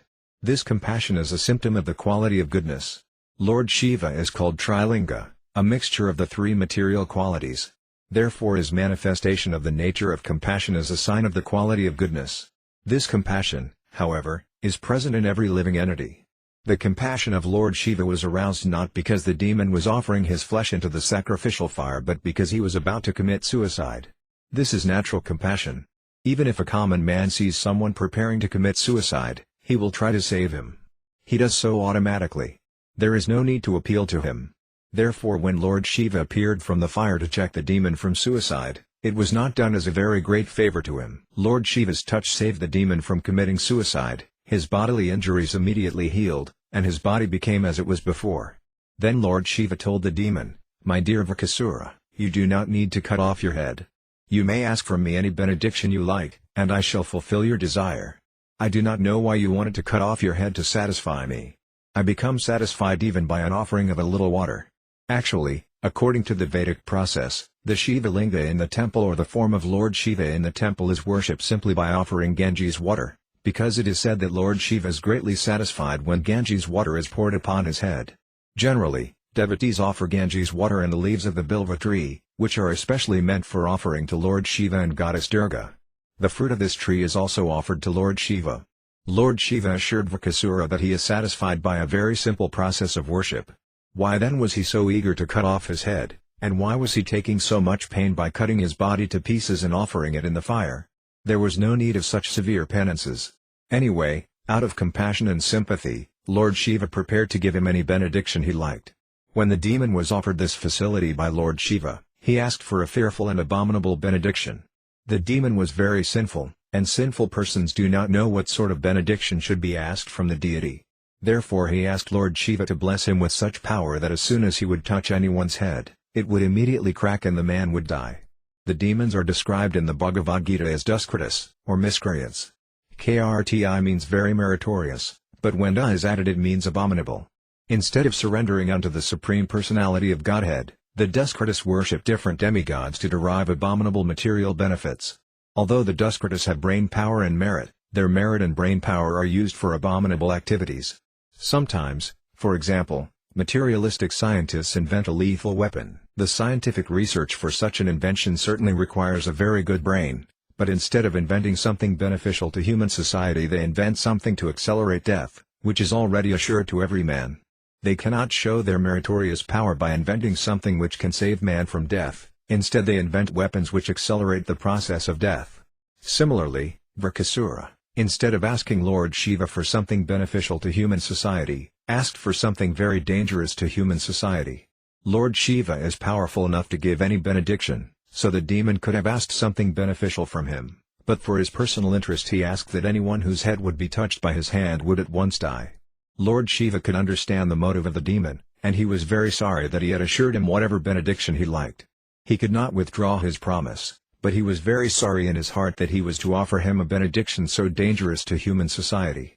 Devotees of the personality of Godhead never ask any benediction from Lord Vishnu, or Kṛṣṇa, and even if they ask something from the Lord, it is not at all dangerous for human society.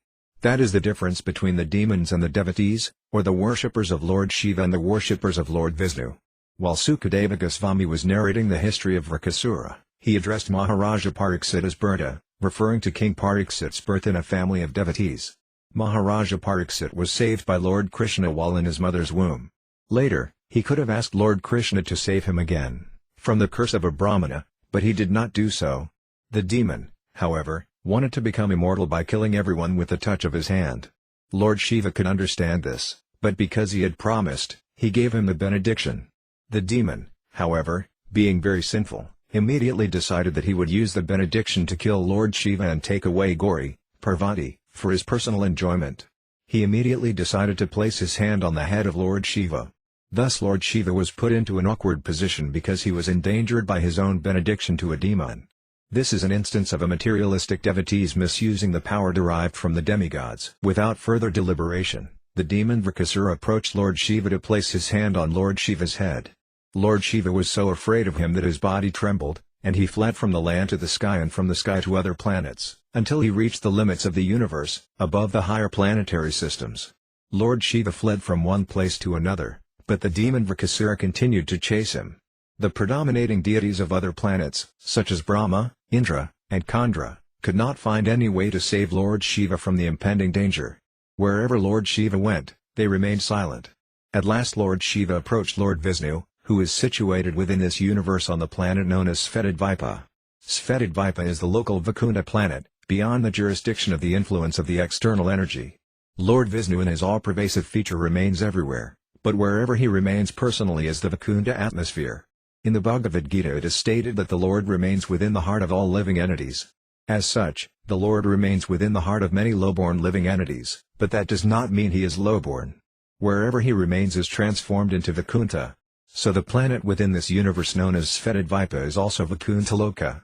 It is said in the Sastras that residential quarters within the forest are in the mode of goodness, residential quarters in big cities, towns and villages are in the mode of passion, and residential quarters in an atmosphere wherein indulgence in the four sinful activities of illicit sex, intoxication, meat-eating and gambling predominates are in the mode of ignorance. But residential quarters in a temple of Vishnu, the Supreme Lord, are in Vaikuntha. It doesn't matter where the temple is situated, the temple itself, wherever it may be, is Vaikuntha. Similarly, the Svetadvipa planet, although within the material jurisdiction, is Vaikuntha. Lord Shiva finally entered Svetadvipa Vaikuntha. In Svetadvipa there are great saintly persons who are completely freed from the envious nature of the material world and are beyond the jurisdiction of the four principles of material activity, namely religiosity, economic development, sense gratification and liberation. Anyone who enters into that Vaikuntha planet never returns to this material world. Lord Narayana is celebrated as a lover of his devotees, and as soon as he understood that Lord Shiva was in great danger, he appeared as a Brahmachari and personally approached Lord Shiva to receive him from a distant place. The Lord appeared as a perfect Brahmachari, with a belt around his waist, a sacred thread, a deerskin, a Brahmachari stick and Radha beads. Radha beads are different from Tulasi beads. Radha beads are used by the devotees of Lord Shiva. Dressed as a Brahmachari, Lord Narayana stood before Lord Shiva. The shining effulgence emanating from his body attracted not only Lord Shiva but also the demon Vṛkasura. Lord Narayana offered his respects and obeisances unto Vṛkasura just to attract his sympathy and attention. Thus stopping the demon, the Lord addressed him as follows: "My dear son of Sakuni, you appear very tired, as if coming from a very distant place. What is your purpose? Why have you come so far? I see that you are fatigued. So I request you to take a little rest. You should not unnecessarily tire your body. Everyone greatly values his body because only with the body can one fulfill all the desires of one's mind.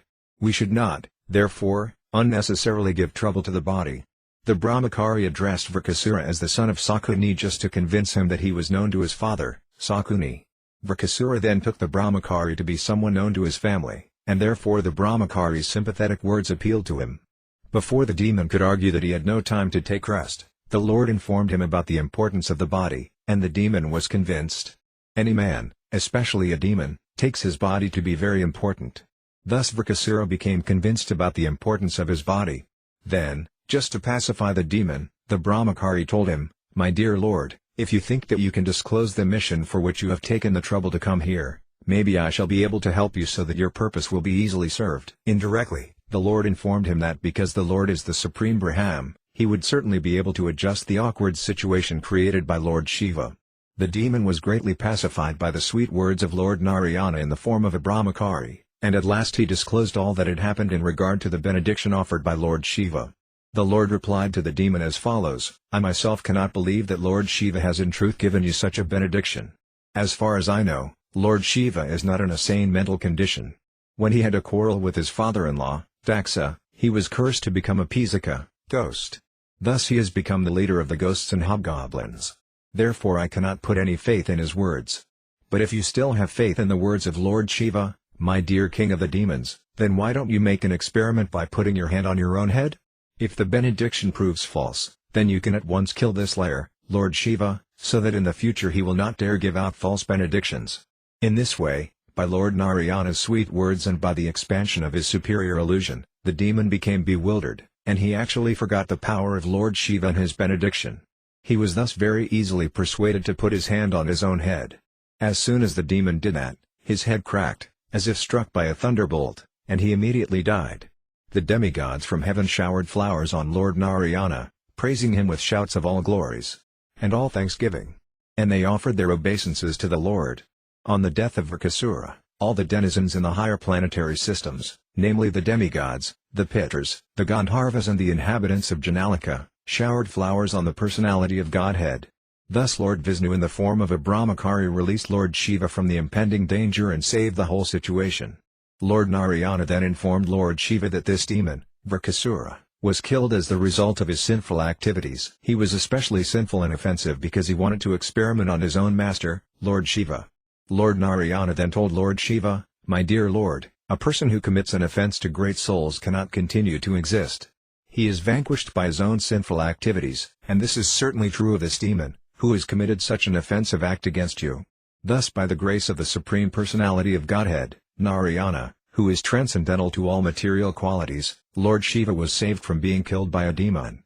Anyone who hears this history with faith and devotion is certainly liberated from material entanglement, as well as from the clutches of his enemies. Thus ends the Bhaktivedanta purport of the 88th chapter of Kṛṣṇa, the deliverance of Lord Shiva. Library Kṛṣṇa, the Supreme Personality of Godhead. Chapter 89. The super excellent power of Kṛṣṇa. Long ago, there was an assembly of great sages on the bank of the river Sarasvati who performed a great sacrifice of the name Sadhara. In such assemblies, the great sages present usually discuss Vedic subject matters and philosophical topics, and in this particular meeting the following question was raised: the three predominating deities of this material world, namely Lord Brahma, Lord Vishnu, and Lord Shiva, are directing all the affairs of this cosmos, but who among them is the supreme? After much discussion on this question, the great sage named Bhrigu, the son of Lord Brahma, was deputed to test all three predominating deities and report to the assembly as to who is the greatest. Being thus deputed, the great sage Bhrigu Muni first of all went to his father's residence in Brahmaloka. The three deities are the controllers of the three material qualities, namely the qualities of goodness, passion and ignorance. The plan decided upon by the sages was for Bhrigu to test which one of the predominating deities possesses the quality of goodness in full. Therefore, when Bhrigu Muni reached his father, Lord Brahma, because Bhrigu wanted to test whether Brahma had the quality of goodness, he purposely did not offer his respects to his father, either by offering obeisances or by offering prayers.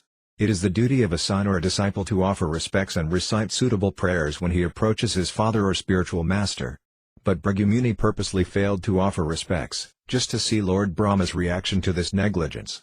Lord Brahma was very angry at his son's impudence, and he showed signs which definitely proved this to be so. He was even prepared to condemn Bhrigu by cursing him, but because Bhrigu was his son, Lord Brahma controlled his anger with his great intelligence. This means that although the quality of passion was prominent in Lord Brahma, he had the power to control it. Lord Brahma's anger and his controlling his anger are likened to fire and water. Water is produced from fire at the beginning of creation, but fire can be extinguished with water. Similarly, although Lord Brahma was very angry due to his quality of passion, he could still control his passion because Bhrigu Muni was his son. After testing Lord Brahma, Bhrigu Muni went directly to Mount Kailasa, where Lord Shiva resides. Bhrigu Muni happened to be Lord Shiva's brother. Therefore, as soon as Bhrigu Muni approached, Lord Shiva was very glad and personally rose to embrace him. But when Lord Shiva approached, Bhrigu Muni refused to embrace him. "My dear brother," he said, "you are always very impure. Because you smear your body with ashes, you are not very clean. Please do not touch me." When Bhrigu Muni refused to embrace his brother, saying that Lord Shiva was impure. The latter became very angry with him. It is said that an offense can be committed either with the body, with the mind, or by speech. Bhrigu first offense, committed toward Lord Brahma, was an offense with the mind. His second offense, committed toward Lord Shiva by insulting him, criticizing him for unclean habits, was an offense by speech. Because the quality of ignorance is prominent in Lord Shiva, when he heard Bhrigu's insult his eyes immediately became red with anger. With uncontrollable rage, he took up his trident and prepared to kill Bhrigu. At that time Lord Shiva's wife, Parvati, was present. Her personality, like Lord Shiva's, is a mixture of the three qualities, and therefore she is called Trigunamai. In this case, she saved the situation by evoking Lord Shiva's quality of goodness. She fell down at the feet of her husband, and with her sweet words she talked him out of killing Bhrigu. After being saved from the anger of Lord Shiva, Bhrigu went directly to the planet Svetvadvipa, where Lord Vishnu was lying on a bed of flowers in the company of his wife, the goddess of fortune, who was engaged in massaging his lotus feet. There Bhrigu purposely committed the greatest sin by offending Lord Vishnu by his bodily activities. The first offense committed by Bhrigu was mental, the second offense was vocal, and the third offense was corporal. These different offenses are progressively greater in degree. An offense committed within the mind is a positive offense. The same offense committed verbally is comparatively more grave, and when committed by bodily action it is superlative in offensiveness. So Bhrigu committed the greatest offense by kicking the chest of the Lord in the presence of the goddess of fortune. Of course, Lord Vishnu is all-merciful. He did not become angry at the activities of Bhrigu, for Bhrigu was a great Brahmana. A Brahmana is to be excused even if he sometimes commits an offense, and Lord Vishnu set the example. Yet it is said that from the time of this incident the goddess of fortune, Lakshmi, has not been very favorably disposed toward the Brahmanas, and therefore, because the goddess of fortune withholds her benedictions from them, the Brahmanas are generally very poor. Bhrigu's kicking the chest of Lord Vishnu was certainly a great offense, but Lord Vishnu is so great that he did not care. The so-called Brahmanas of the Kali Yuga are sometimes very proud that a great Brahmana like Bhrigu could touch the chest of Lord Vishnu with his foot. But in fact when Bhrigu kicked the chest of Lord Vishnu it was the greatest offense, although Lord Vishnu, being greatly magnanimous, did not take it very seriously. Instead of being angry or cursing Bhrigu, Lord Vishnu immediately got up from his bed along with his wife, the goddess of fortune, and offered respectful obeisances to the Brahmana. He addressed Bhrigu as follows: "My dear Brahmana, it is my greatest fortune that you have come here. Please, therefore, sit down on this cushion for a few minutes. My dear Brahmana, I am very sorry that when you first entered my home I could not receive you properly. It was a great offense on my part, and I beg you to pardon me. You are so pure and great that the water which washes your feet can purify even the places of pilgrimage. Therefore, I request you to purify the Vaikuntha planet where I live with my associates. My dear father, O great sage, I know that your feet are very soft, like a lotus flower, and that my chest is as hard as a thunderbolt. I am therefore afraid that you may have felt some pain by kicking my chest. Let me touch your feet to relieve the pain you have suffered." Lord Vishnu then began to massage the feet of Bhrigu. The Lord continued to address Bhrigu. "My dear Lord," he said, "my chest has now become sanctified because of the touch of your feet, and I am now assured that the goddess of fortune, Lakshmi, will be very glad to live there perpetually." Another name for Lakshmi is Kankala, indicating that she does not stay in one place for a long time. Therefore, we see that a rich man's family sometimes becomes poor after a few generations, and sometimes we see that a poor man's family becomes very rich. Lakshmi, the goddess of fortune, is Kankala in this material world, whereas in the Vaikuntha planets she eternally lives at the lotus feet of the Lord. Because Lakshmi is famous as Kankala, Lord Narayana indicated that she might not have been living perpetually by his chest, but because his chest had been touched by the feet of Bhrigu, it was now sanctified, and there was no chance that the goddess of fortune would leave. Bhrigu, however, could understand his position and that of the Lord, and he was struck with wonder at the behavior of the Supreme Personality of Godhead. Because of his gratitude, his voice choked up, and he was unable to reply to the words of the Lord. Tears glided from his eyes, and he could not say anything. He simply stood silently before the Lord. After testing Lord Brahma, Lord Shiva, and Lord Vishnu, Bhrigu returned to the assembly of great sages on the bank of the river Sarasvati and described his experience. After hearing him with great attention, the sages concluded that of all the predominating deities, Lord Vishnu is certainly the greatest. In Srimad Bhagavatam these great sages are described as Brahmavidinam. Brahmavidinam means those who talk about the absolute truth but have not yet come to a conclusion. Generally, Brahmavadi refers to the impersonalists or to those who are students of the Vedas. It is to be understood, therefore, that all the gathered sages were serious students of the Vedic literature but had not come to a definite conclusion as to who is the Supreme Absolute Personality of Godhead. But after hearing of Bhragya Muni's experience in meeting all three predominating deities, Lord Shiva, Lord Brahma and Lord Vishnu, the sages concluded that Lord Vishnu is the Supreme Truth, the personality of Godhead. It is said in Srimad Bhagavatam that after hearing the details from Bhragya Muni, the sages were astonished because although Lord Brahma and Lord Shiva were immediately agitated, Lord Vishnu, in spite of being kicked by Bhragya Muni, was not agitated in the least. The example is given that small lamps may be agitated by a slight breeze, but the greatest lamp or the greatest illuminating source, the sun, is never moved, even by the greatest hurricane. One's greatness has to be estimated by one's ability to tolerate provoking situations. The sages gathered on the bank of the river Sarasvati concluded that one who wants actual peace and freedom from all fear should take shelter of the lotus feet of Vishnu. Since Lord Brahma and Lord Shiva lost their peaceful attitude upon a slight provocation, how can they maintain the peace and tranquility of their devotees? As for Lord Vishnu, however, it is stated in the Bhagavad Gita that anyone who accepts Lord Vishnu or Kṛṣṇa as the supreme friend attains the highest perfection of peaceful life. The sages thus concluded that by following the principles of Vaisnava Dharma one becomes actually perfect, but that if one follows all the religious principles of a particular sect and does not become advanced in understanding the Supreme Personality of Godhead, Vishnu, all such labor of love is fruitless. To execute religious principles means to come to the platform of perfect knowledge. If one comes to the platform of perfect knowledge, then he will be uninterested in material affairs. Perfect knowledge means knowledge of one's own self and the Supreme Self.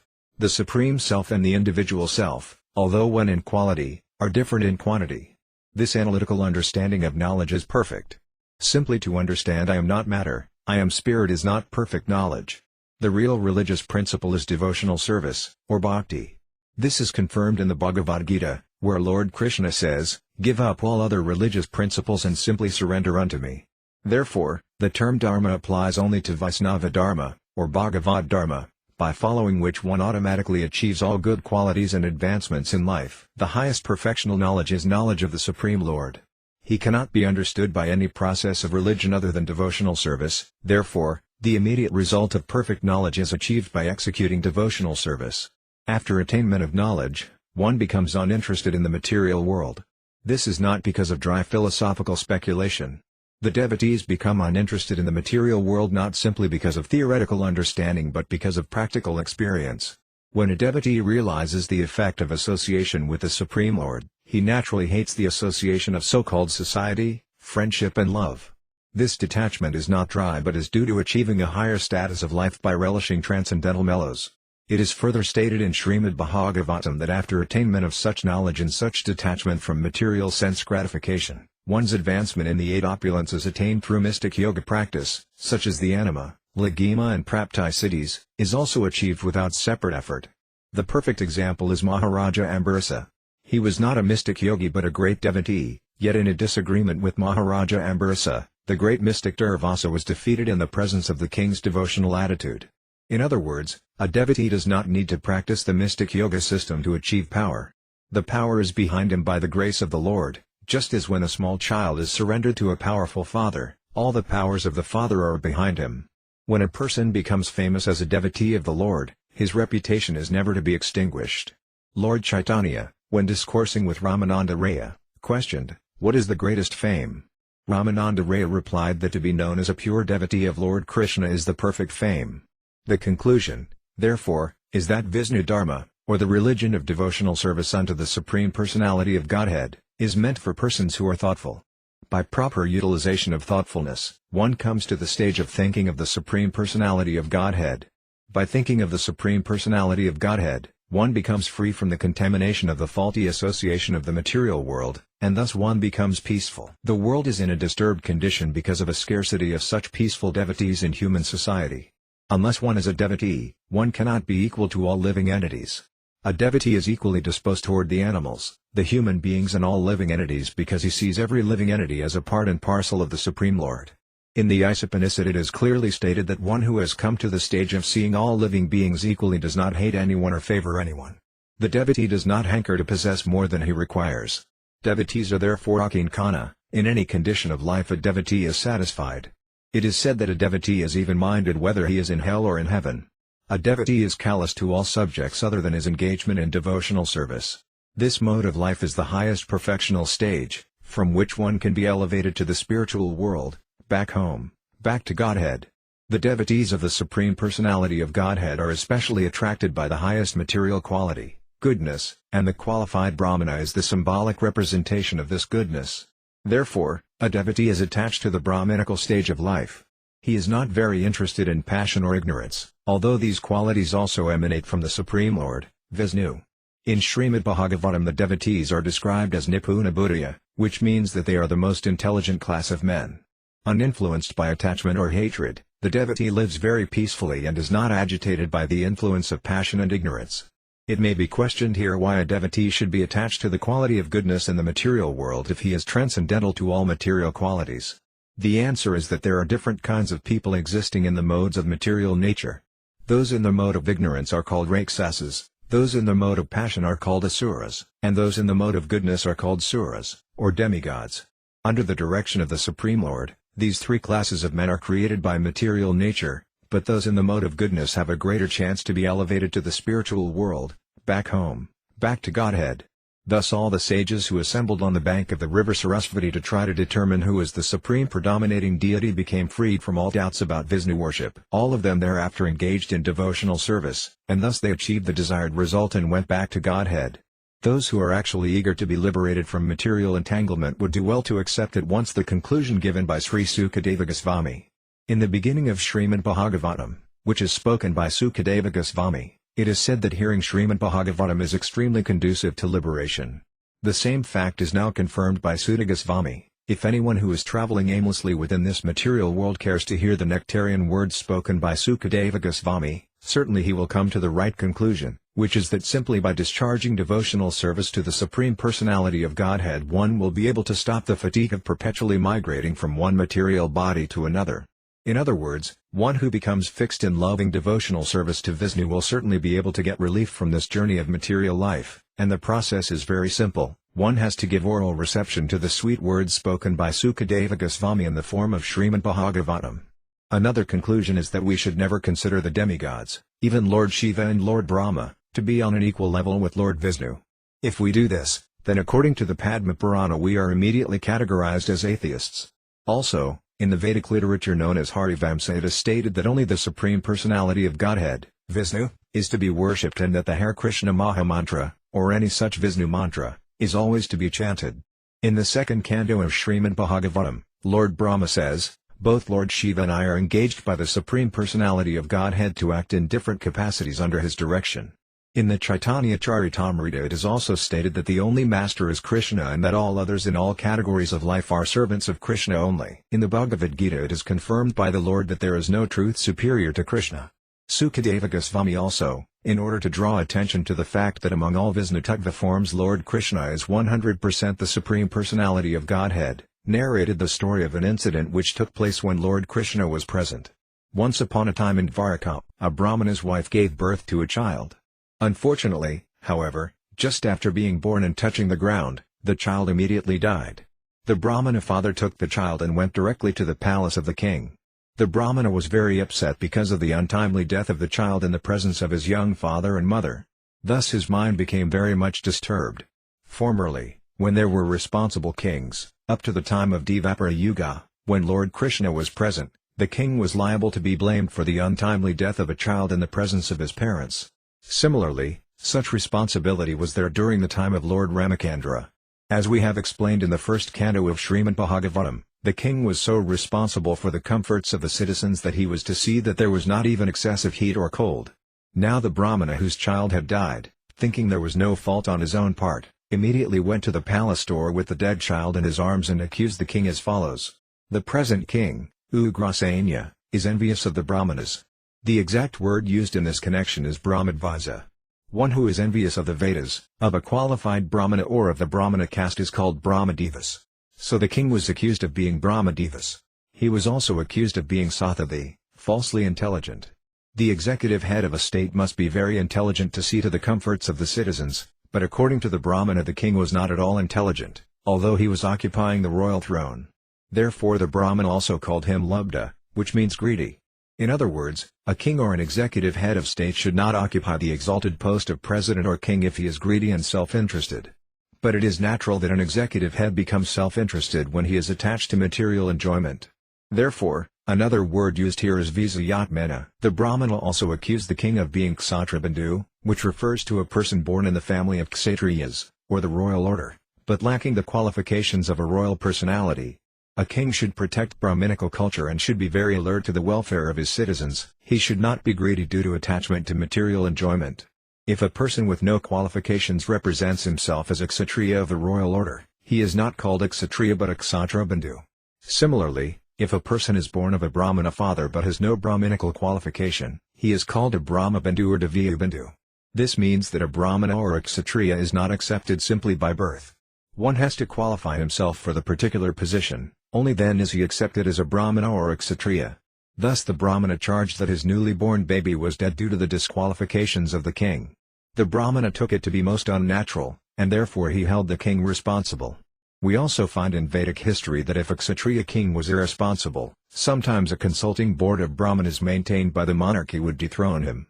Considering all these points, it appears that the post of monarch in the Vedic civilization is a very responsible one.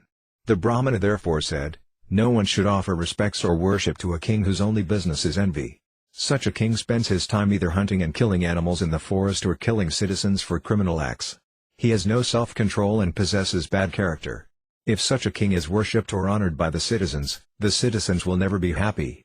They will always remain poor, full of anxieties and aggrievement, and always unhappy. In modern politics the post of monarch has been abolished, and the president is not held responsible for the comforts of the citizens.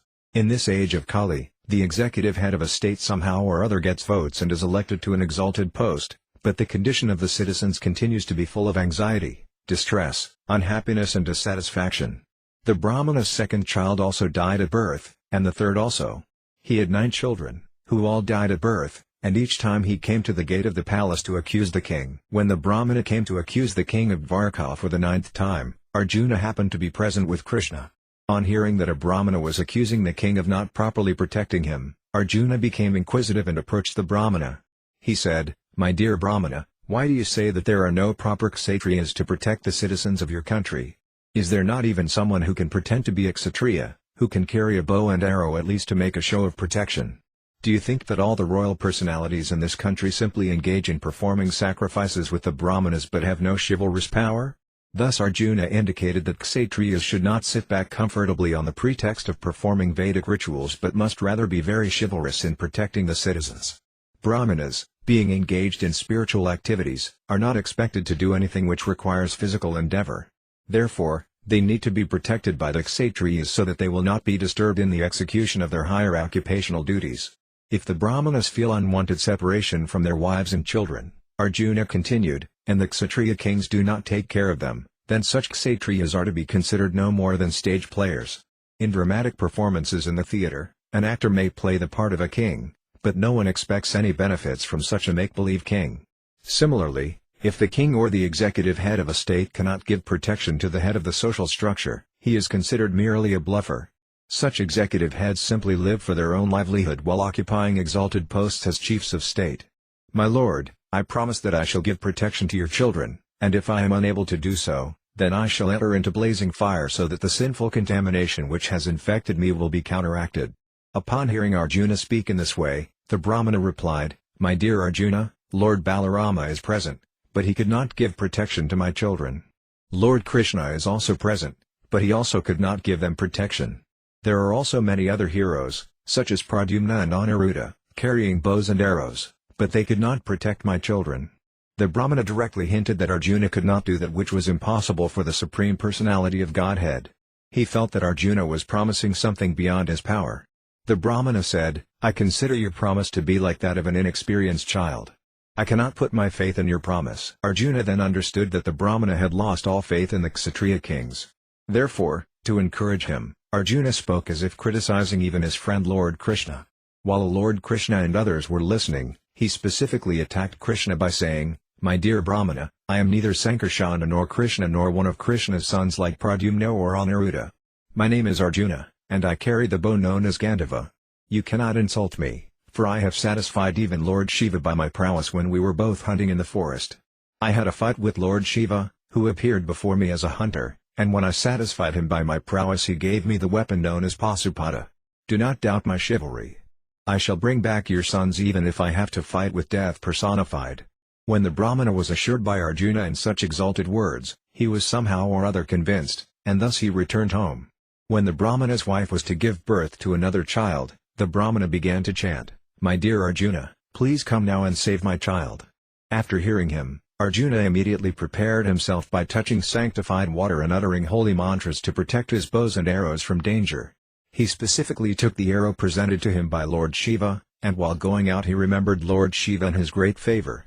In this way, he appeared in front of the maternity home, equipped with his bow, known as Gandhava, and with various other weapons. Arjuna, who apparently had not left Dvaraka because he had to fulfill his promise to the Brahmana, was called at night when the Brahmana's wife was to give birth to the child. While going to the maternity home to attend to the delivery case of the Brahmana's wife, Arjuna remembered Lord Shiva, and not his friend Kṛṣṇa. He thought that since Kṛṣṇa could not give protection to the Brahmana, it was better to take shelter of Lord Shiva. This is another instance of how a person takes shelter of the demigods. This is explained in the Bhagavad Gita, Kama ististarita jnanah prapadyantnyadivada. A person who loses his intelligence because of greed and lust forgets the Supreme Personality of Godhead and takes shelter of the demigods. Of course, Arjuna was not an ordinary living entity, but because of his friendly dealings with Kṛṣṇa he thought that Kṛṣṇa was unable to give protection to the Brahmana and that he would do better to remember Lord Shiva. Later it was proved that Arjuna's taking shelter of Lord Shiva instead of Kṛṣṇa was not at all successful. Arjuna, however, did his best by chanting different mantras, and he shot arrows up and down to guard the maternity home from all directions. The Brahmana's wife delivered a male child, and as usual the child began to cry. But suddenly, within a few minutes, both the child and Arjuna's arrows disappeared into the sky. It appears that the Brahmana's house was near Kṛṣṇa's residence and that Lord Kṛṣṇa was enjoying everything that was taking place, apparently in defiance of his authority. It was he who played the trick of taking away the Brahmana's baby as well as the arrows, including the one given by Lord Shiva, of which Arjuna was so proud. Antadvat tu phalam tesam tad bhavati alpamedasam. Less intelligent men take shelter of the demigods due to bewilderment and are satisfied with the temporary benefits they award. In the presence of Lord Kṛṣṇa and others, the Brahmana began to accuse Arjuna, "Everyone see my foolishness. I put my faith in the words of Arjuna, who is impotent and who is expert only in false promises. How foolish I was to believe Arjuna. He promised to protect my child when even Pradyumna, Aniruddha, Lord Balarama and Lord Kṛṣṇa had failed. If such great personalities could not protect my child, then who can do so? I therefore condemn Arjuna for his false promise, and I also condemn his celebrated Gandhava and his impudence in declaring himself greater than Lord Balarama, Lord Kṛṣṇa, Pradyumna, and Aniruddha. How can anyone save my child, who has already been transferred to another planet? Due to sheer foolishness only, Arjuna thought he could bring back my child from another planet." Thus condemned by the Brahmana, Arjuna empowered himself with a mystic yoga perfection so that he could travel to any planet to find the Brahmana's baby. It seems that Arjuna had mastered the mystic yoga power by which yogis can travel to any planet they desire. He first of all went to the planet known as Yamaloka, where the superintendent of death, Yamaraja, lives. There he searched for the Brahmana's baby, but was unable to find him. He then immediately went to the planet where the king of heaven, Indra, lives. When unable to find the baby there, he went to the planet of the fire demigod, then to the planet of the Nirti demigod, and then to the moon planet. Then he went to Vayu Loka and Varuna Loka. When unable to find the baby on those planets, he went down to the Rasatala planet, the lowest of the planetary systems. After traveling to all these different planets, he finally went to Brahma Loka, where even mystic yogis cannot go. By the grace of Lord Kṛṣṇa, Arjuna had that power, and he went above the heavenly planets to Brahma Loka. When he was unable to find the baby even after searching all possible planets, he then attempted to throw himself into a fire, since he had promised the Brahmana he would do so if unable to bring back his baby. Lord Kṛṣṇa, however, was very kind toward Arjuna because Arjuna was the most intimate friend of the Lord. Lord Kṛṣṇa persuaded Arjuna not to enter the fire in disgrace. Kṛṣṇa indicated that since Arjuna was his friend, if he were to enter the fire in hopelessness, indirectly it would be a blemish on him. Lord Kṛṣṇa therefore checked Arjuna, assuring him that he would find the baby. He told Arjuna, "Do not foolishly commit suicide." After addressing Arjuna in this way, Lord Kṛṣṇa called for his transcendental chariot. He mounted it along with Arjuna and began to proceed north. Lord Kṛṣṇa, the all-powerful personality of Godhead, could have brought the child back without effort, but we should always remember that he was playing the part of a human being. As a human being has to endeavor to achieve certain results, so Lord Kṛṣṇa, like an ordinary human being, or like his friend Arjuna, left Dvaraka to bring back the Brahmana's baby. By appearing in human society and exhibiting his pastimes as a human being, Kṛṣṇa definitely showed that there was not a single personality greater than he. God is great. That is the definition of the Supreme Personality of Godhead. So at least within this material world, while he was present, Kṛṣṇa proved that there was no greater personality within the universe. Seated on his chariot with Arjuna, Kṛṣṇa proceeded north, crossing over many planetary systems. These are described in Srimad Bhagavatam as Saptadvipa. Dvipa means island. These planets are sometimes described in the Vedic literature as Dvipas. The planet on which we are living is called Jambudvipa. Outer space is taken as a great ocean of air, and within that great ocean of air there are many islands, which are the different planets. On each and every planet there are oceans also. On some of the planets the oceans are of salt water, and on some of them there are oceans of milk. On others there are oceans of liquor, and on others there are oceans of ghee or oil.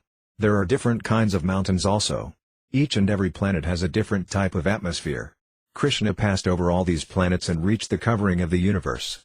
This covering is described in Srimad Bhagavatam as great darkness. The material world as a whole is described as dark. In the open space there is sunlight, and therefore it is illuminated, but in the covering, because of the absence of sunlight, it is naturally dark.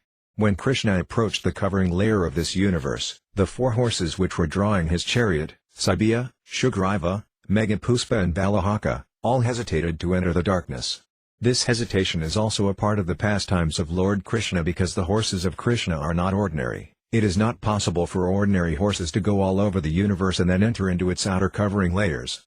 As Kṛṣṇa is transcendental, his chariot and his horses and everything else about him are also transcendental, beyond the qualities of this material world. We should always remember that Kṛṣṇa was playing the part of an ordinary human being, and his horses also, by the will of Kṛṣṇa, played the parts of ordinary horses in hesitating to enter the darkness. Kṛṣṇa is known as Yogasvara, as stated in the last portion of the Bhagavad Gita. Yogasvaro Hari, all mystic powers are under his control. In our experience we can see many human beings who have yogic mystic power and who sometimes perform very wonderful acts, but Kṛṣṇa is understood to be the master of all mystic power. Therefore, when he saw that his horses were hesitant to proceed into the darkness, he immediately released his disc, known as the Sudarsana Chakra, which illuminated the sky 1,000 times brighter than sunlight. The darkness of the covering of the universe is also a creation of Kṛṣṇa's, and the Sudarsana Chakra is Kṛṣṇa's constant companion. Thus he penetrated the darkness by keeping the Sudarsana Chakra before him. Srimad Bhagavatam states that the Sudarsana Chakra penetrated the darkness just as an arrow released from the Srga bow of Lord Ramacandra penetrated the army of Ravana. Su means very nice, and Darsana means observation. By the grace of Lord Kṛṣṇa's disc, Sudarsana, everything can be seen very nicely, and nothing can remain in darkness. Thus Lord Kṛṣṇa and Arjuna crossed over the great region of darkness covering the material universes. Arjuna then saw the effulgence of light known as the Brahmajyotir. The Brahmajyotir is situated outside the covering of the material universes, and because it cannot be seen with our present eyes, this Brahmajyotir is sometimes called a Vyakta. This spiritual effulgence is the ultimate destination of the impersonalists known as Vedantists. The Brahmajyotir is also described as Anantaparam, unlimited and unfathomed. When Lord Kṛṣṇa and Arjuna reached this region of the Brahmajyotir, Arjuna could not tolerate the glaring effulgence, and he closed his eyes. Lord Kṛṣṇa's and Arjuna's reaching the Brahmajyotir region is described in the Harivamsa. In that portion of the Vedic literature, Kṛṣṇa informs Arjuna, "My dear Arjuna, the glaring effulgence, the transcendental light you are seeing, is my bodily rays. O chief of the descendants of Bharata, this Brahmajyotir is I myself." As the sun disk and the sunshine cannot be separated, Kṛṣṇa and his bodily rays, the Brahmajyotir, cannot be separated. Thus Kṛṣṇa claims that the Brahmajyotir is he himself. This is clearly stated in the Harivamsa, when Kṛṣṇa says Ahimsa. The Brahmajyotir is a combination of the minute particles known as spiritual sparks, or the living entities, known as Siddhikana. The Vedic word Soham, or I am the Brahmajyotir, can also be applied to the living entities, who can also claim to belong to the Brahmajyotir. In the Harivamsa, Kṛṣṇa further explains, "This Brahmajyotir is an expansion of my spiritual energy." Kṛṣṇa told Arjuna, "The Brahmajyotir is beyond the region of my external energy, known as Maya Sakti. When one is situated within the material world, it is not possible to experience this Brahma effulgence. In other words, in the material world this effulgence is not manifested, whereas in the spiritual world it is manifested. That is the purport of the words Vyakta o Vyakta in the Harivamsa. In the Bhagavad Gita it is said, Avyakto Vyaktat Sanatana, both these energies are eternally manifested. After this, Lord Kṛṣṇa and Arjuna entered a vast spiritual water. This spiritual water is called the Kṛṣṇa ocean, which means that this ocean is the origin of the creation of the material world. This place is also known as Viraja, because it is free from the influence of the three qualities of the material world. In the Mrityunjaya Tantra, a Vedic literature, there is a vivid description of this Kṛṣṇa ocean, or Viraja. It is stated there that the highest planetary system within the material world is Satyaloka, or Brahmaloka, beyond which are Rudraloka and Mahavishnu Loka. Regarding this Mahavishnu Loka, it is stated in the Brahma Samhita, Yakarana Navajalbayati Smayoga Nidramanana Jagadanda Saroma Kupa, Lord Mahavishnu is lying in the Kṛṣṇa ocean. When he exhales, innumerable universes come into existence, and when he inhales, innumerable universes enter within him. In this way, the material creation is generated and again withdrawn. When Lord Kṛṣṇa and Arjuna entered the water, it appeared that there was a strong hurricane of transcendental effulgence blowing, and the water of the Kṛṣṇa ocean was greatly agitated. By the grace of Lord Kṛṣṇa, Arjuna had the unique experience of being able to see the very beautiful Kṛṣṇa ocean. Accompanied by Kṛṣṇa, Arjuna saw a large palace within the water. There were many thousands of pillars and columns made of valuable jewels, and the glaring effulgence of those columns was so beautiful that Arjuna was charmed by it. Within that palace, Arjuna and Kṛṣṇa saw the gigantic form of Anantadeva, who is also known as Sesa. Lord Anantadeva, or Sesanaga, was in the form of a great serpent with thousands of hoods, each one decorated with valuable, effulgent jewels, beautifully dazzling. Each of Anantadeva's hoods had 2 eyes, which appeared very fearful. His body was as white as the mountaintop of Kailasa, which is always covered with snow. His necks were bluish, as were his tongues. Thus Arjuna saw the Sesanaga form, and he also saw that on the very soft, white body of Sesanaga, Lord Mahavishnu was lying very comfortably. He appeared all-pervading and very powerful, and Arjuna could understand that the Supreme Personality of Godhead in that form is known as Puruṣottama. He is known as Puruṣottama, the Supreme or Best Personality of Godhead, because from this form emanates within the material world another form of Vishnu, known as Garbhodakasaya Vishnu. The Mahavishnu form of the Lord is also called Puruṣottama, Puruṣottama, because he is beyond the material world. Tama means darkness, and Ut means above, transcendental, therefore, Uttama means above the darkest region of the material world. Arjuna saw that the bodily color of Puruṣottama, Mahavishnu, was as dark as a new cloud in the rainy season. He was dressed in very nice yellow clothing, his face was beautifully smiling, and his eyes, which were like lotus petals, were very attractive. Lord Mahavishnu's helmet was bedecked with valuable jewels, and his beautiful earrings enhanced the beauty of the curling hair on his head. Lord Mahavishnu had 8 arms, all very long, reaching to his knees. His neck was decorated with the Kaustuba jewel, and his chest was marked with the symbol of Srivatsa, which means the resting place of the goddess of fortune. The Lord wore a garland of lotus flowers down to his knees. This long garland is known as a Vaijayanti garland. The Lord was attended by his personal associates Nanda and Sunanda, and the personified Sudarsana disk was also standing by him. As stated in the Vedas, the Lord has innumerable energies, and they also stood there in their personified forms. The most important among them were as follows: Puschi, the energy for nourishment; Sri, the energy of beauty; Kirti, the energy of reputation; and Asia, the energy of material creation. All these energies are invested in the administrators of the material world, namely Lord Brahma, Lord Shiva, and Lord Vishnu, and also in Indra, the king of the heavenly planets, Chandra, Varuna and the sun god. In other words, all these demigods, being empowered by the Lord with certain energies, engage in the transcendental loving service of the Supreme Personality of Godhead. The Mahavishnu feature is an expansion of Krishna's body. The Brahma Samhita confirms that Mahavishnu is a portion of a plenary expansion of Kṛṣṇa. All such expansions are non-different from the personality of Godhead, but since Kṛṣṇa appeared within this material world to manifest his pastimes as a human being, he and Arjuna immediately offered their respects to Lord Mahavishnu by bowing down before him. It is stated in Srimad Bhagavatam that Lord Kṛṣṇa offered respect to Mahavishnu. This means that Kṛṣṇa offered obeisances unto none other than himself, because Lord Mahavishnu is non-different from Kṛṣṇa himself. This offering of obeisances by Kṛṣṇa to Mahavishnu is not, however, the form of worship known as Ahangrayopashana, which is sometimes recommended for persons trying to elevate themselves to the spiritual world by performing the sacrifice of knowledge. Such persons are also mentioned in the Bhagavad Gita, Jananayajnina Kapyanye Yajando Mamapase. Although there was no necessity for Kṛṣṇa to offer obeisances, because he is the master teacher, he taught Arjuna just how respect should be offered to Lord Mahavishnu. Arjuna, however, became very much afraid upon seeing the gigantic form of everything, distinct from the material experience. Seeing Kṛṣṇa offering obeisances to Lord Mahavishnu, he immediately followed him and then stood before the Lord with folded hands. After this, the gigantic form of Mahavishnu, greatly pleased, smiled pleasingly and spoke as follows: "My dear Kṛṣṇa and Arjuna, I was very eager to see you both, and therefore I arranged to take away the babies of the Brahmana and keep them here. I have been expecting to see you both at this palace. You have appeared in the material world as my incarnations in order to minimize the force of the demoniac persons who burden the world. Now, after killing all these unwanted demons, you will please come back to me. The two of you are incarnations of the great sage Nara-Narayana. Although you are both complete in yourselves, to protect the devotees and to annihilate the demons, and especially to establish religious principles in the world so that peace and tranquility may continue, you are teaching the basic principles of factual religion so that the people of the world may follow you and thereby be peaceful and prosperous."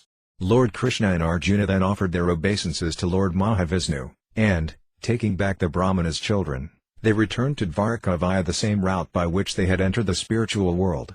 All the children of the Brahmana had duly grown up. After returning to Dvaraka, Lord Kṛṣṇa and Arjuna delivered to the Brahmana all of his sons. Arjuna, however, was struck with great wonder after visiting the transcendental world by the grace of Lord Kṛṣṇa. And by the grace of Kṛṣṇa he could understand that whatever opulence there may be within this material world is an emanation from him. Any opulent position a person may have within this material world is due to Kṛṣṇa's mercy.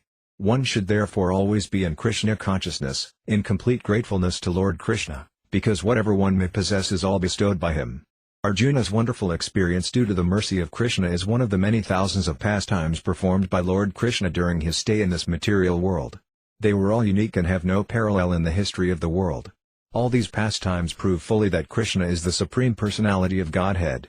Yet while present within this material world he played just like an ordinary man with many worldly duties. He played the part of an ideal householder possessing more than 16,000 wives, 16,000 palaces and 160,000 children, and in that role he performed many sacrifices just to teach the royal order how to live in the material world for the welfare of humanity. As the ideal Supreme Personality, he fulfilled the desires of everyone, from the Brahmanas, the highest persons in human society, down to the ordinary living entities, including the lowest of men. Just as King Indra is in charge of distributing rain all over the world to satisfy everyone in due course, so Lord Kṛṣṇa satisfies everyone by pouring down his causeless mercy. His mission was to give protection to the devotees and to kill the demoniac kings. Therefore he killed many hundreds and thousands of demons. Some of them he killed personally, and some were killed by Arjuna, who was deputed by Kṛṣṇa. In this way he established many pious kings such as Yudhishthira at the helm of world affairs. Thus, by his divine arrangement, he created the good government of King Yudhishthira, and there ensued peace and tranquility.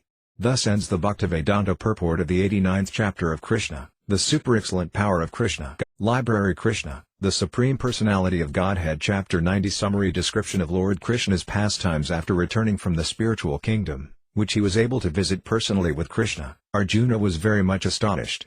He thought to himself that although he was only an ordinary living entity, by the grace of Kṛṣṇa it had been possible for him to see the spiritual world. Not only had he seen the spiritual world, but he had also personally seen the original Mahavishnu, the cause of the material creation. It is said that Kṛṣṇa never goes out of Vrindavana, Vrindavanam Parityaja Padam Ekam Nagakati. Kṛṣṇa is supreme in Mathura, he is more supreme in Dvaraka, and he is most supreme in Vrindavana. Kṛṣṇa's pastimes in Dvaraka are displayed by his Vasudeva portion, yet there is no difference between the Vasudeva portion manifested in Mathura and Dvaraka and the original manifestation of Kṛṣṇa in Vrindavana. In the beginning of this book we have discussed that when Kṛṣṇa appears, all his incarnations, plenary portions and portions of the plenary portions come with him. Thus some of his different pastimes are manifested not by the original Kṛṣṇa himself but by his expansions.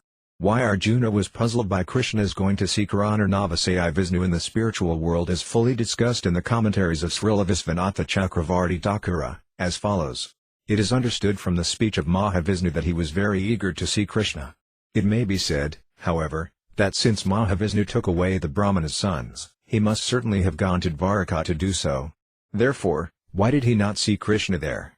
A possible answer is that unless Kṛṣṇa gives his permission, he cannot be seen even by Mahavishnu lying in the causal ocean of the spiritual world. Thus Mahavishnu took away the Brahmana's sons one after another just after their births so that Kṛṣṇa would come personally to the causal ocean to retrieve them, and then Mahavishnu would be able to see him there. If that is so, the next question is this: why would Mahavishnu come to Dwaraka personally if he were not able to see Kṛṣṇa? Why did he not send some of his associates to take away the sons of the Brahmana? A possible answer is that it is very difficult to put any of the citizens of Dwaraka into trouble in the presence of Kṛṣṇa. Therefore, because it was not possible for any of Mahavishnu's associates to take away the Brahmana's sons, he personally came to take them. Another question may also be raised: the Lord is known as Brahmanya Deva, the worshipable deity of the Brahmanas, so why was he inclined to put a Brahmana into such a terrible condition of lamentation over one son after another until the 10th son was taken away? The answer is that Lord Mahavishnu was so eager to see Kṛṣṇa that he did not hesitate even to give trouble to a Brahmana. Although giving trouble to a Brahmana is a forbidden act, Lord Vishnu was prepared to do anything in order to see Kṛṣṇa. He was so eager to see him. After losing each of his sons, the Brahmana would come to the gate of the palace and accuse the king of not being able to give the Brahmanas protection and of thus being unfit to sit on the royal throne. It was Mahavishnu's plan that the Brahmana would accuse the Kshatriyas and Kṛṣṇa would be obliged to come see him to take back the Brahmana's sons. Still another question may be raised: if Mahavishnu cannot see Kṛṣṇa, then how was Kṛṣṇa obliged to come before him after all to take back the sons of the Brahmana?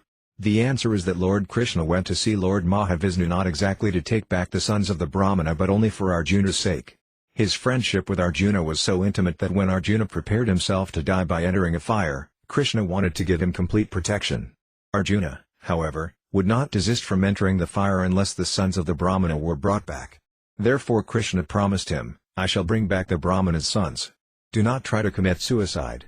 If Lord Kṛṣṇa were going to see Lord Vishnu only to reclaim the sons of the Brahmana, then he would not have waited until the 10th son was taken. But when the 10th son was taken away by Lord Mahavishnu, and when Arjuna was therefore ready to enter the fire because his promise was going to prove false, that serious situation made Lord Kṛṣṇa decide to go with Arjuna to see Mahavishnu. It is said that Arjuna is an empowered incarnation of Naranarayana. He is even sometimes called Naranarayana. The Naranarayana incarnation is one of Lord Vishnu's plenary expansions. Therefore, when Kṛṣṇa and Arjuna went to see Lord Vishnu, it is to be understood that Arjuna visited in his Naranarayana capacity, just as Kṛṣṇa, when he displayed his pastimes in Dwaraka, acted in his Vasudeva capacity. After visiting the spiritual world, Arjuna concluded that whatever opulence anyone can show within the material or spiritual worlds is all a gift of Lord Kṛṣṇa. Lord Kṛṣṇa is manifested in various forms, as Vishnu Tattva and Jiva Tattva, or, in other words, as Svamsa and Vibhinam Shah. Vishnu Tattva is known as Svamsa, and Jiva Tattva is known as Vibhinam Shah. He can, therefore, display himself by his different transcendental pastimes, in the portion of either Svamsa or Vibhinam Shah, as he likes, but still he remains the original Supreme Personality of Godhead. The concluding portion of Kṛṣṇa's pastimes is found in the 90th chapter of the 10th canto of Srimad Bhagavatam, and in this chapter Sukadeva Goswami wanted to explain how Kṛṣṇa lived happily at Dwaraka with all opulences. Kṛṣṇa's opulence of strength has already been displayed in his different pastimes, and now it will be shown how his residence at Dwaraka displayed his opulences of wealth and beauty. In this material world the opulences of wealth and beauty are considered the highest of all opulences, yet they are only a perverted reflection of these opulences in the spiritual world. Therefore, while Kṛṣṇa stayed on this planet as the Supreme Personality of Godhead, his opulences of wealth and beauty had no comparison within the three worlds. Kṛṣṇa enjoyed 16,000 beautiful wives, and it is most significant that he lived at Dwaraka as the only husband of these thousands of beautiful women. This is specifically stated, that he was the only husband of 16,000 wives. It is of course not unheard of in the history of the world that a powerful king would keep many hundreds of queens, but although such a king might be the only husband of so many wives, he could not enjoy all of them at one time. Lord Kṛṣṇa, however, enjoyed all of his 16,000 wives simultaneously. Although it may be said that yogis also can expand their bodies into many forms, the yogi's expansion and Lord Kṛṣṇa's expansion are not the same. Kṛṣṇa is therefore sometimes called Yogisvara, the master of all yogis. In the Vedic literature we find that the yogi Saubhari Muni expanded himself into 8 But that expansion was like a television expansion. The television image is manifested in millions of expansions, but those expansions cannot act differently, they are simply reflections of the original and can only act exactly as the original does. Kṛṣṇa's expansion is not material, like the expansion of the television or the yogi. When Narada visited the different palaces of Kṛṣṇa, he saw that Kṛṣṇa, in his different expansions, was variously engaged in each and every palace of the queens. It is also said that Kṛṣṇa lived in Dwarka as the husband of the goddess of fortune. Queen Rukmini is the goddess of fortune, and all the other queens are her expansions. So Kṛṣṇa, the chief of the Vrisni dynasty, enjoyed with the goddess of fortune in full opulence. The queens of Kṛṣṇa are described as permanently youthful and beautiful. Although Kṛṣṇa had grandchildren and great-grandchildren, neither Kṛṣṇa nor his queens looked older than 16 or 20 years of age. The young queens were so beautiful that when they moved they appeared like lightning moving in the sky. They were always dressed with excellent ornaments and garments and were always engaged in sportive activities like dancing, singing or playing ball on the roofs of the palaces. The dancing and tennis playing of girls in the material world are perverted reflections of the original pastimes of the original personality of Godhead, Kṛṣṇa, and his wives. The roads and streets of the city of Dwarka were always crowded with elephants, horses, chariots and infantry soldiers. When elephants are engaged in service, they are given liquor to drink, and it is said that the elephants in Dwarka were given so much liquor that they would sprinkle a great quantity of it on the road and walk on the streets intoxicated. The infantry soldiers passing on the streets were profusely decorated with golden ornaments, and horses and golden chariots plied along the streets. In all directions of Dwarka city, wherever one would turn his eyes he would find green parks and gardens, each of them filled with trees and plants laden with fruits and flowers. Because there were so many nice trees of fruits and flowers, all the sweetly chirping birds and buzzing bumblebees joined together to make sweet vibrations. The city of Dwarka thus fully displayed all opulences. The heroes in the dynasty of Yadu used to think themselves the most fortunate residents of the city, and actually they enjoyed all transcendental facilities. All the 16,000 palaces of Kṛṣṇa's queens were situated in this beautiful city of Dwarka, and Lord Kṛṣṇa, the supreme eternal enjoyer of all these facilities, expanded himself into 16,000 forms and simultaneously engaged in different family affairs in those 16,000 palaces. In each and every one of the palaces there were nicely decorated gardens and lakes. The crystal clear water of the lakes contained many blooming lotus flowers of different colors, like blue, yellow, white and red. And the saffron powder from the lotus flowers was blown all around by the breeze. All the lakes were full of beautiful swans, ducks and cranes, crying occasionally with melodious sounds. Lord Sri Kṛṣṇa sometimes entered those lakes or the rivers with his wives and enjoyed swimming pastimes with them in full jubilation. Sometimes the wives of Lord Kṛṣṇa, who were all goddesses of fortune, would embrace the Lord in the midst of the water while swimming or taking a bath, and the red vermilion of kumkuma decorating their beautiful breasts would adorn the chest of the Lord with a reddish color. The impersonalists would not dare believe that in the spiritual world there are such varieties of enjoyment, but in order to demonstrate the factual, ever blissful enjoyment in the spiritual world, Lord Kṛṣṇa descended to this planet and showed that the spiritual world is not devoid of such pleasurable facilities of life.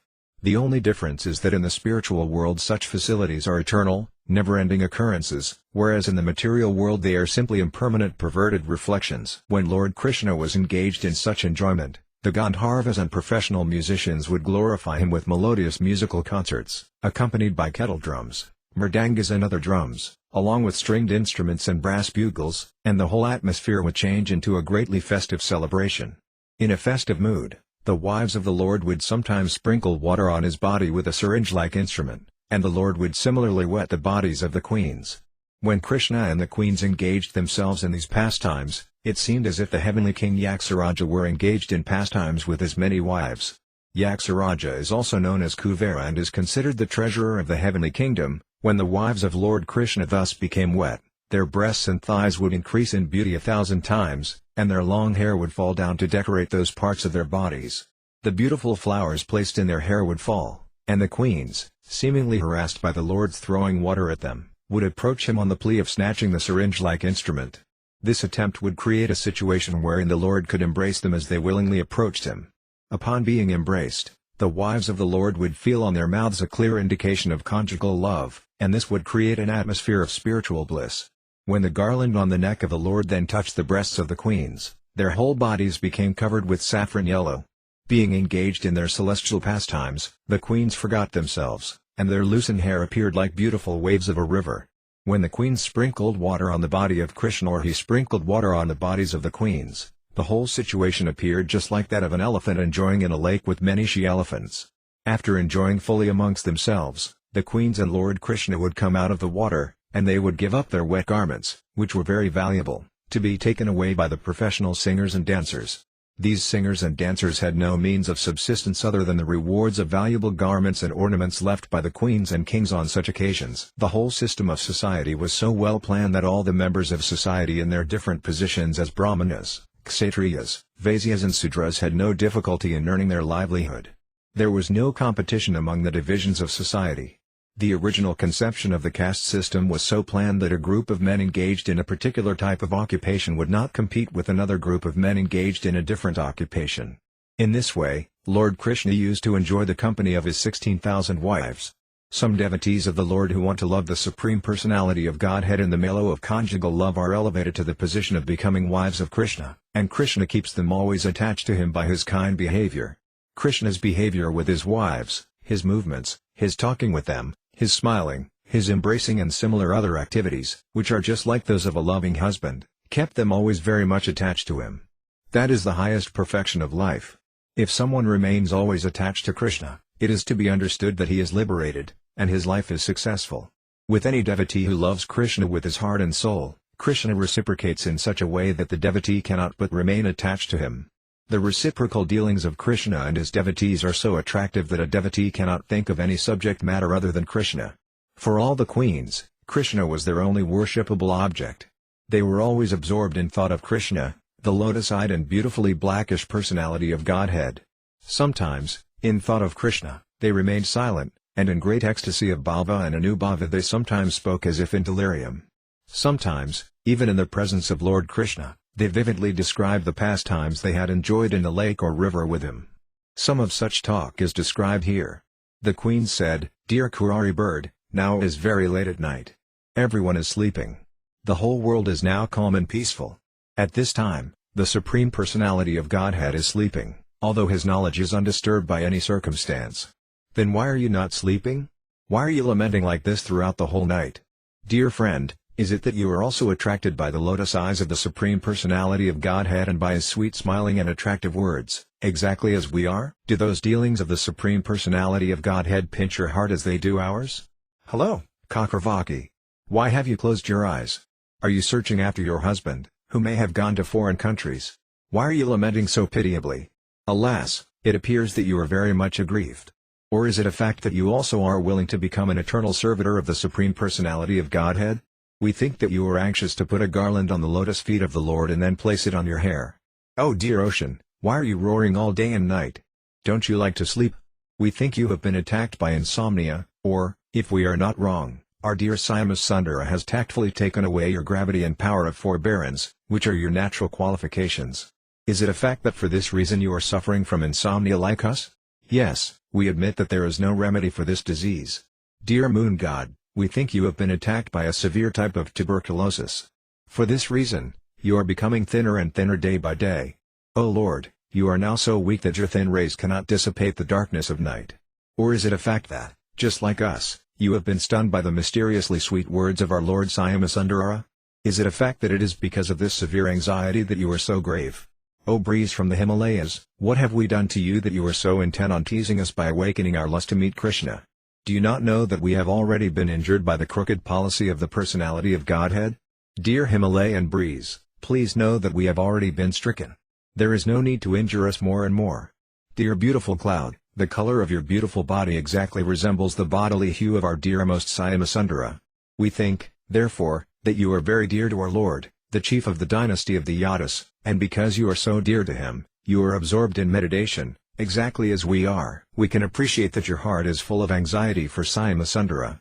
You appear excessively eager to see him, and we see that for this reason only, drops of tears are gliding down from your eyes, just as they are from ours.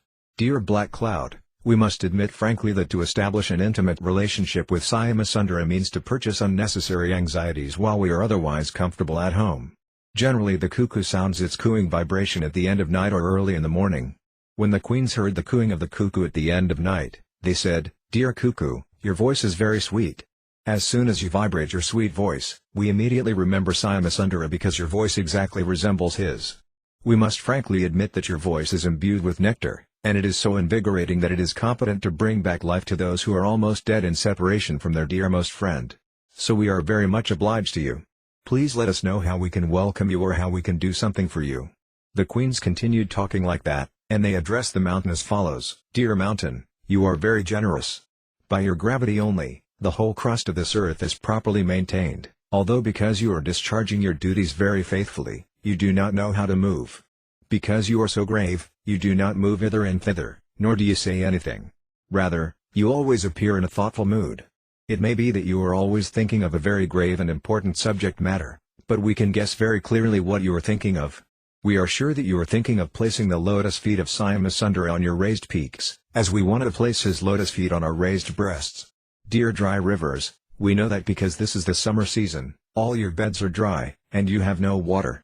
Because all your water has now been dried up, you are no longer beautified by blooming lotus flowers. At the present moment, you appear very lean and thin, so we can understand that your position is exactly like ours. We have lost everything due to being separated from Syamasundara, and we no longer hear his pleasing words. Our hearts no longer work properly, and therefore we also have become very lean and thin. We think, therefore, that you are just like us. You have turned lean and thin because you are not getting any water from your husband, the ocean, through the clouds. The example given herewith by the queens is very appropriate. The riverbeds become dry when the ocean no longer supplies water through the clouds.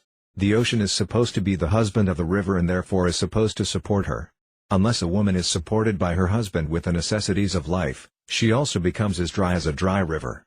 One queen addressed a swan as follows: My dear swan, please come here, come here. You are welcome. Please sit down and take some milk. My dear swan, can you tell me if you have any message from Syamasundara? I take you to be a messenger from him. If you have any such news, please tell me. Our Syamasundara is always very independent. He never comes under the control of anyone. We have all failed to control him, and therefore we ask you, is he keeping himself well? I may inform you that Syamasundara is very fickle. His friendship is always temporary, it breaks even by slight agitation. But would you kindly explain why he is so unkind to me? Formerly he said that I alone am his dearmost wife. Does he remember this assurance? Anyway, you are welcome. Please sit down.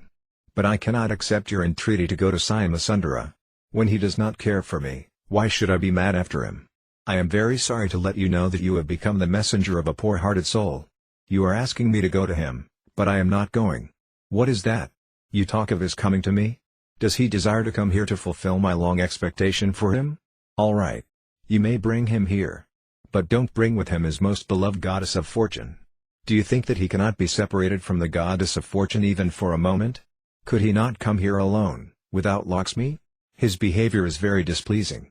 Does it mean that without Lakshmi, Syamasundara cannot be happy? Can't he be happy with any other wife? Does it mean that the goddess of fortune has the ocean of love for him and none of us can compare to her? All the wives of Lord Kṛṣṇa were completely absorbed in thought of him. Kṛṣṇa is known as Yogasvara, the master of all yogis, and all the wives of Kṛṣṇa at Dvarka used to keep this Yogasvara within their hearts. Instead of trying to be master of all yogic mystic powers, it is better if one simply keeps the supreme Yogasvara, Kṛṣṇa, within his heart. Thus one's life can become perfect, and one can very easily be transferred to the kingdom of God. It is to be understood that all the queens of Kṛṣṇa who lived with him at Dvarka were in their previous lives very greatly exalted devotees who wanted to establish a relationship with Kṛṣṇa in conjugal love. Thus they were given the chance to become his wives and enjoy a constant loving relationship with him. Ultimately, they were all transferred to the Vaikunఠa planets. The Supreme Absolute Truth Personality of Godhead is never impersonal. All the Vedic literatures glorify the transcendental performance of his various personal activities and pastimes. It is said that in the Vedas and in the Ramayana, only the activities of the Lord are described. Everywhere in the Vedic literature, his glories are sung. As soon as soft-hearted people such as women hear those transcendental pastimes of Lord Kṛṣṇa, they immediately become attracted to him. Soft-hearted women and girls are therefore very easily drawn to the Kṛṣṇa consciousness movement. One who is thus drawn to the Kṛṣṇa consciousness movement and tries to keep himself in constant touch with such consciousness certainly gets the supreme salvation, going back to Kṛṣṇa in Goloka Vrindavana. If simply by developing Kṛṣṇa consciousness one can be transferred to the spiritual world, one can simply imagine how blissful and blessed were the queens of Lord Kṛṣṇa, who talked with him personally and saw Lord Kṛṣṇa face to face. No one can properly describe the fortune of the wives of Lord Kṛṣṇa. They took care of him personally by rendering various transcendental services like bathing him, feeding him, pleasing him and serving him. Thus no one's austerities can compare to the service of the queens at Dvaraka. Sukadeva Goswami informed Maharaja Pariksit that for self-realization the austerities and penances performed by the queens at Dvaraka have no comparison. The objective of self-realization is one, Kṛṣṇa. Therefore, although the dealings of the queens with Kṛṣṇa appear just like ordinary dealings between husband and wife, the principal point to be observed is the queen's attachment for Kṛṣṇa. The entire process of austerity and penance is meant to detach one from the material world and enhance one's attachment to Kṛṣṇa, the Supreme Personality of Godhead. Kṛṣṇa is the shelter of all persons advancing in self-realization. As an ideal householder, he lived with his wives and performed the Vedic rituals just to show less intelligent persons that the Supreme Lord is never impersonal. Kṛṣṇa lived with wives and children in all opulence, exactly like an ordinary conditioned soul, just to teach those souls who are actually conditioned that they must enter into the family circle of Kṛṣṇa, where he is the center. For example, the members of the Yadu dynasty lived in the family of Kṛṣṇa, and Kṛṣṇa was the center of all their activities. Renunciation is not as important as enhancing one's attachment to Kṛṣṇa. The Kṛṣṇa consciousness movement is especially meant for this purpose. We are preaching the principle that it does not matter whether a man is a sannyasi or a gaza, householder. One simply has to increase his attachment for Kṛṣṇa, and then his life is successful. Following in the footsteps of Lord Sri Kṛṣṇa, one can live with his family members or within the society or nation, not for the purpose of indulging in sense gratification but to realize Kṛṣṇa by advancing an attachment for him. There are four principles of elevation from conditioned life to the life of liberation, which are technically known as Dharma, Artha, Kama and Moksha: religion, economic development, sense gratification and liberation. If one lives a family life following in the footsteps of Lord Kṛṣṇa's family members, one can achieve all four of these principles of success simultaneously by making Kṛṣṇa the center of all activities. It is already known to us that Kṛṣṇa had 16,108 wives. All these wives were exalted liberated souls, and among them Queen Rukmini was the chief. After Rukmini there were 7 other principal wives, and the names of the sons of these 8 principal queens have already been mentioned. Besides the sons born of these 8 queens, Lord Kṛṣṇa had 10 sons by each of the other queens. Thus altogether Kṛṣṇa's sons numbered 16,108 times 10. One should not be astonished to hear that Kṛṣṇa had so many sons. One should always remember that Kṛṣṇa is the Supreme Personality of Godhead and that he has unlimited potencies. He claims all living entities as his sons, so the fact that he had 161,080 sons attached to him personally should be no cause for astonishment. Among Kṛṣṇa's greatly powerful sons, 18 sons were Maharathas. The Maharathas could fight alone against many thousands of foot soldiers, charioteers, cavalry and elephants. The reputations of these 18 sons are very widespread and are described in almost all the Vedic literatures. The 18 Maharatha sons are listed as Pradyumna, Aniruddha, Diptaman, Bhanu, Samba, Madhu, Brihadbhanu, Citrabhanu, Vrika, Aruna, Puskara, Vedabahu, Srutideva, Sunandayana, Siddharbahu, Virapa, Kavi, and Nayagrata.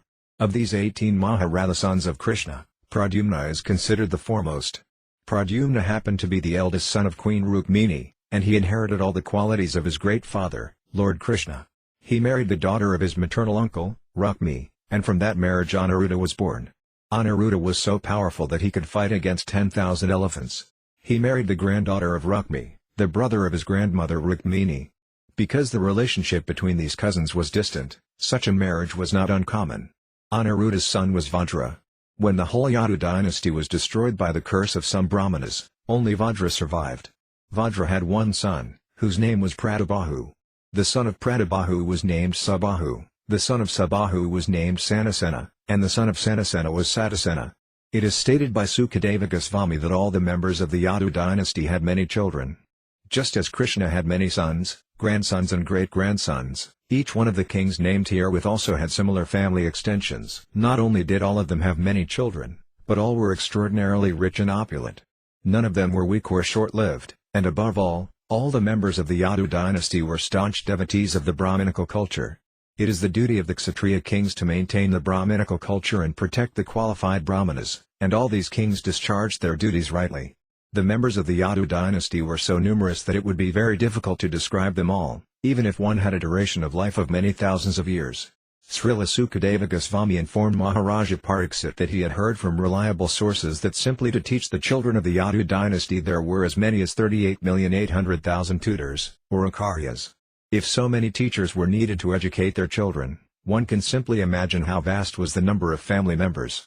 As for their military strength, it is said that King Ugrasena alone had 10 quadrillion soldiers as personal bodyguards. Before the advent of Lord Kṛṣṇa within this universe, there were many battles between the demons and the demigods. Many demons died in the fighting, and they all were given the chance to take birth in high royal families on this earth. Because of their royal exalted posts, all these demons became very much puffed up, and their only business was to harass their subjects. Lord Kṛṣṇa appeared on this planet just at the end of Dvapara Yuga to annihilate all these demoniac kings. As it is said in the Bhagavad Gita, Paritranaya sadhunam vinasaya ca duskritam, the Lord comes to protect the devotees and annihilate the miscreants.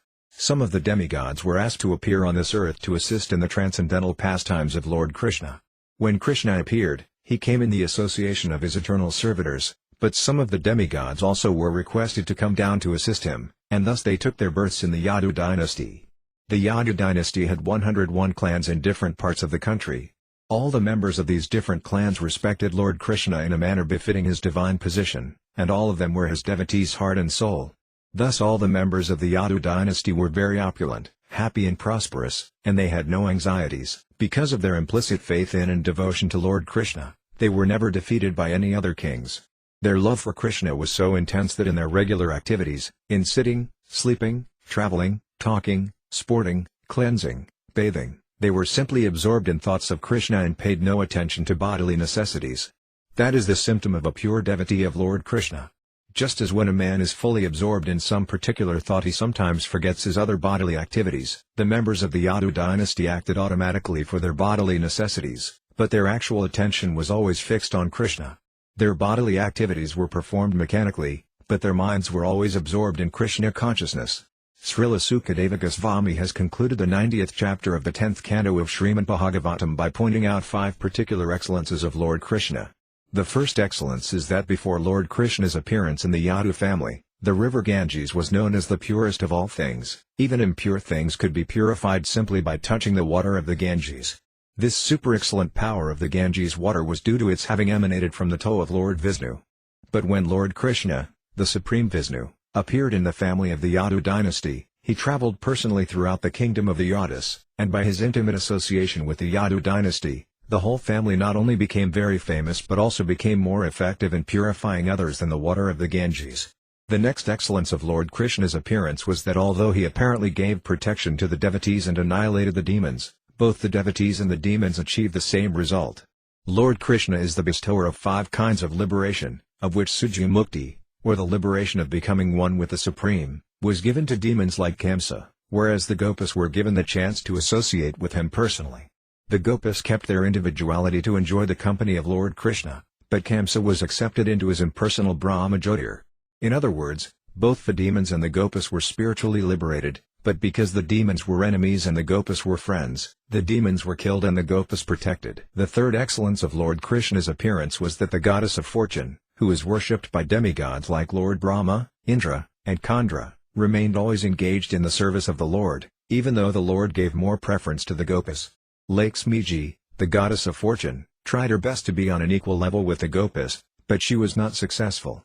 Nevertheless, she remained faithful to Kṛṣṇa, although she generally does not remain in one place even if worshipped by demigods like Lord Brahma. The fourth excellence of Lord Kṛṣṇa's appearance concerns the glories of his name. It is stated in the Vedic literature that by chanting the different names of Lord Vishnu 1,000 times, one may be bestowed with the same benefits as by thrice chanting the holy name of Lord Rama. And by chanting the holy name of Lord Kṛṣṇa only once, one receives the same benefit. In other words, of all the holy names of the Supreme Personality of Godhead, including Vishnu and Rama, the holy name of Kṛṣṇa is the most powerful. The Vedic literature therefore specifically stresses the chanting of the holy name of Kṛṣṇa, Hare Kṛṣṇa, Hare Kṛṣṇa, Krishna Krishna, Hare Rama, Rama Rama, Hare. Lord Chaitanya introduced this chanting of the holy name of Kṛṣṇa in this age, thus making liberation much more easily obtainable than in other ages. In other words, Lord Kṛṣṇa is more excellent than his incarnations, although all of them are equally the Supreme Personality of Godhead. The fifth excellence of Lord Krishna's appearance is that he established the most excellent of all religious principles by his one statement in the Bhagavad Gita that simply by surrendering unto him one can discharge all the principles of religious rites. In the Vedic literature there are 20 kinds of religious principles mentioned, and each of them is described in different sastras. But Lord Kṛṣṇa is so kind to the fallen, conditioned souls of this age that he personally appeared and asked everyone to give up all kinds of religious rites and simply surrender unto him. It is said that this age of Kali is 3/4 devoid of religious principles. Hardly 1/4 of the principles of religion are still observed in this age. But by the mercy of Lord Kṛṣṇa, not only has this void of Kali Yuga been completely filled, but the religious process has been made so easy that simply by rendering transcendental loving service unto Lord Kṛṣṇa by chanting his holy names, Hare Krishna, Hare Krishna, Krishna Krishna, Hare Hare Rama, Hare Rama, Rama Rama, Hare Hare, one can achieve the highest result of religion, namely being transferred to the highest planet within the spiritual world, Goloka Vrindavana. Considering all this, one can immediately appreciate the benefit of Lord Kṛṣṇa's appearance on the earth and understand that his giving relief to the people of the world by his appearance was not at all extraordinary. Srila Sukadeva Goswami thus concludes his description of the super-exalted position of Lord Kṛṣṇa by glorifying him in the following way: O Lord Kṛṣṇa, all glories unto you. You are present in everyone's heart as Paramatma. Therefore you are known as Jananivasa, one who lives in everyone's heart.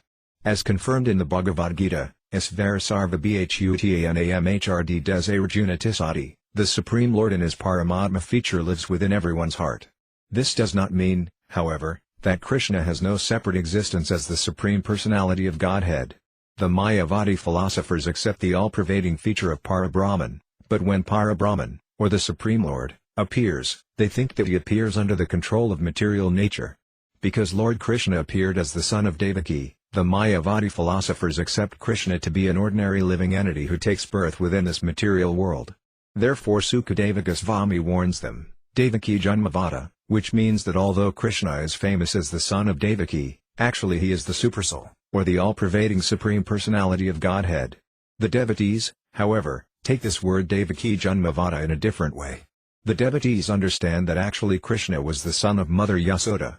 Although Kṛṣṇa first appeared as the son of Devaki, he immediately transferred himself to the lap of Mother Yasoda, and his childhood pastimes were blissfully enjoyed by Mother Yasoda and Nanda Maharaja. This fact was admitted by Vasudeva himself when he met Nanda Maharaja and Yasoda at Kurukshetra. He admitted that Kṛṣṇa and Balarama were actually the sons of Mother Yasoda and Nanda Maharaja. Vasudeva and Devaki were only their official father and mother. Their actual father and mother were Nanda and Yasoda. Therefore Sukadeva Goswami describes Lord Kṛṣṇa as Devaki Janmavada. Sukadeva Goswami then glorifies the Lord as one who is honored by the Yaduvara Purusat, the assembly house of the Yadu dynasty, and as the killer of different kinds of demons. Kṛṣṇa, the Supreme Personality of Godhead, could have killed all the demons by employing his different material energies, but he wanted to kill them personally, to give them salvation. There was no need of Kṛṣṇa's coming to this material world to kill the demons. Simply by his willing, many hundreds and thousands of demons could have been killed without his personal endeavor. But actually he descended for his pure devotees, to play as a child with Mother Yasoda and Nanda Maharaja and to give pleasure to the inhabitants of Dwarka. By killing the demons and giving protection to the devotees, Lord Kṛṣṇa established the real religious principle, which is simply love of God. By following the factual religious principle of love of God, even the living entities known as Sthira were also delivered of all material contamination and transferred to the spiritual kingdom. Sthira means the trees and plants, which cannot move, and Kara means the moving animals, especially the cows. When Kṛṣṇa was present, he delivered all the trees, monkeys and other plants and animals who happened to see him and serve him, both in Vrindavana and in Dwarka. Lord Kṛṣṇa is especially glorified for giving pleasure to the Gopas and the queens of Dwarka. Sukadeva Goswami glorifies Lord Kṛṣṇa for his enchanting smile, by which he enchanted not only the Gopas of Vrindavana but also the queens of Dwarka. The exact words used in this connection are Vardhayat Kamadevam. In Vrindavana, as the boyfriend of many Gopas, and in Dwarka, as the husband of many queens, Kṛṣṇa increased their lusty desires to enjoy with him.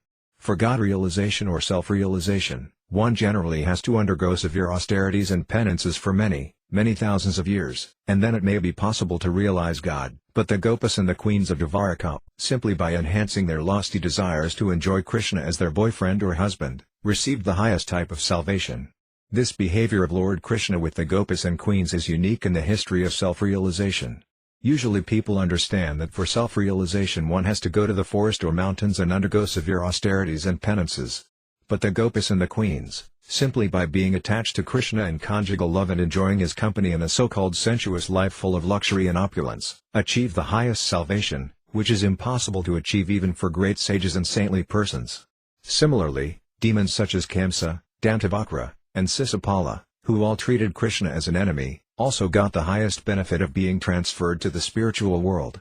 In the beginning of Srimad Bhagavatam, Srila Vyasadeva offered his respectful obeisances to the Supreme Truth, Vasudeva, Kṛṣṇa. After that he taught his son, Sukadeva Goswami, to preach Srimad Bhagavatam.